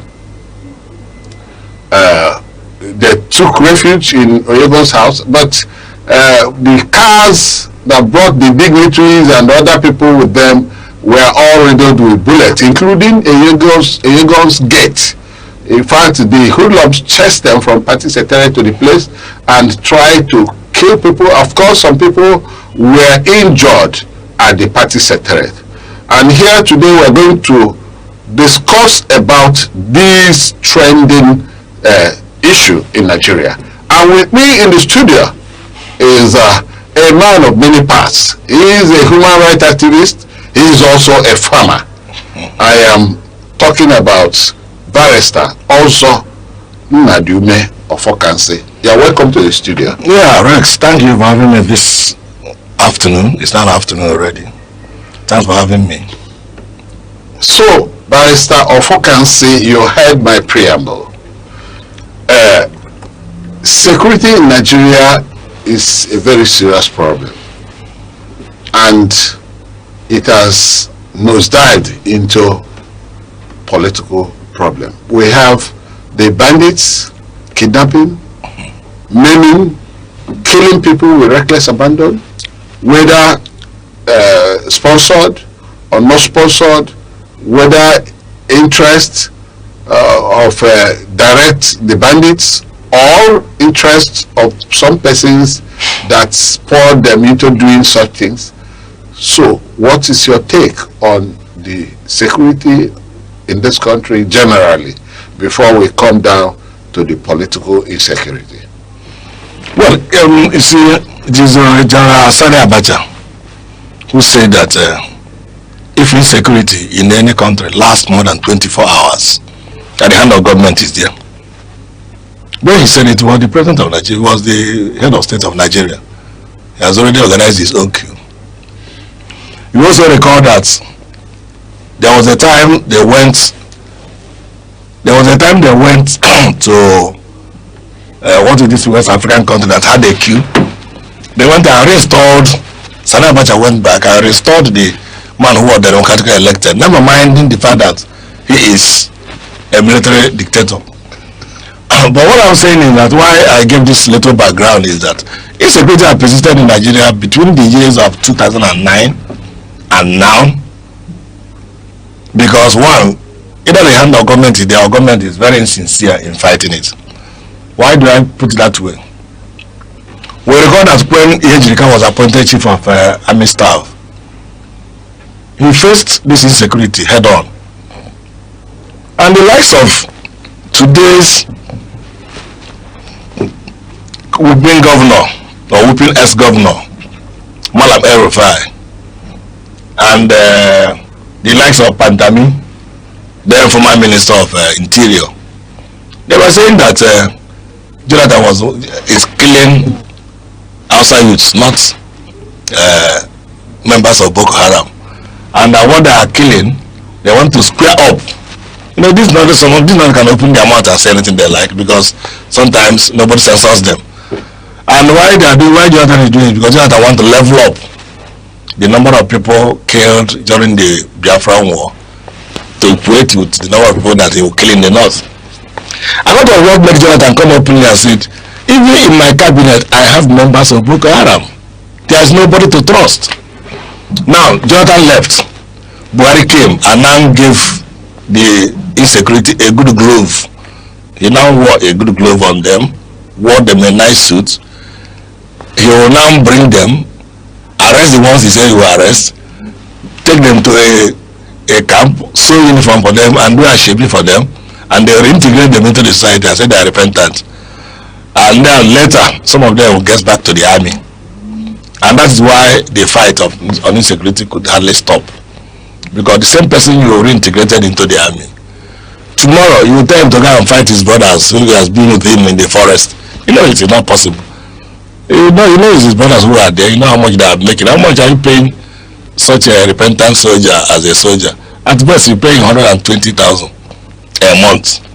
How much do they collect from kidnapping? In millions. So that was, many of them are just fronts for that people. Otherwise General Oba couldn't have died, because ordinarily General Oba has escaped the ambush, made call for reinforcement, but the Goodluck intercepted his call for reinforcement. Even before the army came, they have gotten the young man. A whole army general killed by ragtag soldiers. It is never heard of. Even a sergeant in American army or Israeli army will be killed by insurgents. That area, people will be wiped out completely. You can recall also that when one American citizen was kidnapped in Nigeria, the American came here, rescued the man, and went away. Accepted and now coming in to assist us, in fact, but you know, nothing goes for nothing, it's quid pro quo. But then, generally, we talk about insecurity. It is taking a dimension that one might also ask himself, why? Or how did we get here? How did we get to this level? we got this level to this level because Buhari, who had an idea to Islamize Nigeria, eventually clinched the ticket to become the president of Nigeria. Very many people, including Jonathan, told Nigeria, somebody who cannot talk of happiness cannot give you happiness. If you see the kind of bitterness in the heart of this woman campaigning with it, 2015, you will wonder if it is still election we are contesting or whether there is anything at stake we are struggling for. When people now open their mouth, Buhari opened his mouth and said, if they ring election again, just like he said before, I think in 2012, that monkeys and baboons will be soaked in blood. It was the presidential candidates. And these are the kind of inciting. And actually, monkeys and baboons were soaked in blood when he lost that 2012 election. You can know how many people that were killed, both in Niger, both in Katsina, and very many other northern states. And the target has always been Igbos. Whenever they want to kill, they look for the Igbos. Even when people from Niger Delta who say they are not Igbos, somebody, an Hausa person was killed in Port Harcourt, and they said they want to revenge on the Igbos, and they said they want to revenge on Igbos. The parents who say they are not Igbos, they are on total social media debating whether they are Igbos or not. But today, they are now the ones who are saying, the Hausas are now saying, if they don't make amends within a number of days, they will retaliate on the Igbos, because they can't even differentiate who is Ikwe or who is not Ikwe.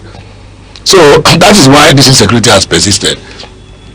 But like I often say, and like the Igbos often say, nothing ever lasts forever. This insecurity will eventually stop. One day it will stop.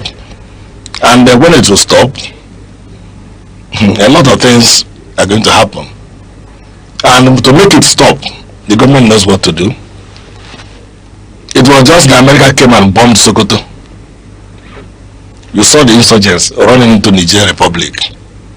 And Niger Republic now has to use 20-inch block to barricade the border between them and Nigeria. They don't want these insurgents to come into their country, even though they are raided by a military junta. But they are a little bit more stable now, because there is sincerity in fighting insurgency. Okay, you have laid a very solid background on the topic of the day. If we remember the days during the Second Republic, we had situations, political turmoil in Ondo State. They remember the Akinomoburio Wars, and the bloodbath, pre-election and election bloodbath. We remember even in Anambra State, old Anambra State, the Ikemba Fort and the James Vanguard. These were the kind of things that we saw during the Second Republic. But most recently, from 1999, we have not seen much of that during and during elections in Nigeria. We have not seen such a turmoil, gravity of turmoil, crisis, election crisis in Nigeria. We have been having skirmishes, here and there, but not as much as that. But this present time, before 2027 election, we are beginning to see the kind of crisis that will give birth to serious bloodbath, the way the thing happened in Benin City, that is in Edo State. Yes. But we must recall also that the governor of Edo State had made an open threat that Peter Obi, if he does not formally obtain permission from him or formally get his approval, he should not come into Edo State, otherwise he will not give account of his safety. And Peter Obi went to Edo State yesterday, where they were doing their coalition business, and himself and others were attacked. Incidentally, the former national chairman of APC was moving into ADC, as well as the former governorship candidate Abata was also in, and they were attacked by what we may call hoodlums, or gun wielding people. And there was even a security information that they were going to be a part. So they moved up the party secretariat business and ran to Yego's house to take shelter. These same people chased them to Yego's house and opened fire and destroyed the SUV vehicles owned by the many distinguished personalities with them and party faithfuls. Even the gate of Oyegu was former governor of Edo State was riddled with bullets. If it had not been because of the gate, possibly bullets would have entered and killed people. Is it not, from their perspective, a premeditated attempt? And what could you call that breach of constitution by the governor of Edo State? Well, you see, Mondo Bebolo, I still say it, there are people I don't like to discuss on national televisions or even online televisions, but most of the time they keep on popping up. The activities keep on popping up in my discourse. People like Wick, I don't like discussing them. People like what is the governor of Alia, the governor of Benue State, that Reverend Father, I don't like discussing those people. And now Obebolo, that's the least person I can start discussing. Reason, I wouldn't know it, maybe because Adam Osumole stole the the governorship election and came to him, backed up by that very albatross that very devil that was fashioned against Nigeria, that is Aneke. Because once Aneke backs you up, you become whatever you want to become. So it's not about who goes to vote. So someone, when he made that statement, I made a rejoinder on social media that people should understand when they cross red line in their speeches, because I do not see any kind of justification for Mondo Pobolo to say if P2B is coming to Edo State that he should get clearance for him, otherwise his security will not be guaranteed. As if to say, Edo State, you now need a visa to come to Edo State, or if to say, is P2B the only presidential candidate? Well, there is an Igbo adage that says that if a witch cries in the night and in the morning a child dies, invariably it is the witch that killed the child, because there was the owl have been blowing throughout the whole night. Then wake up in the morning, you and be somebody dead. Like you gave me an Igbo adage about the tortoise and the pregnant woman.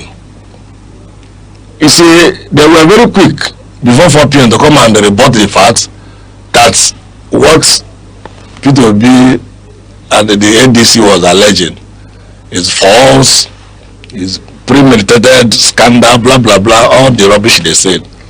You now start to wonder, has P2B accused Opobelo openly that you are the one who hired the thugs to come and fire at me? Has NDC accused APC officially?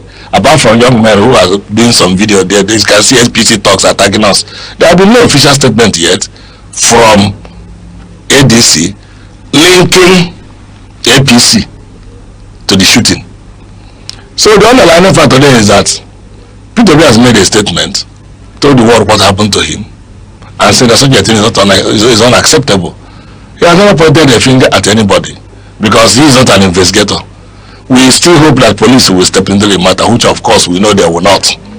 But we still hope police will step into the matter and then take a decision one way or the other.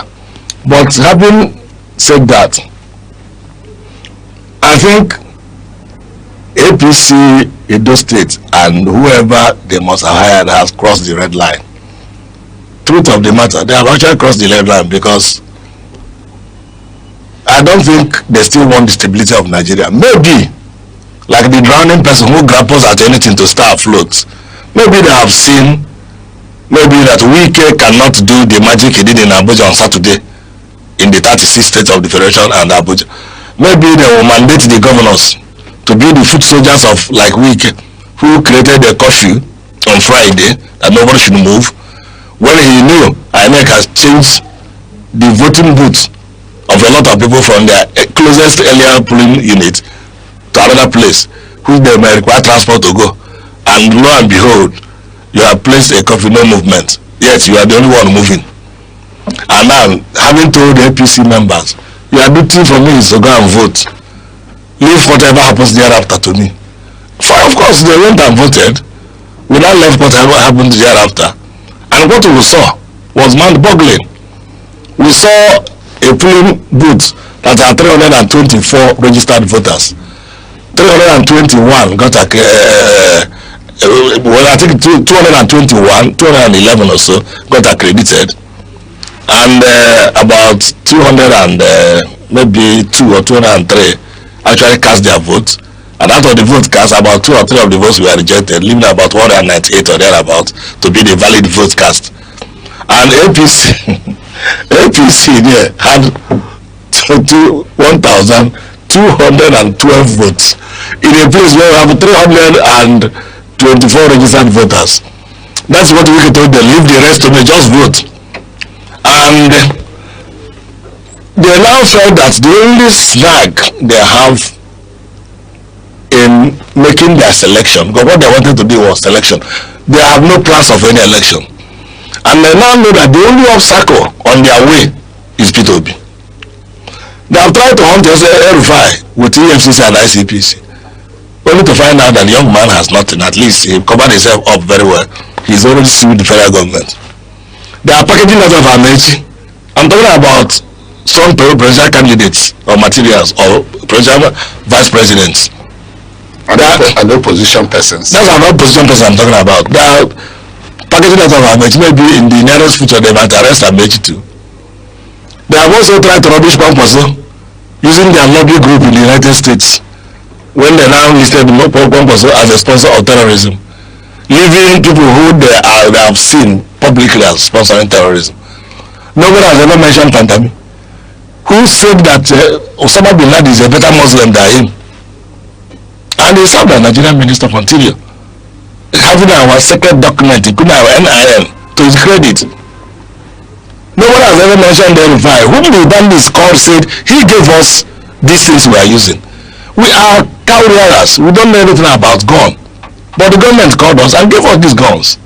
The same bandits on social media. Nobody has mentioned those ones. They now picked Kwankwaso, because Kwankwaso is being tipped to be a possible running mate to P2B. If he is given the ticket. If P2B is given the ticket. And with the kind of primary they want to organize, I think they are going to direct primaries. So if you direct primaries, it is very basic that P2B will have to click the ticket, because the only one we are afraid of is the delegate primaries, where we select people and go to Abuja. It might be dollarized. It has never happened before. But if we direct primary, in every ward you vote throughout Nigeria, nobody is afraid that P2B will click the ticket. And you can see he has intensified his campaign of late. So, but that is by the way. We are talking about the attempt on him. And why that attempt on him is because, one, they have checked Peter from head to toe. There is no record of any corruption as a state governor. They even went to his banks where he has been chairman for 3 banks, Fidelity Bank, and the rest of the, you know how many of the banks, where he has been chairman, managing director of the banks. They have checked there were no stains. They have checked when he was even economic advisor to Obasanjo and Goodluck Jonathan. They didn't find anything. Otherwise, if they have found any dent with Peter, truth of the matter, EFCC could have charged him to court longest time, and they could have, gotten another motor shot, to send him to prison. So, but they have not seen anything. So there is nothing to have their hands on. So the best option they think is this brute force of a near illiterate who said he's a governor. Because it is embarrassing. People like Mondo Pogoro could ascend the governorship of a state. Somebody who cannot read his budget. Somebody who doesn't know how to pronounce GCFR. Which even the last, but my stepchild in kindergarten school, we even know that what is his name? Tinubu is commander of Federal Republic. He couldn't provide GCFR governor, and now he is the one president of the state and had that temerity to threaten a very popular. What people don't understand is that P2B's following is an organic following. P2B doesn't rent crowd. Just say it here on air that P2B will be in Aneke, in front of Aneke TV by 5 p.m. today. Anybody who sees it will share it immediately. Before 4:30, the whole place is crowded with human beings waiting to see P2B. I think they say they are going to see another Messiah. His own followership is organic. Just like the followership of one person in Kano especially, it's also organic. So the only way to silence them is to make sure, but what I will tell them is that when you are cutting a tree with a lot of branches, maybe a lot of birds have made that place their home. You are trying to saw it down with a chainsaw, and maybe you didn't take a good position, and the tree starts to fall. When it falls, both the reptiles, both the birds, both everything on top of it scatters inside the compound. Everybody will run away. So my advice to Mondo Pobelo and his APC stalwart, I won't generalize every APC because the way it happened is where I will hold responsible. He should be, Edo State is the headquarters of the Forbidden Movement, whether we like it or not. I will have an opportunity to be the chairman of the Forbidden Movement here in this state. But I know that Enugu State is not the headquarters. Where we have radical obedience in Edo State, both intellectual radicalism, both physical radicalism, whichever kind of radicalism obedience you want, they are in Edo. And that is where they wanted to attempt on the life of Peter. The goodest luck they have is that Peter had no scratch. If he had a scratch, Rex will be hearing a different story from Edo. Some people have insinuated we're making such insinuation, but let me ask you. We have this law, what we call the immunity clause on the governors, which the Nigerian Constitutional Amendment had jettisoned in terms of removing it from the law. So it is retained. Because it is retained. Yeah. And now we have a threat made by a governor who swore an oath to protect the lives of the people, and he started threatening the life of the same people he swore an oath on. Yeah. And we have also the governor kind of breaching the constitution, because it is the constitutional right of every Nigerian to go to wherever he wishes to go, especially when that person is peacefully going about his business. So we see it as a breach of constitution to tell somebody not to, unless that person. So from the perspective, you are a lawyer. Let us look at it from a legal perspective. What he has done, what is it, and what could be the possible, a possible thing that could be done so that such thing will no longer rear its head. Now you see, these politicians, I think their problem is that many of them are unemployed. I mean what I'm telling you. Many politicians are jobless. If politics could be played the way it's played in the United States, where we borrowed it, a lot of things happening in the National Assembly won't be happening. This issue of immunity should have been removed longest time, because the governor who is there, see, when I make this reference, people now start to think, is it because I'm an obedient supporter? You see, Peter has a very nice floating business before he joined politics. When he left politics, he went back to his business while still doing the same politicking. These other ones, once you leave as governor, you will make a law that pays you dividend, that is a pension, for staying 8 years, And you rest who may have worked in Radio Nigeria maybe for 36 years, they even still owe you your gratuity. And your gratuity for that 36 years is not up to 1 month salary or 1 month gratuity of somebody who served 8 years as governor. In same climes, such thing doesn't exist. So when you get to Anambra State, you don't talk about such law. If it was sent to the House of Assembly, it was repealed. Abia State has moved to repeal its own. These are, and that's why the likes of Ojo Zakalo and the other Kalo, the deputy speaker of the House of Reps, have risen up against Alex Oti. Because very soon now you run out of Abia State have been repealed because the man has not even collected a dime, even as governor, because he has something doing. He's a seasoned banker. He was the MD of Diamond Bank, which eventually translated to Access, where he was in banking sector.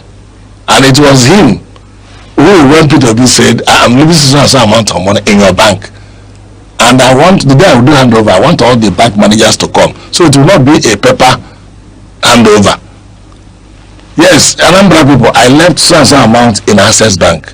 Alex Oti, you are the chairman, managing director of, tell them how much I have in your bank. He brought the statement and said, yes, what he said is here in the bank, and it's Anambra's people money. Governor, when he's realized, can change the signature of whoever, if he's accountant general. Now, it is only him.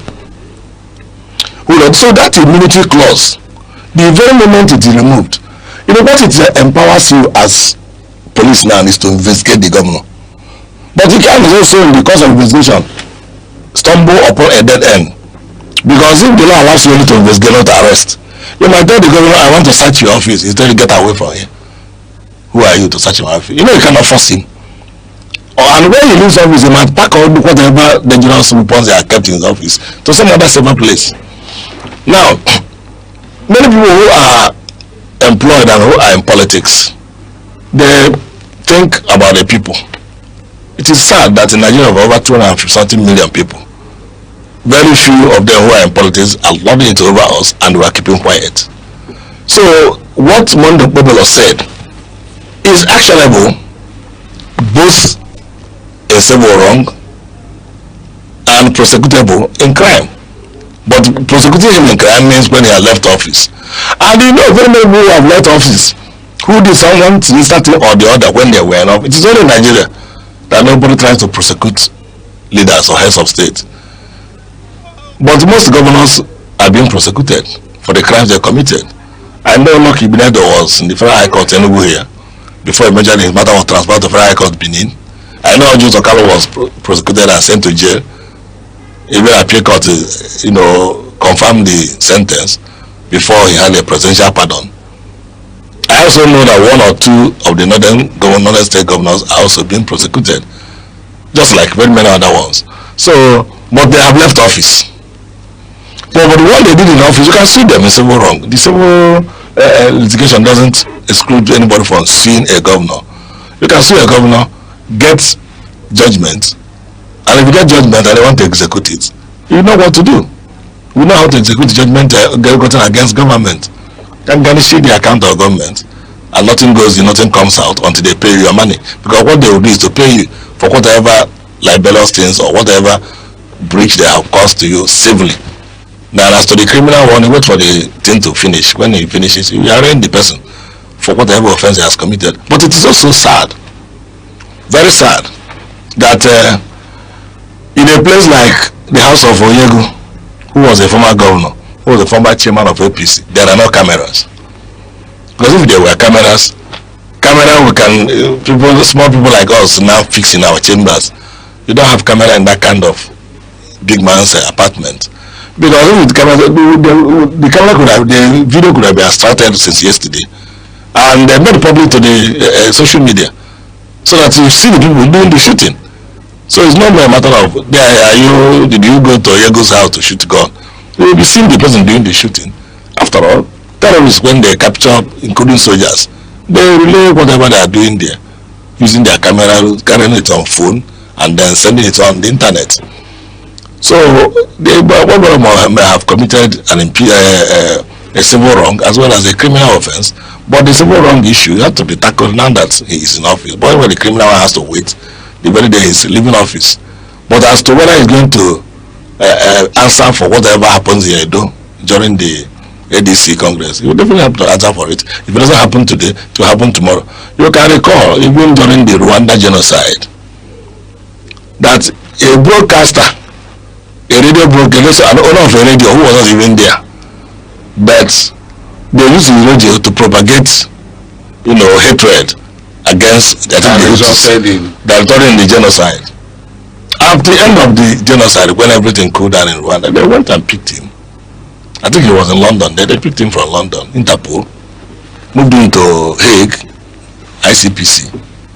I think they jailed him for about 99 years or thereabouts. And of course, somebody who is over 70, you jail him for 99 years. They will carry his coffee into the prison yard. And just like Charles Taylor, who was president of Liberia, I think he was arrested in Nigeria here.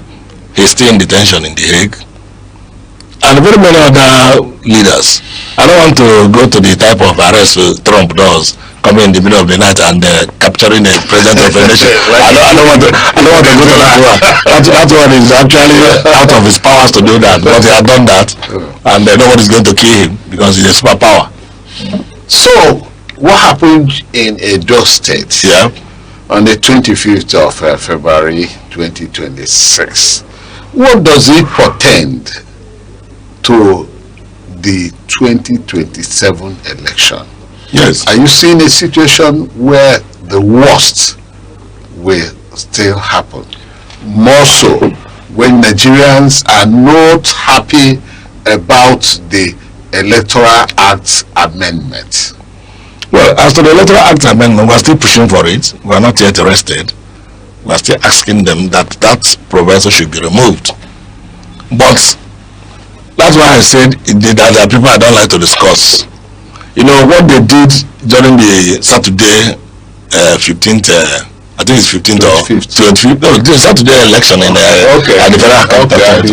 Yes, Abuja election. What they did, yes, and what they did was just testing the microphone to know what the microphone will say in 2027. 2027, with the current thing that is trending now, I see danger.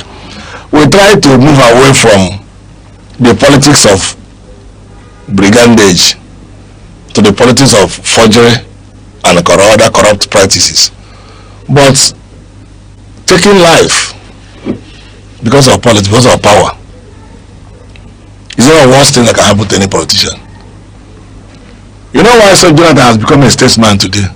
Because Jonathan told the world that his ambition is not worth the blood of any Nigerian. Don't fight for me. People like Chidoka, they were already that day on Collection Center to insist that Jega bring the uploaded results from the IRF.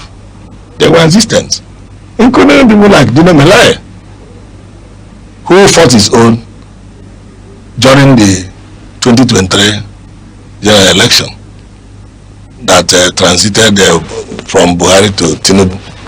But the other ones fought their own in 2015 when it was transitioned from Jonathan to Buhari. And Jonathan said, if you must have to protest the election, protest it through the due process of law. Don't go to stage any fight, don't go to shoot anybody, because my ambition is not worth the blood of anybody. So today, the world sees him as a statesman, because after the United Nations the United States have predicted that Nigeria will end in 2015. You saw the prediction. Why did they predict that? Because they felt Jonathan will not concede defeat. Because they were also working to oust Jonathan, including from the Oval Office, Obama's office in the United States.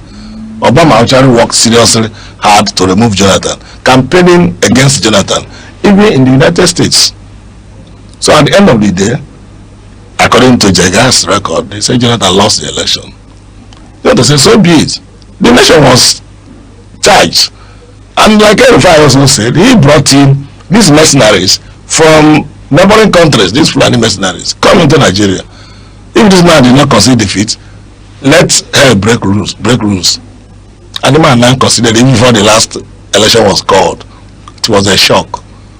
Everybody, it was like where you have the furnace pulled out from the blacksmith's oven, and then at the end of the day, you pour cold water on it. So that's what happened with Jonathan. So what I'm saying is that the 2027 general election is fraught loaded with danger. Yeah, it's 2027 elections in Nigeria is loaded with danger. That is the submission of also Nadume of Okansi. We'll pause here for a break. When we come back, we'll continue our program Arena on Aneke TV, Enugu, Southeast Nigeria. Every second, the world changes, markets rise, leaders speak, stories unfold. To keep up, you don't just need news, you need clarity, you need speed, you need perspective. That's why Aneke TV brings you the global pulse. Accurate, reliable, right when it matters most. Aneke TV. Move with the world.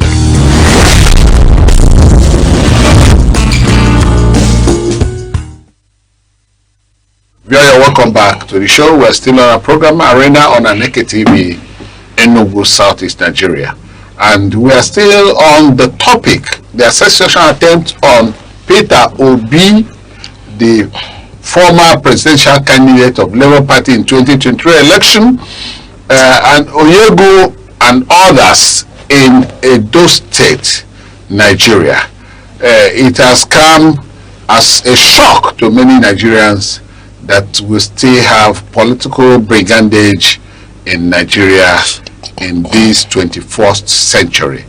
I have Barrister Nadume of Okansi, human rights activist and farmer here in the studio, lending voice to this particular topic. He has spoken extensively on the things that has happened, what has happened in Nigeria before now, what is presently happening, and what it portends to the 2027 election.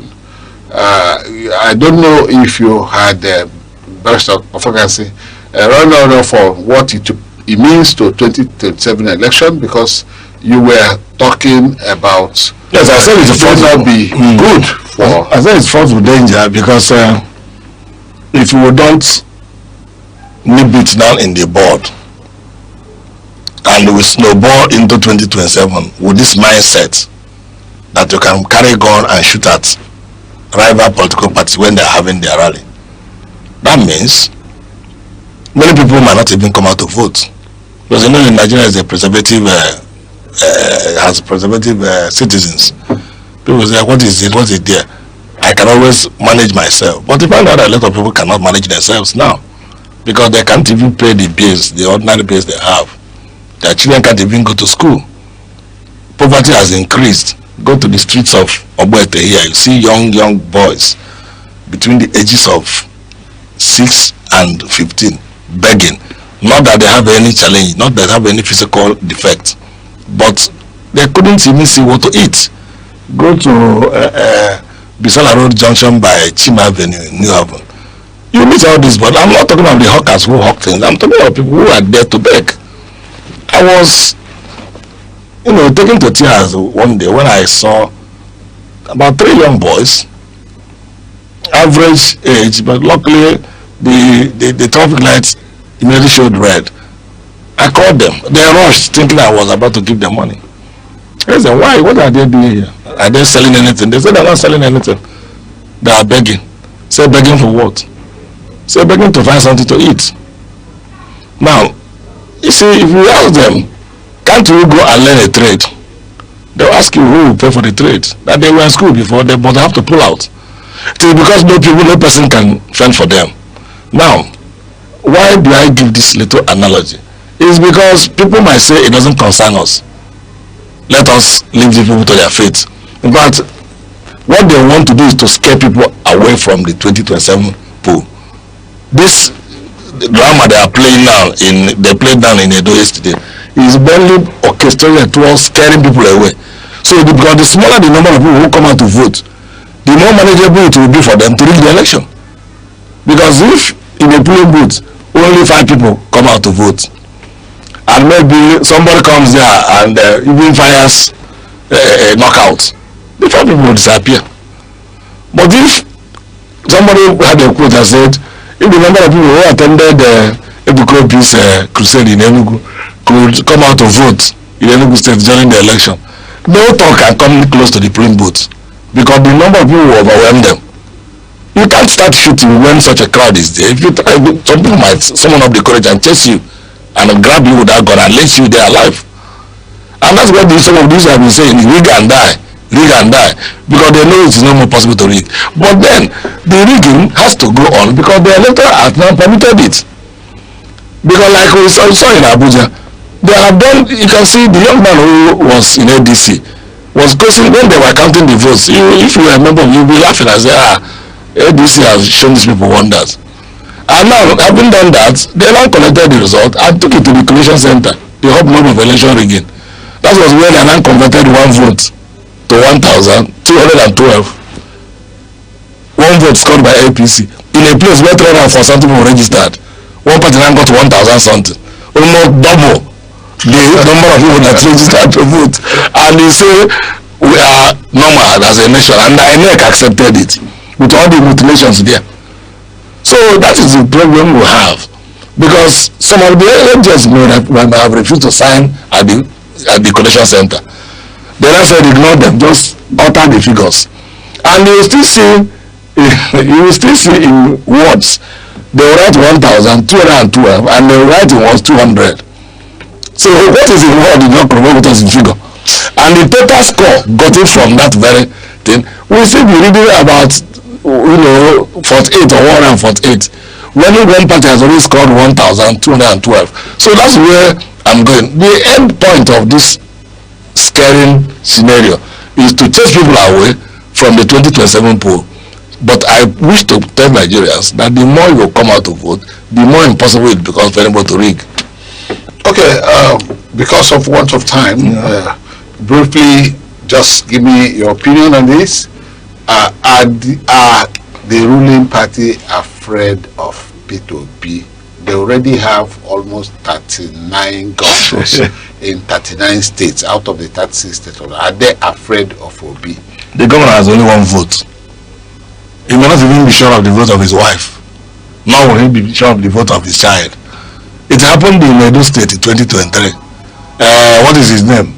The former governor, Obaseki, told the world that in my own house, my 2 grown-up graduate children are obedient when I am in PDP. You can imagine that kind of. So that shows you that the fear of Obi is the beginning of wisdom. So if they are not afraid of Obi, why should they be attempting on his life? So how do we get out of this quagmire, this whole quagmire? The only way to get out of it is for everyone, first of all, to go and get a party card. Become a member of a party. If you can't become a member of ADC, be a member of any other political party. The cards are now everywhere. The electoral act now allows direct primaries. In your ward, cast your vote for your choice candidate. Let that choice candidate first of all win. If, for instance, Obi wins the presidential ticket, now mobilizing people for him is not a difficult task because he has organic followership. So that is the quagmire. So the only way to solve it is all of us taking this thing serious and knowing that our future depends on it.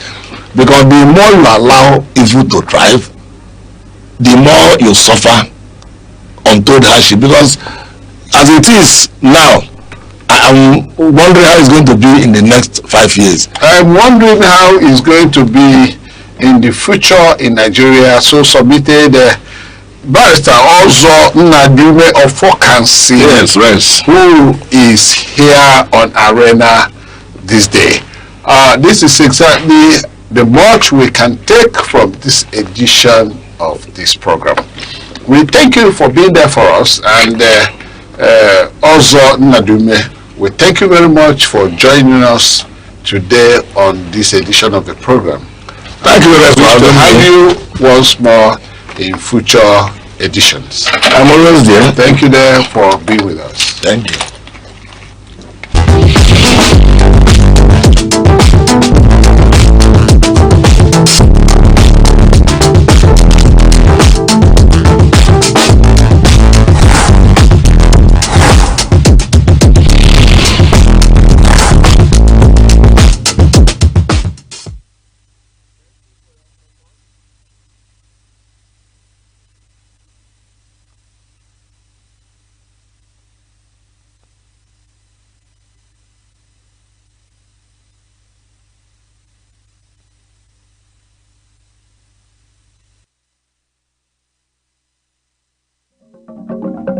Chimamanda Adichie.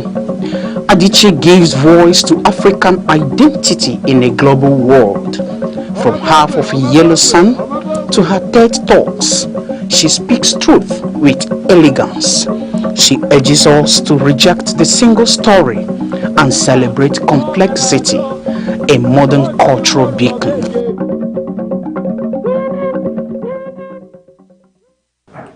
Nigeria is a nation of enormous potential, rich in people, culture, and natural resources. Yet, decades after independence, challenges persist. Insecurity, communal clashes, youth unemployment, weak institutions, and corruption. Many of these problems stem from a deeper issue: the difficulty of managing Nigeria's diversity and translating competing ideas into practical solutions. At the heart of solutions is mediated convergence, bringing government, communities, and civil society together to find common ground. In Plateau State, local leaders, youth groups, and security agencies are negotiating grazing routes and implementing community-led peace initiatives. The result? Reduced violence in areas historically prone to clashes. During the COVID-19 pandemic, collaboration between federal and state governments, traditional rulers, and religious institutions ensured that health directives were respected, showing how coordinated action saves lives. Nigeria's cosmo-philosophical ideologies combine indigenous values with global governance principles. Communal responsibility, consensus building, and respect for elders guide social cohesion, while democracy, accountability, and rule of law provide frameworks for modern governance. Anti-corruption campaigns paired with community education are proven more effective than enforcement alone.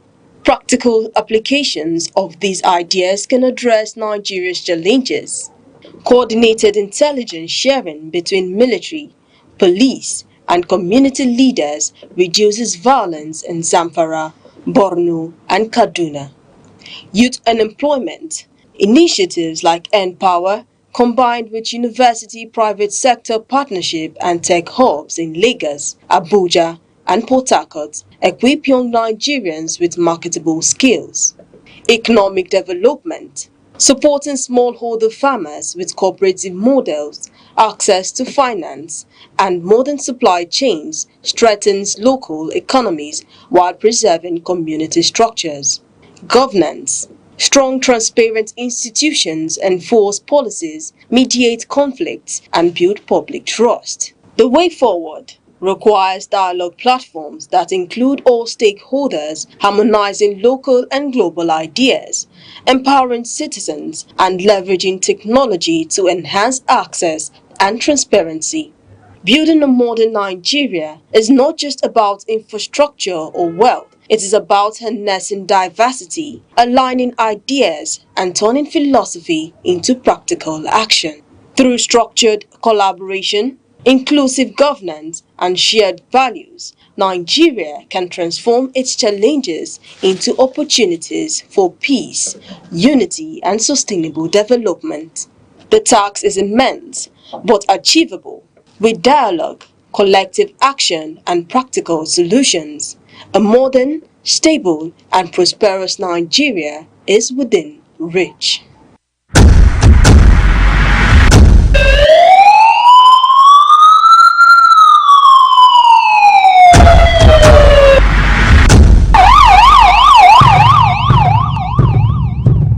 In a world where safety matters and vigilance saves lives, Information is power. Awareness is protection. from our streets to our homes, from local communities to national security, Security Watch brings you timely reports, expert analysis, and trusted updates on security issues that matter to you. Stay alert. Stay informed. Stay safe. Security Watch, every week only on Aneke TV.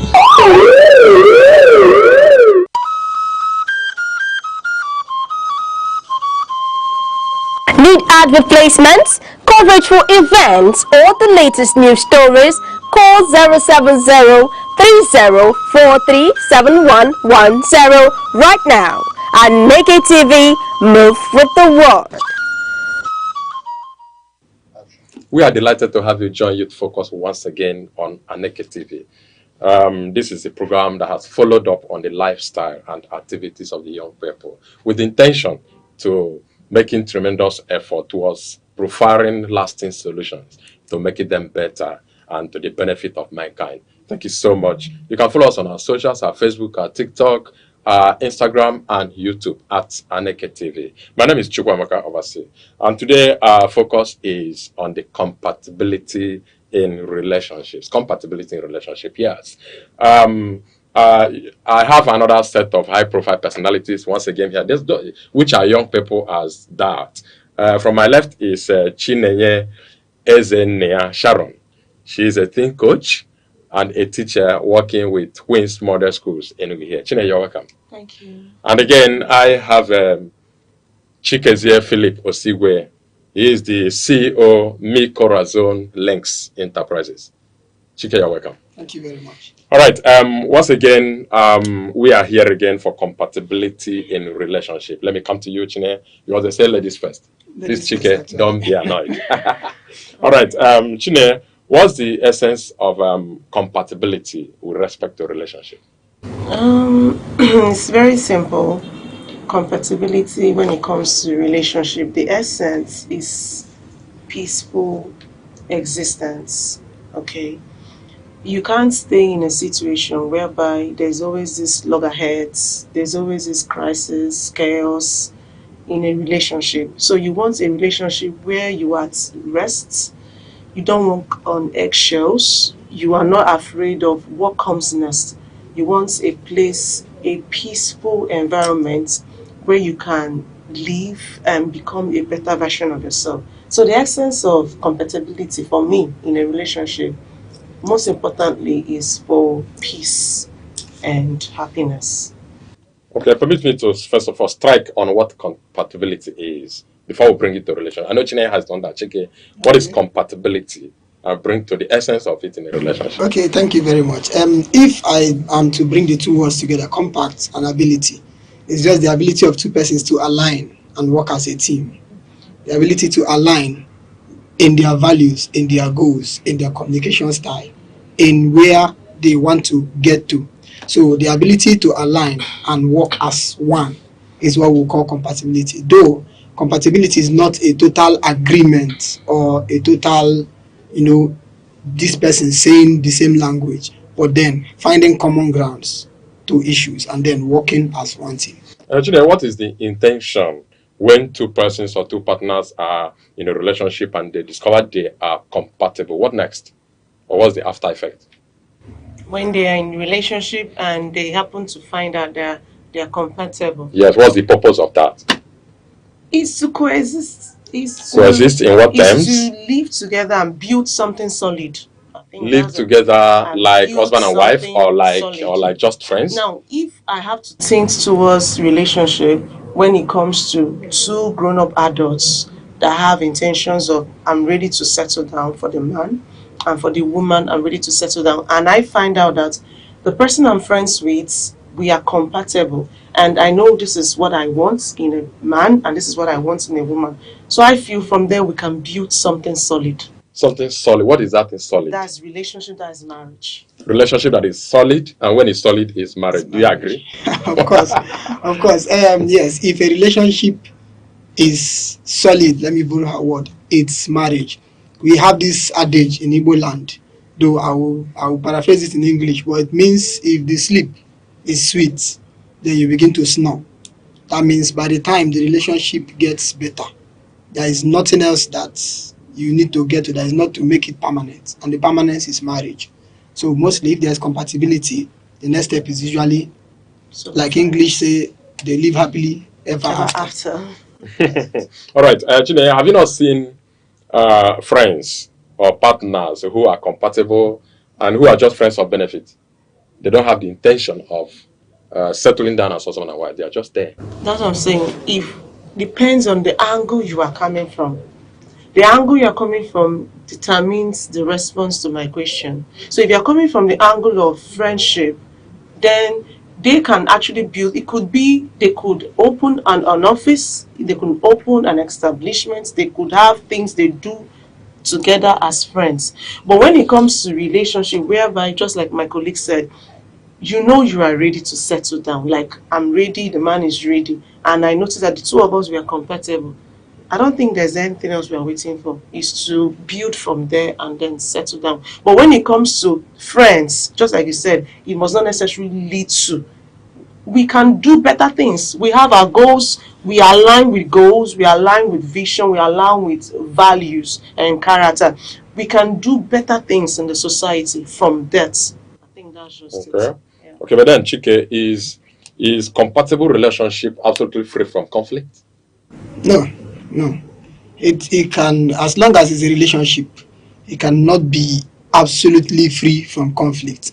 It's just that the frequency of conflict might reduce, and the way of resolving conflict would already be known and settled.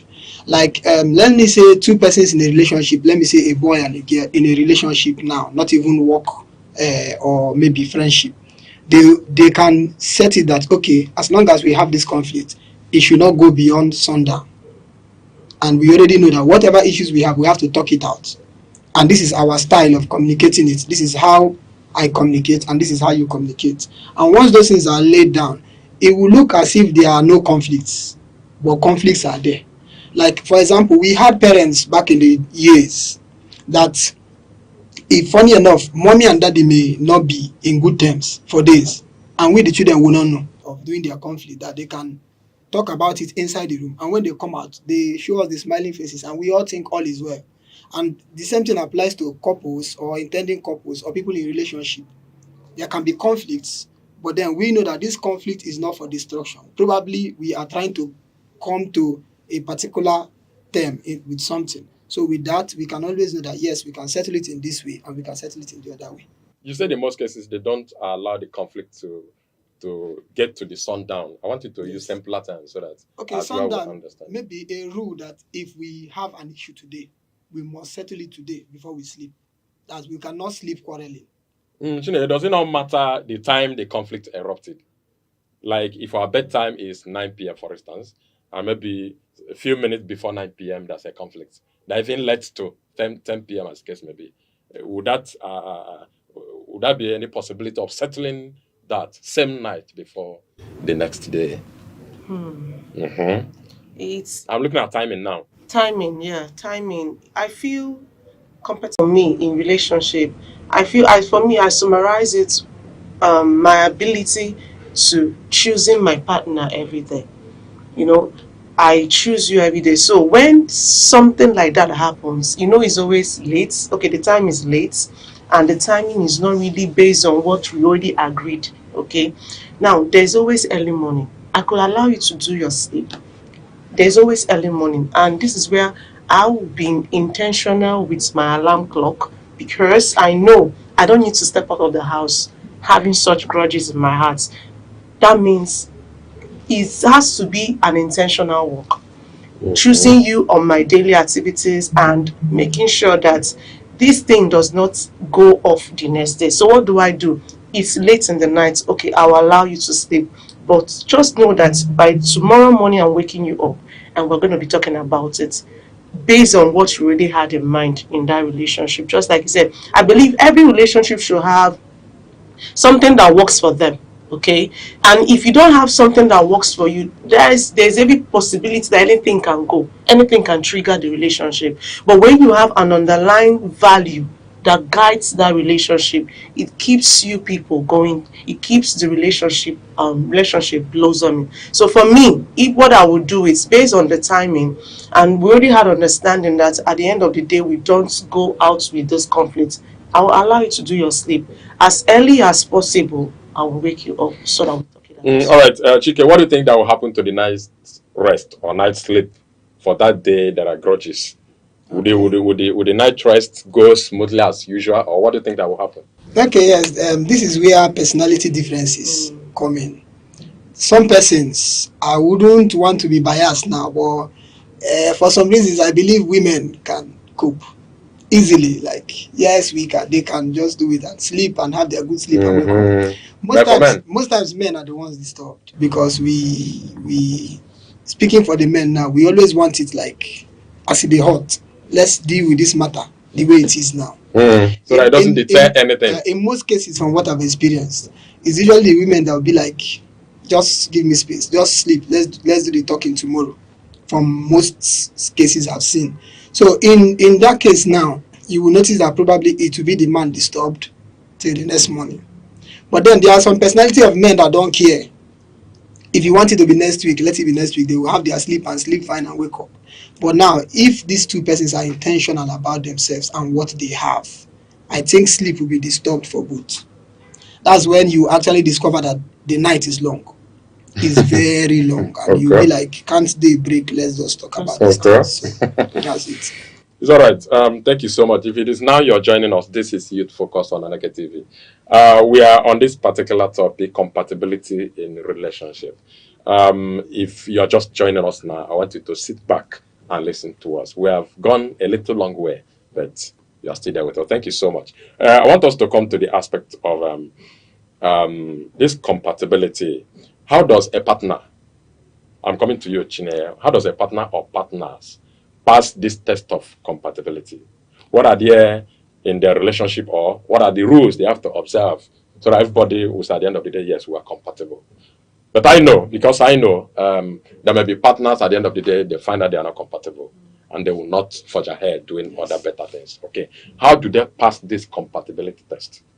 You know, one thing about passing a test, it either breaks you or it makes you. Just like an examination, when you write an exam, it's either you are passing or you are failing. So, and whatever the result is, either affects you as a person. So when it comes to compatibility in relationship and passing the test, I feel one of the most important things that can actually keep them grounded to pass this test is respecting each other. There's nothing like respect in a relationship. When someone is being disrespected, it means you are telling this person, I don't value you, I don't see you, you mean nothing to me. Like, it affects the person's self-worth, and nothing kills, especially ladies. When you disrespect a lady, it has a way of going a lot way to affect the woman's self-respect, self-esteem. So for me, one of the ways for them to pass it is have respect for each other. And secondly, choose each other daily.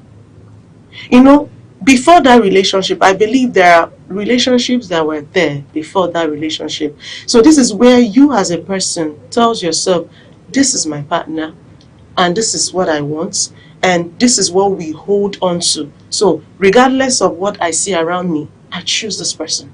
When it means, that means I don't hide anything from this person. I include this person in my daily activities. I seek for their opinion. I work with them. You know, these are the things that brings them together as a couple or as a partner. Other thing is being patient with one another.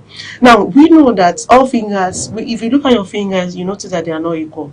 We all have our strengths. We have our weakness. So even as we are compatible, there are strengths I have and there are weaknesses you have. So what do I do when it comes to that? I need to be patient with you, because just like the Bible says that the women are the weaker vessel. So it's where the man comes with the strength of, okay, I have to be patient with this person. I have to groom this person. I have to, you know, be able to teach this person. When it comes to strengths, when it comes to weakness, we have a way of managing them. So these are more. Okay. Thank you so much. Philip, are there other ones you have? Yes, of course. Okay. Fine. I love the things that she's mentioned. Then I see relationship as a venture.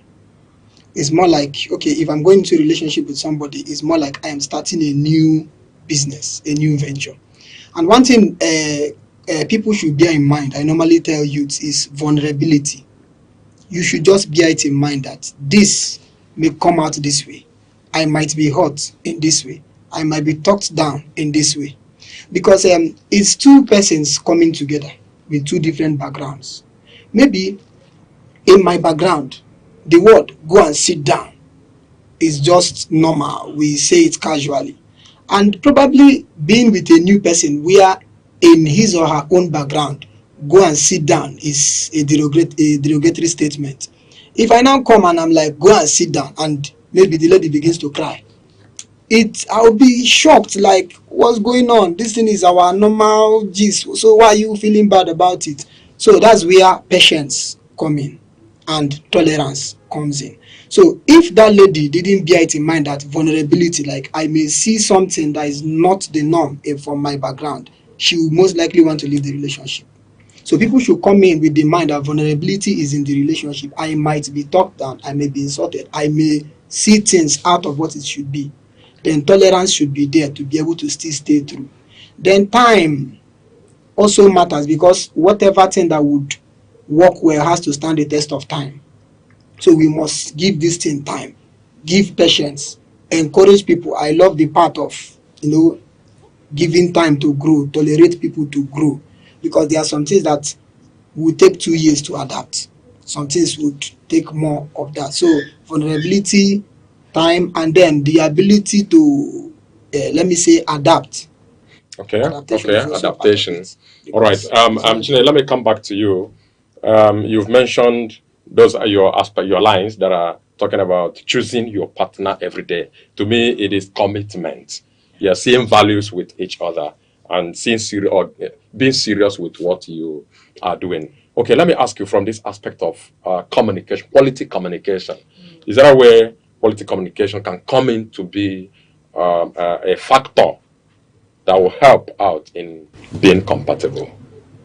Communication is one factor that you can't do without when it comes to compatibility.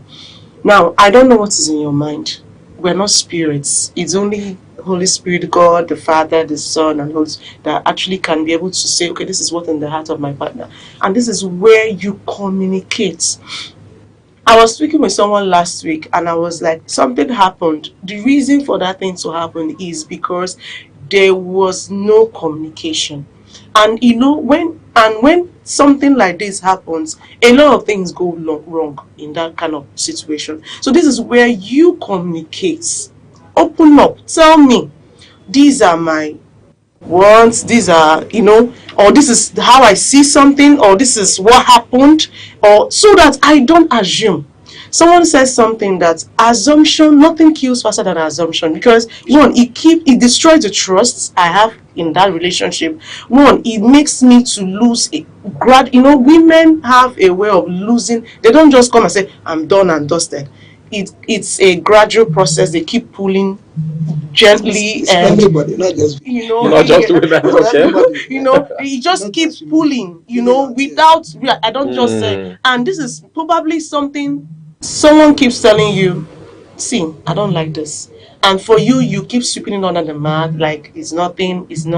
And these are the things that can actually, so for me, communication is very important, very essence when it comes to compatibility in a relationship. Thank you so much. Chike, let's bring it to the aspect of trust.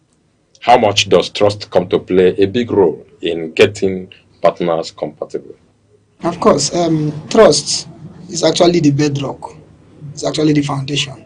If you don't trust somebody, that is, is the foundation. If you don't dig the foundation, there is no way you can build upon it. So trust must be there. I must be able to know that I trust this person before I am giving the person my heart. Because in this relationship matter, is actually a heart thing. You are handing over your heart and your emotions to somebody. So I must be able to trust that this person will treat this thing well before I hand it over to him. It's actually trust that will make you choose your partner every day, just like she said. Because if you don't trust, there are some things that when it comes to that aspect, you would not judge right. Probably you hear a news about this, that my partner did this or your partner did that. If the trust is not there, you will be misinformed. You will assume. So it's actually trust that is the bedrock, then every other thing builds upon it. Okay. All right, I want to bring to your notice that people are of different families, different backgrounds, different orientations, and the rest of them. That makes people or two persons that come together to a reasonable extent, they are two different people.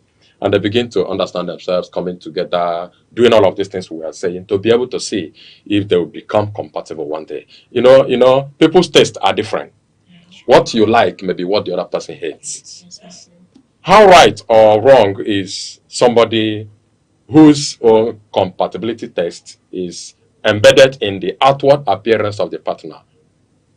The way she looks or the way he looks. I like the tallness, I like her shape, and all of that. That is his or her problem. With that, you have passed or you have not. Well, one thing I always tell people is truth. You know, is not someone being under duress or being pressurized or sympathy. Don't choose me out of sympathy. Don't choose me out of pity or to make me feel good. Now, this is where truth comes for me. If for me, one of my tests, as when it comes to compatibility, it has to do with the outward appearance of my partner. This is somebody I'll be seeing every day. This is someone I'll wake up every day to see. This is someone I do everything with. So when maybe my family has already said, oh, he has this, someone will tell me, but he has been there, but I know the looks is not for me, the height is not really giving it. There's always a problem. So I always suggest to people, please just be truthful to yourself. Don't do things to make someone happy, because at the long run, it always backfires. Anyway, that is your opinion. That is your opinion. One man's meat is another man's poison. Yes. Okay, Chike, let's bring it to this other dimension. You're a man. And every man, I am a man also, every man values his stomach. Okay. How will you score a man that says, my own compatibility test to my partner is her skillfulness in cooking? Okay. And the man values that.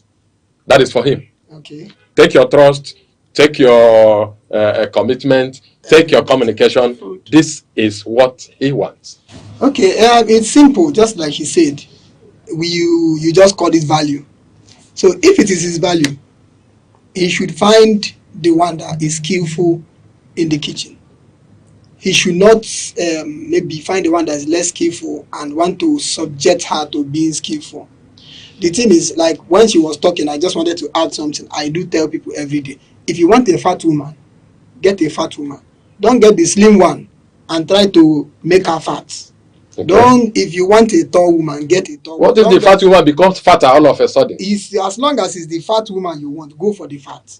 So whatever happens, you remain with the fat. Yes. Okay. So, but then if your core value is to find a woman that knows how to cook, for example, it is your core value, then maybe wealthy, brilliant, other ones. And you find a woman that is brilliant, is wealthy, is smart, but she tells you, I don't know how to cook. You know it is your core value. If I'm to advise such a man, leave that person alone. Find the one that has the core thing you are looking for. Okay. Because you will definitely find. Okay. Now, if that one is that man's compatibility test, he should go for it. Then when that one falls in place, I believe every other one will gradually fall in place, because it means that core one he cannot do without it. Okay. No matter how beautiful, tall, brilliant she is, as long as she cannot cook, he will always be rating her 0. And that alone can crash the relationship. All right. Chinenye, once again, we have seen people who said, my own compatibility test is to check if this my partner is good in bed. Yes. She has to be good in bed before I'll get married to her. I can't marry what I'll regret tomorrow, because marriage is forever and ever. Now, to some women, they will say, yes, so I need to check him. Check him. Yes. I need to test the pencil. If pencil is how fast the pencil is writing. It's trending. If the pencil will get weak or gets weak, yes. or the pencil is very strong one, or write fast, or don't write at all. Some women say that. And I want that. How will you come in? Are they wrong? Absolutely. Well, from what my partner said, there was a time he mentioned something about value system. And I think I'll be coming from that angle based on my upbringing and what I stand and what I represent. So I feel whoever I'm going to be having anything to do with has to match with my value system. If you don't match with my value system, for me, we are not compatible. So I don't have anything to do with you. So if your value system is you need to check if I'm good in bed before we could actually settle that means we're not from day one. It's a red flag for me.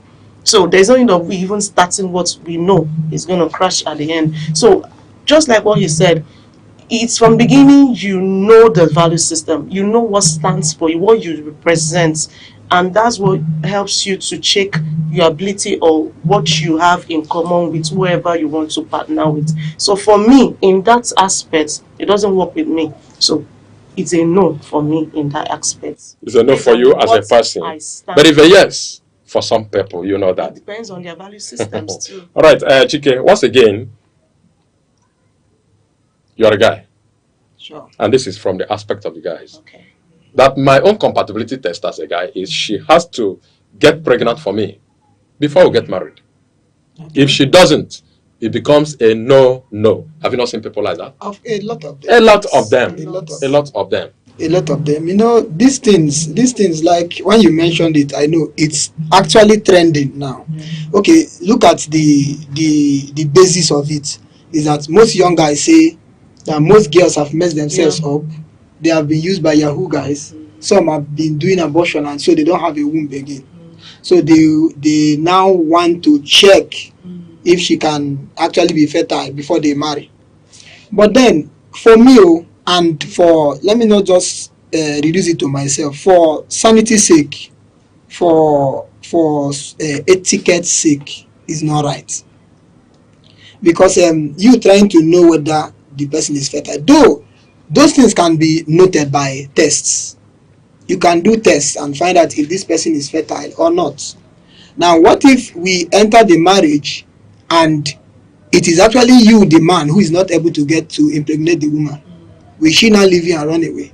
So those things can be checked by tests. Even the aspect of you must be good in bed and stuff, all those things. You know, I just feel they are all pranks that our mind and maybe social media and this modern age plays on us. For me, I don't think that those ones should be compatible. But those are people's lifestyles. That's what I'm saying. It's actually not right.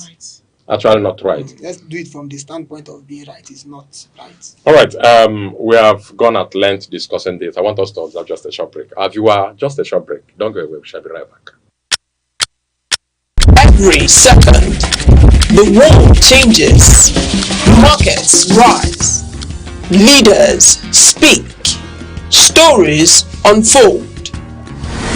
To keep up, you don't just need news. You need clarity. You need speed.